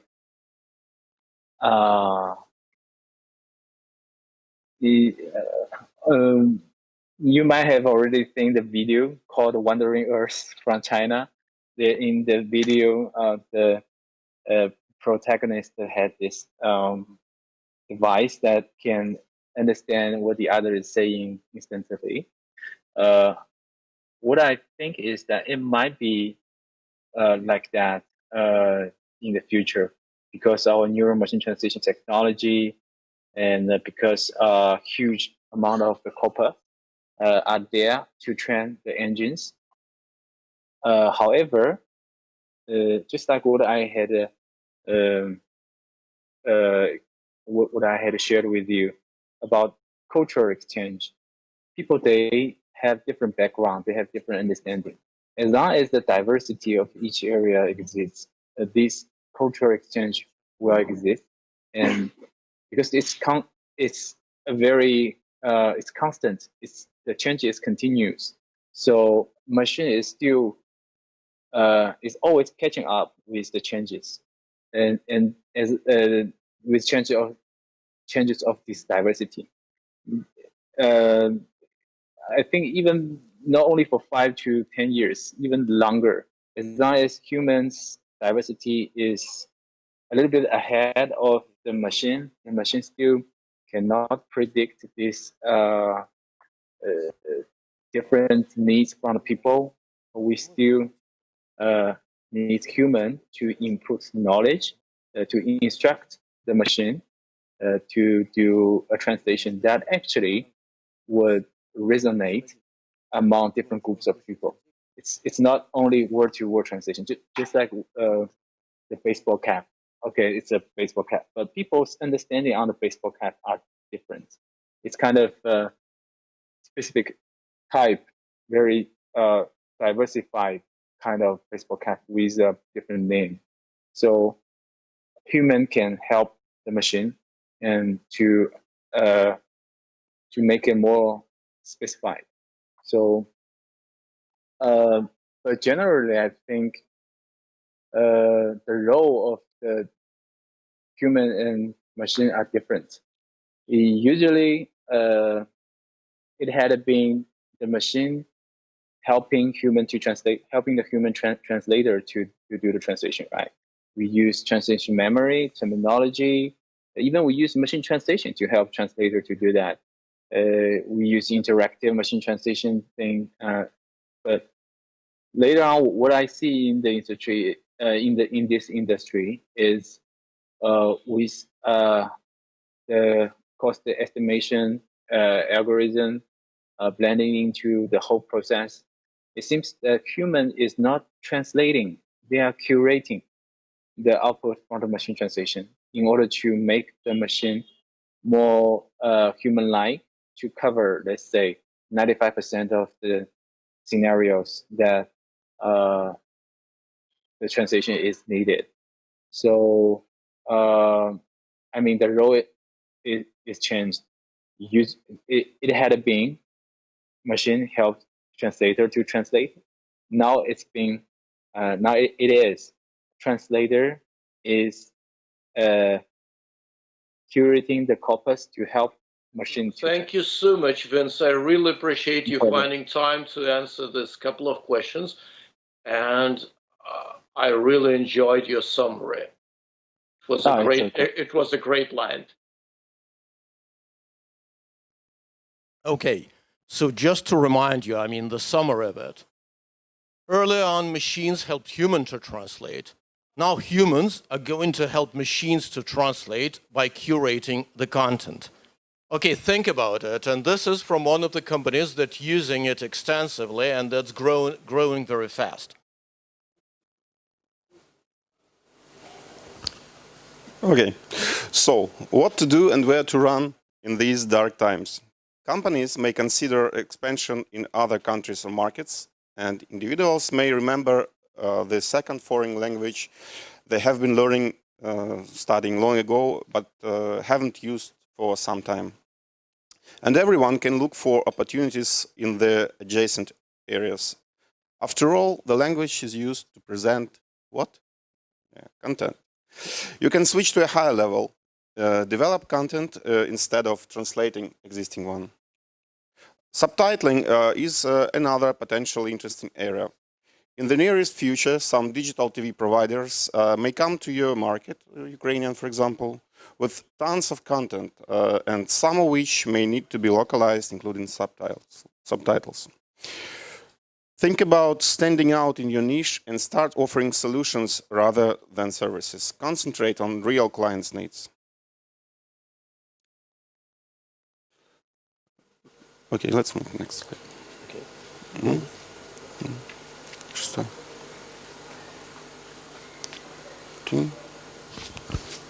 second. Okay, but there are also major factors you need to consider and think about. First of all, think about affinity, ability to apply your experience, knowledge, skills. What do you like, what do you love to do actually, and what you can do and can sell, more importantly. You need to remember that you will need to be going outside your comfort zone. That may be hard for all of us. Think about advantages and challenges and also short and long-term potential of your decisions. Yeah, because we shouldn't forget, okay, I hope by this moment you are scared. But the thing is, we shouldn't forget, we should enjoy life. We should be doing something that we're doing well, something that we like to do, something where we feel that we have a certain competitive advantage. And it's very important. So now let's consider some practical examples, some particular areas, and we consider all the scenarios that were mentioned. And let's discuss them a little bit and think about their ramifications and implications. So first of all, the first direction is expansion. Expansion sounds like the simplest one of them. That is, I mean, and it equally applies to companies and individuals. You can expand to the other country or another region or another market. Say you are starting to market your services, say in Turkey, because you expect that they'll be servicing a lot of Ukrainian tourists and they'll need some translation or voiceovers recorded or something. Or you are expanding your services by adding another language that's kind of rusty, but you know it. Or in terms of the company, you're expanding to another country, another market, opening another office, or doing something else. Affinity, it's high because it's the same business. I mean, generally, you know what you're doing. Okay, it's another language, it's another country, it's another culture, but you are well aware of what you're doing. Out of the comfort zone, well, it varies, because with some cultures, like, say, Korean or Chinese, they're pretty different from the cultures, say, in Europe or in the United States. So if you're opening an office there, and believe me, we did that, it's quite a shock, and you go well outside your comfort zone. You have no idea what you're doing. In other cases, when you just add another language or add a subsidiary in some other European country, it may be a little bit easier. Challenges and risks. They are really multifaceted because and extremely varying because, first of all, it's a different culture, different legislation. In some countries, you simply cannot do whatever you got used to do in the areas you operate. And in some countries, it's the other way around. The economy is almost free. You're free to do whatever you want. It's some other conditions like mindsets, markets, personalities, because you always deal with people. If you want to promote your business, you are dealing with people in those countries or in those cultures, and you somehow need to manage all of this configuration. Potential, well, it's great in terms of risk mitigation, because one market goes down, the other market goes up. Look at the COVID pandemic. China is already recovering because they've passed the first curve and hopefully the second one. So generally the market there is considerably more alive than it is, say, in Europe. And in Europe it's considerably more alive in some other areas that were hit hardest, like the US, Brazil, and Russia. Long term, no answer. No idea, because it really depends on where you're going, where you're running, what culture you are trying to penetrate, what country you're going to, and anything. The other line, diversification. Here, there are several avenues to explore. The thing is, Konstantin mentioned some of them, but the interesting part is, how close are these to something you can do? Whether you really can do it. I mean, the fact that content creation is relatively close to content translation doesn't mean much. And the reason is, not all of us were born writers or creators, or whatever they call it. Not all of us like it. Some of us are fine translating, but not so fine writing something. But in terms of challengings, and we're talking about a very diverse area. You can create video, you can create multimedia, you can create e-learning courses, custom e-learning courses. They are on a huge rise due to the COVID pandemic. I mean, they were already on the rise, but now, because huge companies still need to train their personnel, there are a lot of needs. Plus, sometimes they need to educate their buyers. So there's a huge demand for custom e-learning courses or for training videos, and for online tutoring and all these things. In terms of challenging, first of all, it's a high cost of entry because all these areas require equipment, they require knowledge, they require special software, sometimes pretty expensive to purchase, and your typical computer used for translation most probably will not do a very good job of rendering a video or, say, assembling an e-learning course. You can overcome this, but you need to know that it comes at a price. Risks. I would say they're moderate because generally, even if you invest in this and you're not very successful, you'll learn a lot. You'll be better at so many things. Say you try to create content in video. Okay, you haven't been very successful, but you know much more about localizing video or localizing games. So most of this effort or most of this investment is well justified. The hard part is becoming a major or at least a notable player on the market. That's a real challenge. Potential, this is absolutely unlimited. Remember, even at the times of crisis, and I'm actually referring to ancient Rome, people, I mean common people, were demanding two things, and you should remember them very well from history lessons. They were asking for bread and entertainment. Well, they said circus because there was no other entertainment, but in our case, it's streaming video, it's games and online gaming, it's all types of this content. So the demand is absolutely insatiable here. And this means that the potential is completely unlimited. Even if there are many players out there on the market, I mean, say you download a new game on your smartphone, well, you play with it for a couple of days, but then you need another game. It doesn't need to be better. It just needs to be another game, and then another, and then another.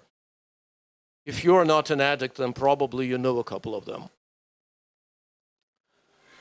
Long term, very positive. Whatever happens, however we evolve, entertainment will still be there. Creating content, the amount of content created is multiplying every year, and most probably it's going to continue multiplying, especially when you diversify in areas like audiovisual. Multimedia localization, it's another area. Relatively close to what we do as translation, because it's actually the same thing, just brought to another media. Challenges are very, very similar to what we talked about with content creation. You need equipment. You need people who know how to do that. You need some know-how. You will not be able to master it overnight. And you'll need software, sometimes pretty expensive and complicated, and your regular computers will not run it. That's true. Moreover, I mean, the most important part of it, when you are localizing this content, it's not purely technical. You need to love it. Unless you have people who are true fans, who have played 5 previous editions of the game, who know the history, who know how the characters talk to each other, who know their approaches, their mood swings and everything, you will not be able to create something of value. So it's a huge area. It's going to expand, because if one industry has not suffered in this COVID era, it's the game publishing industry. Believe me, they're still doing well. The major problem they had to cope with is how to move most of their developers and other employees online as efficiently and quickly as possible, so that they can restart or continue production at an increased pace, because the demand has never been higher. They're not suffering, they're actually expanding.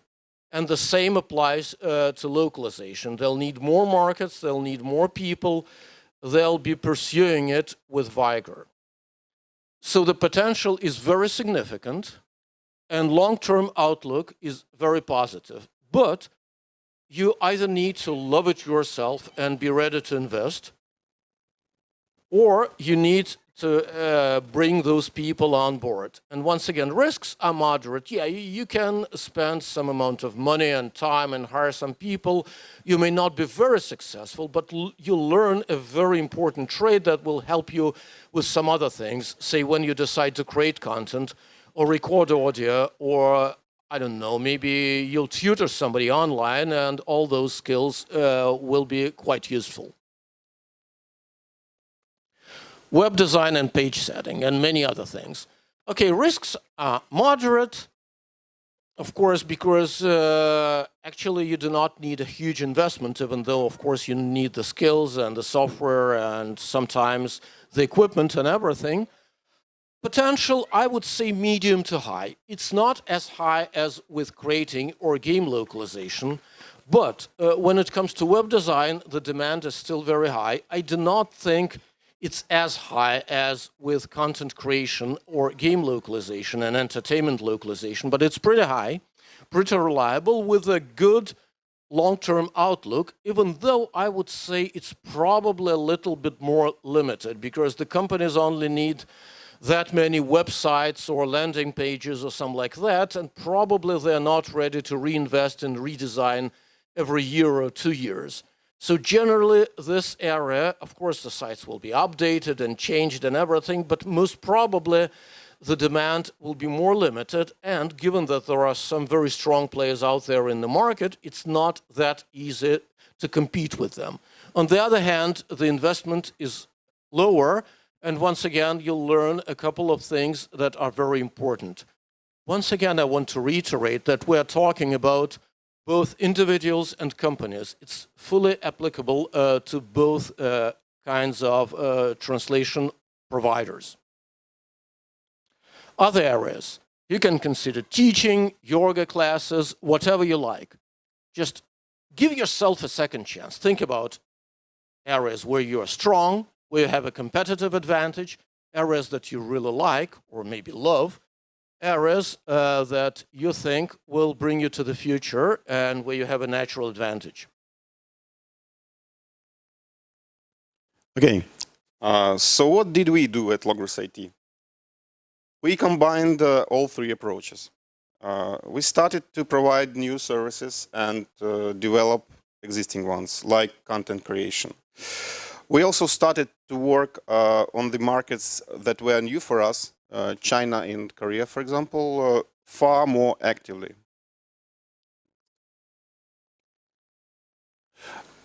Our new slogan, just a moment, sorry. Yes. Our new slogan could be, it's all about content. We intensified content creation rather than translating it, we create content, and continue to develop multimedia localization, including games and web design areas. Okay, so now a small break, because you're already tired. We're nearing the end of the presentation, but this is one of the things we did.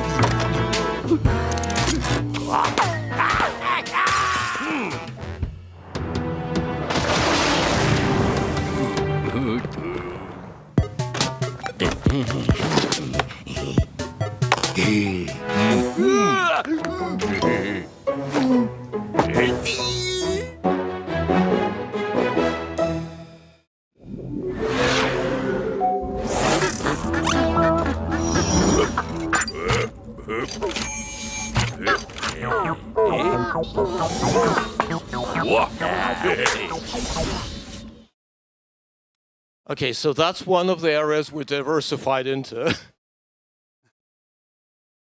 Okay, thank you. Talking about specialization, we concentrated on our strong points, like language quality assurance and building solutions. For example, project portal and LQA portal. The more expertise you need, the less competition you will have. And the more you can get from the situation. Absolutely. Okay, so just continuing that, turnkey LQA solutions, because, you know, everybody talks about quality. Alexander touched upon it. Many other people prior to him touched upon it. But the more we translate using the machine or even generate using the machine, the more we need to check it, the more we need to predict, the more we need to assess on the run, because we need to know whether we're exposed, whether people will at least understand whatever was translated, or whether we are really running the risk and being sued for publishing something absolutely unacceptable, politically incorrect, or exposing the company in a very bad way. So that's one of the areas we addressed at Logros IT, and we have this solution here. The other one's creating a portal for customers who do not want to have sophisticated workflows because they just want to send you a file. It needs to be easy. So you do something with it, you translate it, or you do quality assurance, and they get it back online, and it's all seamless online workflow, plus they get a quote, they can see whatever they've ordered within a quarter and all that stuff. So that's where we're diversified.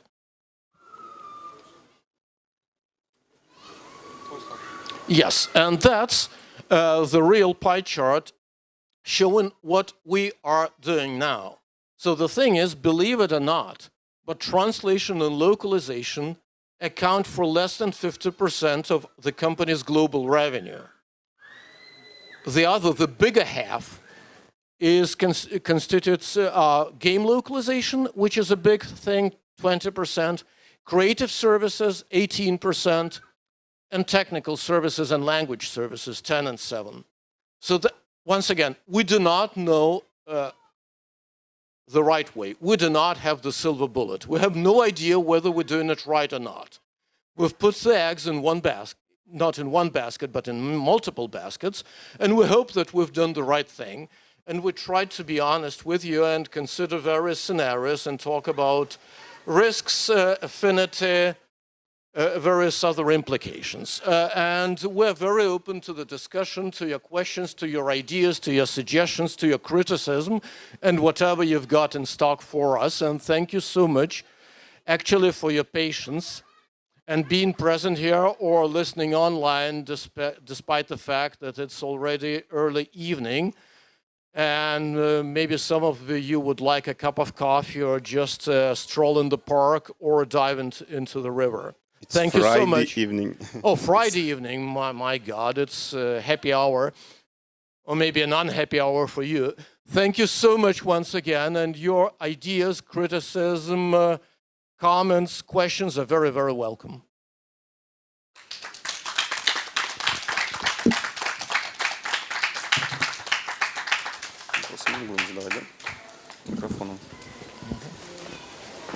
Okay, anybody wants to ask a question from the audience?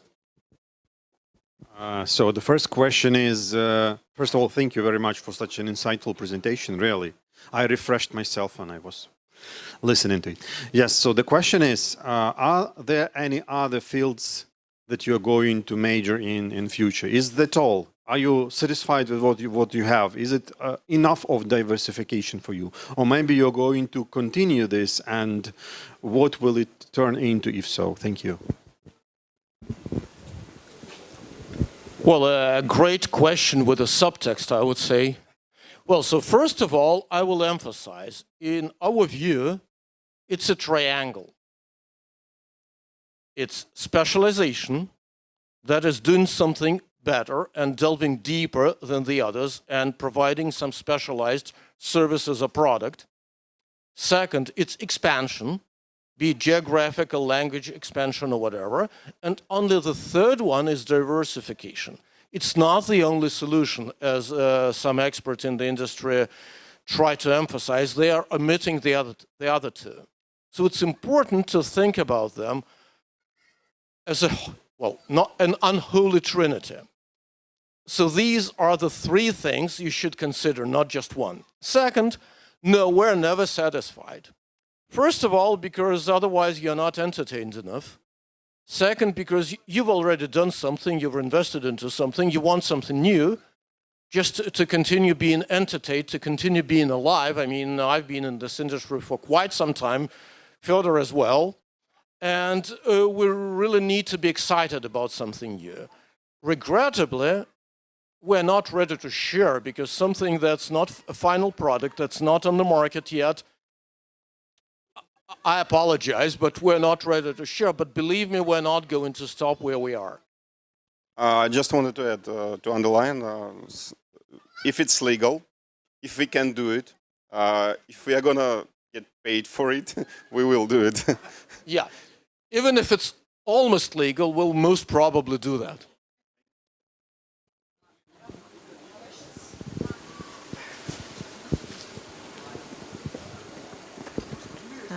Hello, thank you for your presentation. And my question will be egoistic, maybe. As a freelancer, I understand perfectly what you say about the first two elements, like specialization. I think I might move a bit further. Okay. Well, what you said about specialization. You understand me, yeah. And My question about the third element, diversification. Being a non-creative person at all, what is the easiest path for me to move to some better future in terms of diversification? You understand the question? Yeah. Well, first of all, my first advice has nothing to do with our profession. It's purely psychological. It comes from my wife. Do not underestimate or do not undersell yourself. That's the first thing. Even if you're too critical of yourself and you think of yourself as a non-creative person, it doesn't mean you are not a creative person. It means that you're probably overshadowed by something, or you are too much afraid to go there. But if this is not your first choice, you do not want to write content, you do not want to start creating funny videos tomorrow or something like that, there are plenty of paths to evaluate. But as I try to emphasize, I cannot give you a universal piece of advice because, first of all, you listen to yourself. Where you are strong. What hobbies do you have that you can try to monetize? Which areas are you strong in that you've never used? Because maybe you've, studied translation, but you were also pretty strong when, I don't know, when you were at school or when you were at the university or wherever. You were strong maybe in a couple other things. Maybe you're very good with people in organizing events or something like that. Maybe you're pretty good selling services or advertising something just because people believe you. And that's important because you're sociable, you're nice enough, you can easily adapt to something. Maybe you'll be the next yoga star. That's the great thing about it. I cannot list a particular, say, table, or I cannot publish a table. Okay, so these are diversification scenarios 1 to 29. They are endless, and you should listen to yourself and think about your strengths. Think about the things you've forgotten or you didn't explore because you were concentrating on your primary area and were not doing. I'm sorry, I may sound vague, but I cannot read your mind or learn your biography from a distance, regrettably. So the thing is, but it should be inside you. Most well-educated people who work in our industry are, believe me, they are multi-talented. And I know that. And you should know this about yourself. Thank you, and sorry for being too vague.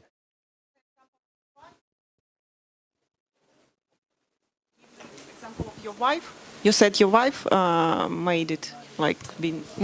No, my wife, just every time I'm doing something wrong in her opinion, she says, never underestimate yourself, never undersell yourself. You deserve everything. We have a question from our online attendees to Fedor and Leonid. So, how do you feel about the potential for voice and AI data services? That is a question. Voice and AI data services, yes. As far as I understand, this is about voice recognition and text-to-speech and speech-to-text. If I'm wrong, please correct me. If I'm not, so I think we'll not experience some revolution in current few years because we are already at a very advanced level, and 95% of speech is recognized correctly.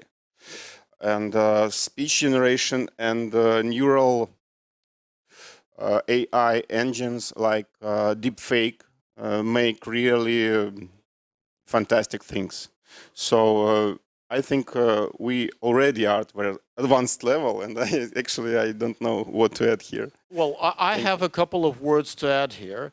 Well, first of all, if you are a translator and you are not translating written text, but you're translating online or you're doing subtitles, something like that, do not think you are safe. A lot of automation programs are being improved as we speak, especially the AI area. Most subtitles in English are generated automatically as the programs run. And whoever has seen TV in the US broadcasts, like sporting events or live shows, they will see that while these subtitles are not perfect, they're very good already. So no human services are required, and given that people need them live, I mean, it's not a movie that you stream when you want. It's a real sporting event or a newscast or a live show, and everybody is interested in being in complete sync. The same goes about voiceovers. Very soon, machines will do a significant part of it. So that is why we were emphasizing content generation, because that's one area where humans are still kind of better and we're more protected, because even if machine helps us, there's still a lot of space for imagination where we can fly, where we can actually divert the movement, because the machine doesn't create for itself, it creates for us humans. And that's where we are still valuable and important. When it comes to the other aspect, if we're talking about the data science aspect of AI development, it's a great area, and there is a huge shortage of data scientists and those who are working on AI, training AI, and they have rather lucrative salaries, believe me. But the problem is, it's not so easy to move from a translator to an AI scientist or an AI expert. That is why we didn't mention it. I mean, there are a lot of very nice, very interesting, great occupations, but I'm not sure that most of the translators or whoever works in the industry can easily bridge that gap. I mean, it's the other aspect of this. Thank you so much. And we have a question from Pavel Dunaev. Hello, Pavel. So he says, it was great. Can you tell a bit about arrangements for content creation? They are not paid per watt, obviously, but how do you define terms and conditions? Oh, Pavel, I truly appreciate your question, as usual, because they are always very thoughtful and kind of in-depth. That's the question that our business development asks all the time. How do we sell these services? Because clients who are paying money, they need to kind of measure it somehow in a kind of an easy to understand way, in a tangible way. So when you create, the typical thing there is that we use absolutely different units. So for videos or audio, you typically count in seconds or minutes of created or localized video. That includes the fact that you translate it or translate the subtitles or just do the voiceovers or something. You have to actually prepare the translations. Sometimes there is a question of timing or lip sync or something, because you have to re-edit them multiple times so that they do not only read well, they sound well, and they're timed accordingly, and they work well in this environment. And then there is another area that you need to post-edit the sound, that is post-process it, and sometimes it takes hours. But still, what the client pays for, they pay for the video. See, the video you've seen, the Kaspersky one, it's 60 seconds, and they're ready to pay so much for a short video that is 30 or 60 seconds. So typically, simplified rates are applied. Typically, it's for a second or a minute of processed, ready to deliver video or audio, or in terms of e-learning courses, it's the time it takes to take the course. So you plan the course, say one lesson is 40 to 45 minutes. We just discussed with Alexander, because people lose focus after that. That's why we are timing our presentation so that it took 45 minutes together with all the other things, because after that we need to get interactive. So we try to simplify it. So we charge by minute, or we charge by hour, or by second of created content, and try to include as much as possible there. Plus, there are several separate tasks that are charged per task. Say when you do live casting for AAA computer games, where the publisher insists on selecting particular voices, they need to approve them because the characters should sound adequate to the original version. There you also say charge for live casting session or something, but it's typically simple and easy to understand and well structured. So it's an absolutely different structure. It's not word related, it's rather content size related, if I may. I hope I answered the question. If I didn't, I can delve into details. У нас нет времени на то, что подробно. Okay. Any more questions? Yeah, one small one, because Fyodor has a presentation in a different hall in 3 minutes. I'm so sorry. As a Korean interpreter and translator, I'm just wondering about some of the more unexpected things that you encountered while trying to open business in Korea. Just curiosity.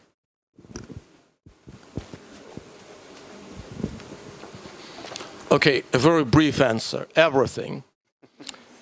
The culture is completely different. Expectations are completely different. Even knowledge of English varies because people occupying high posts in Korean companies are typically older people who do not know English well, because Koreans were a relatively closed society up until maybe 20 years ago. So people who are making decisions, they do not speak English well. I mean, that's the typical thing. And because of that, you need local people whom you need to trust, who can deliver the message and who develop the content. And the second thing that is probably very unusual, say for European or especially Ukrainian culture, Ukrainians are extremely hospitable. If you have a foreigner, or say the same can be said about Poland, if you see a foreigner who has some problems or trouble navigating or finding something or doing something, you're ready to help. You'll get out of your skin to help. In Korea, Koreans are first-rate people, and the foreigners were typically considered second-rate people. It's not that they're not helpful, but centuries of isolation led to an absolutely different culture. It's in a European's viewpoint, I do not mean any cultural insult, for God's sake. This is a very xenophobic culture. It's Koreans first. So you have to kind of break this barrier. And nowadays, it's being broken because younger generations are considerably more exposed to the world culture. They typically take a semester or two abroad. They start in Australia, learn not only the language but the culture. But the older generations are very reserved. They're kind of scared of foreigners. They do not trust them. And if you're a foreigner, if you look like me, you will not sell anything there. I mean, I can sell almost everywhere except for Japan and Korea. There, I'm almost helpless. I just have to sit there like the boss and just pretend that I understand what's going on because they're talking in Korean and using their own slang, their own terminology, their own approaches, arguing extensively, and I have no idea. Okay, hopefully, I mean, that was the brief answer because everything was a shock.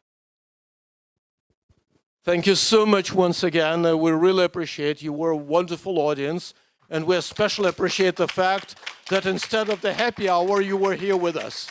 Thank you.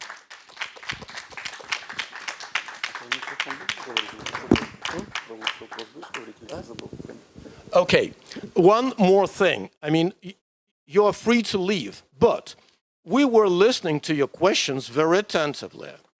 And the person who've asked the best question will get a special prize from Logos IT that we prepared, wherever and whoever you are. The same applies to the next presentation. That is why you really should go and listen to Fyodor and ask a smart question, because you have a chance to win another prize from Logos IT. And we're not telling you what the prize is, but believe me, it's good enough. You'll enjoy it. Thank you.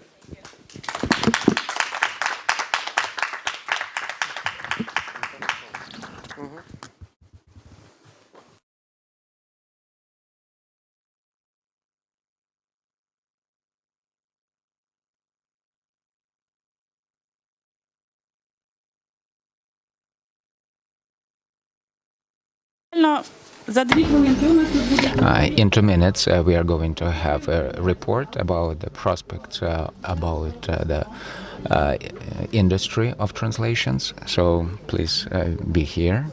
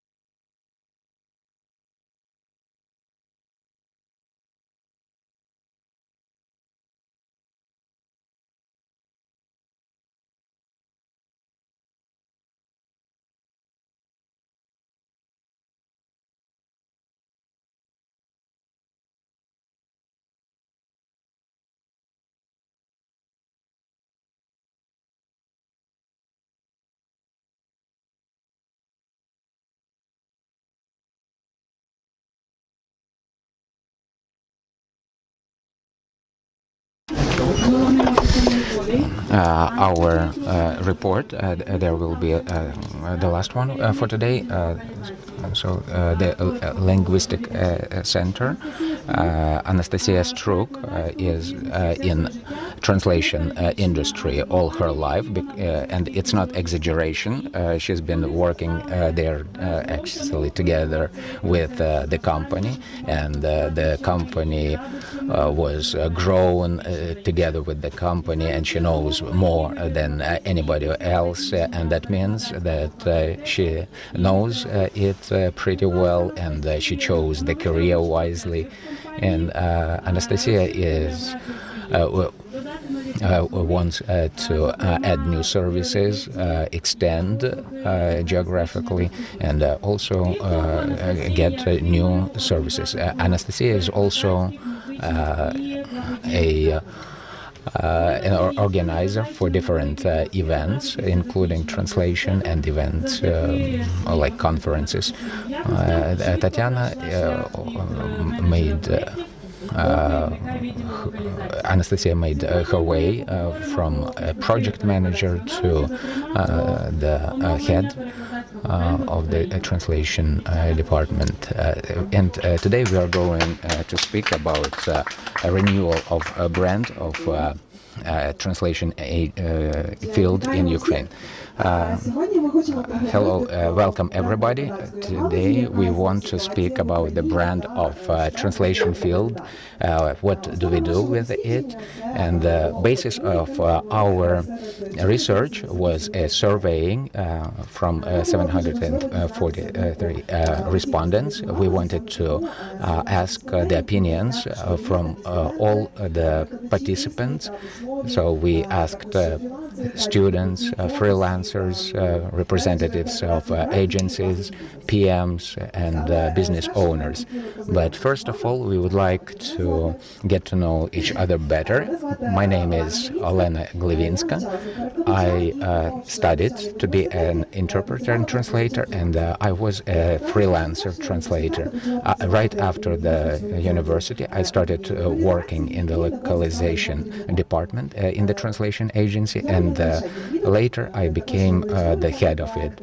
Not only am I this translator, but I also manage some. I was able to get to know the translation field in many spheres. My name is Anastasia Struk.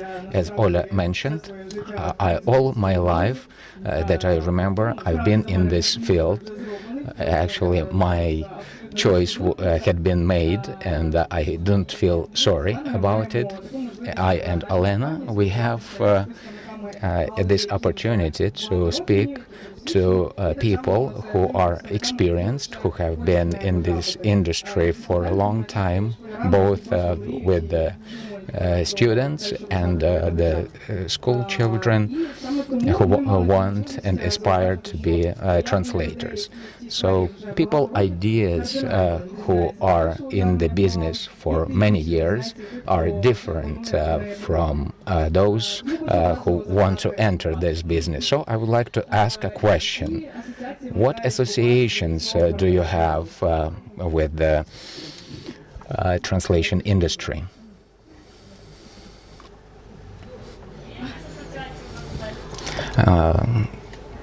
On the floor, probably somebody. Okay, then. We had prepared something, and we asked the same question from in our survey, and they answered a little bit more than you. So these are the questions: technologies, versatility, inspiration. It's all about money. Also, the one that we like, it's Linguistic Center, the name of our company. But not everything was that positive. A lot of people said about some negative associations. Our respondents sometimes speak about this field that not being cool, about no social benefits, no room to develop, and probably a lot of people understand why such associations evolve.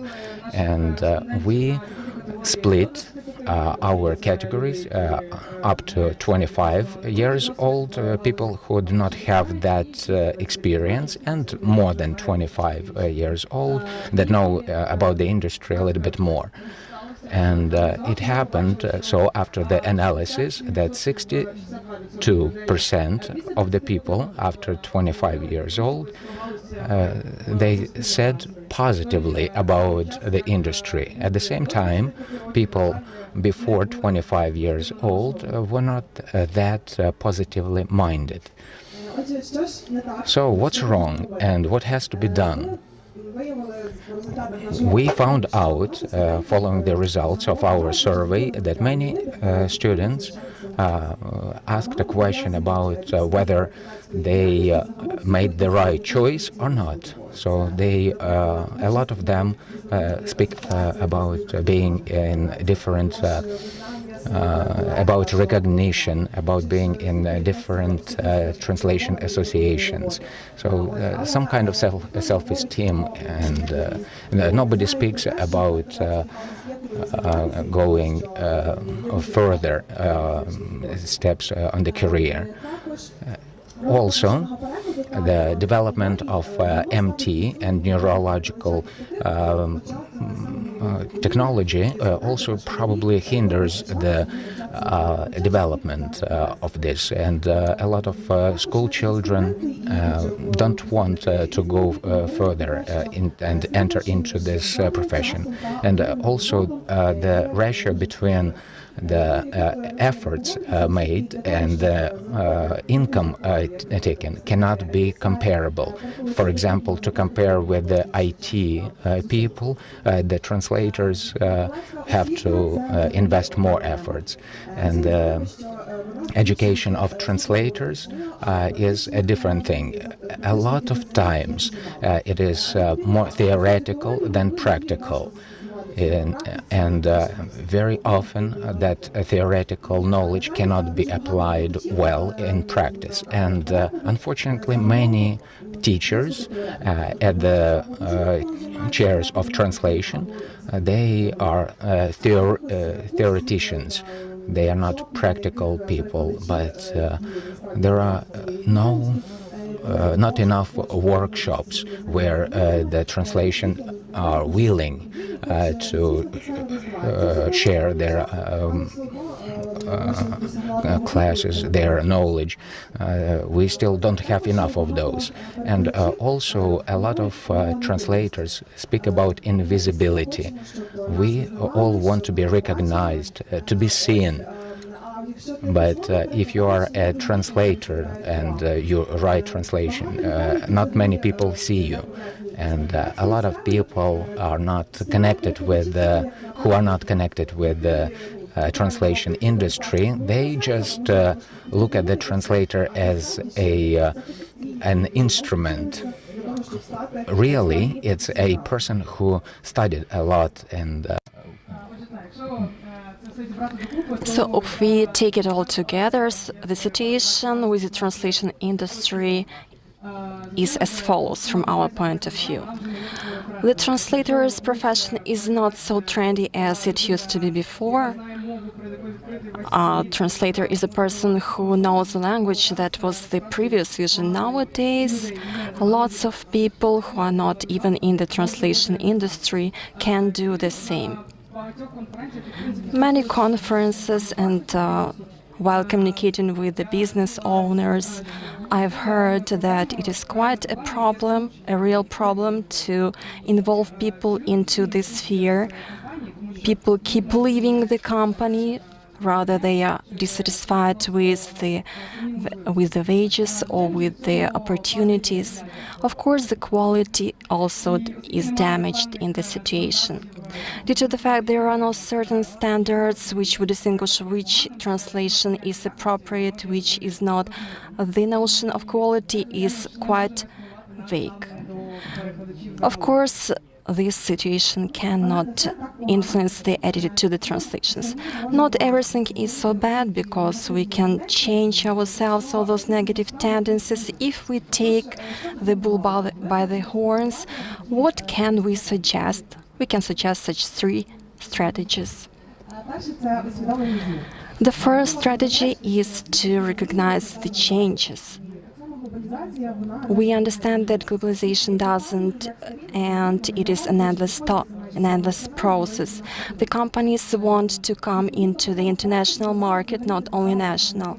The necessity for translation is only increasing with this situation. We should understand that translation industry is changing and is transformed due to the changes which are in the market. On the margin of the translation and other industries, there are different technologies, different things appear. If a person doesn't like purely the translation, he or she can find something on the margin. For example, such a notion as localization. A lot of professionals already know what localization means, but unfortunately students and children, they somehow do not understand, they still haven't come across this notion. Localization is a kind of interesting and versatile notion. It may include lots of typicalities, video games, and a lot of other things. Another thing which is developed is the transcription of the ads, which is very popular in any market, necessary for people to buy different services or goods. They need the ads, they need the commercials. If somebody is dealing with the transcription of the ads, he or she may make use of his knowledge of translation, knowledge of market, etc. Video translation is another sphere which is widely developed nowadays, especially within the period of the quarantine. We have lots of lessons, workshops in the world which are to be translated. The video content has been prevailing in the internet for quite a while. That's why we need the subtitling, audio-visual translation. A very interesting notion is a voice search. It is considered that within the nearest time, all the searches in the internet will not be printed, but the voice searches. Respectfully, the companies need the linguists who can predict what people might be talking, what people might say, because things which we tell, which we talk, they might be quite different from what we are writing. And the necessity for the specialists who are able to analyze the samples of the voice, samples from the users, which are to be translated, summarized, made different notations in order to create a database with the technologies of voice recognition and to make the improvement in satisfying the needs of the users. Generally, those were the examples, just a couple of examples of those perspectives of translation in the future, which are quite interesting, but not very well known to everybody. What we had to do, we just have to figure out things about them, information about them, and follow this situation. Another strategy is very important. It's a personal branding. Everybody is talking about, it's much spoken about. We have just to think how important it is, because every industry includes humans, includes people who are the elements of this industry. Of course, in translation industry, people are most likely introverts, but we have to realize that the world has changed. We have heard a nice report from Sabina, who was telling us in her speech about it. If you are even a very mighty, a very professional specialist in the industry, what's the point if nobody knows about you? The things you can do, you have to make your page, your internet page, and make people know about you. Partnership, that is also an example which works, which means that there are people who know something that you might not even know about, and working together you can create a high-quality product. Now I want to demonstrate you our most favorite example of partnership, which was built up taking into account all those three strategies we have mentioned today. We applied it while preparing the Translators Contest Lviv European.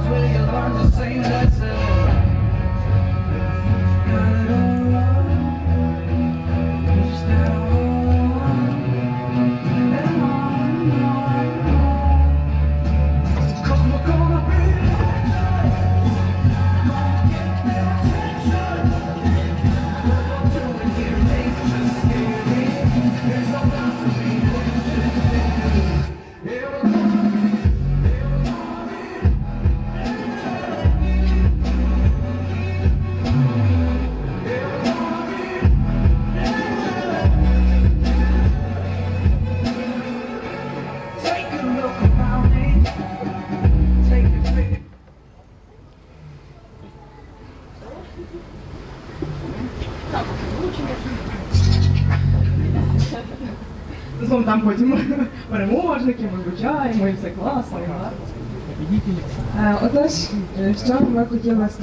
So what we wanted to tell, translation is really cool, interesting. What we all have to do is to realize that we have to deliver the thought to the young generation of the industry which are just trying to enter into it. Take care, stay safe, because we are really worth it. Thank you, girls, for such an inspiring speech, very optimistic. It's really great that the representatives of young generation are ambassadors of our industry. Hooray, we have the future. Any questions?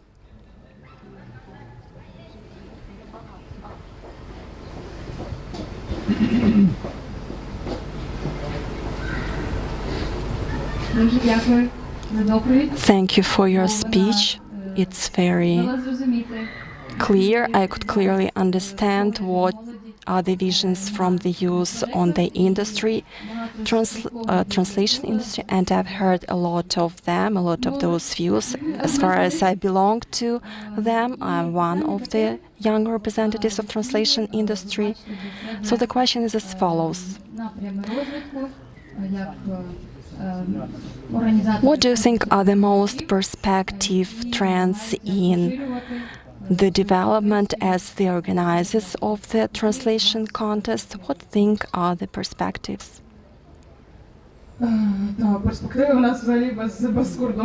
We have limitless perspective. Thank you for the question. Thank you for winning in the contest.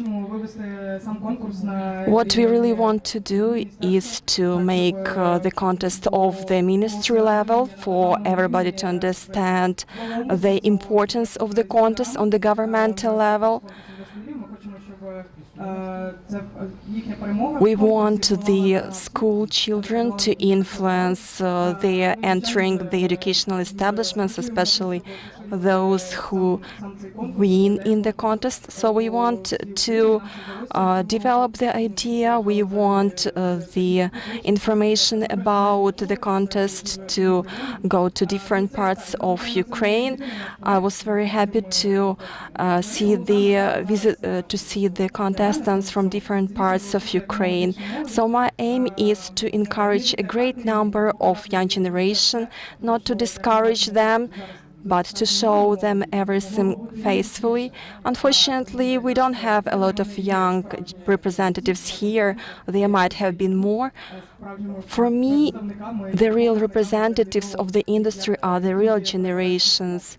We can see what the translation world in Ukraine is. So for me, the best thing we can do is to encourage the young generation into the industry.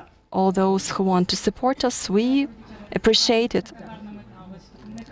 Thank you, girls. You have a very noble aim. Good luck to you. Any questions?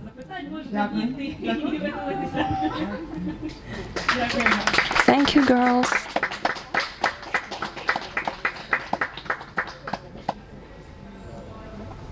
На цьому наша сьогоднішня програма на потоці мистецтво перекладу завершена.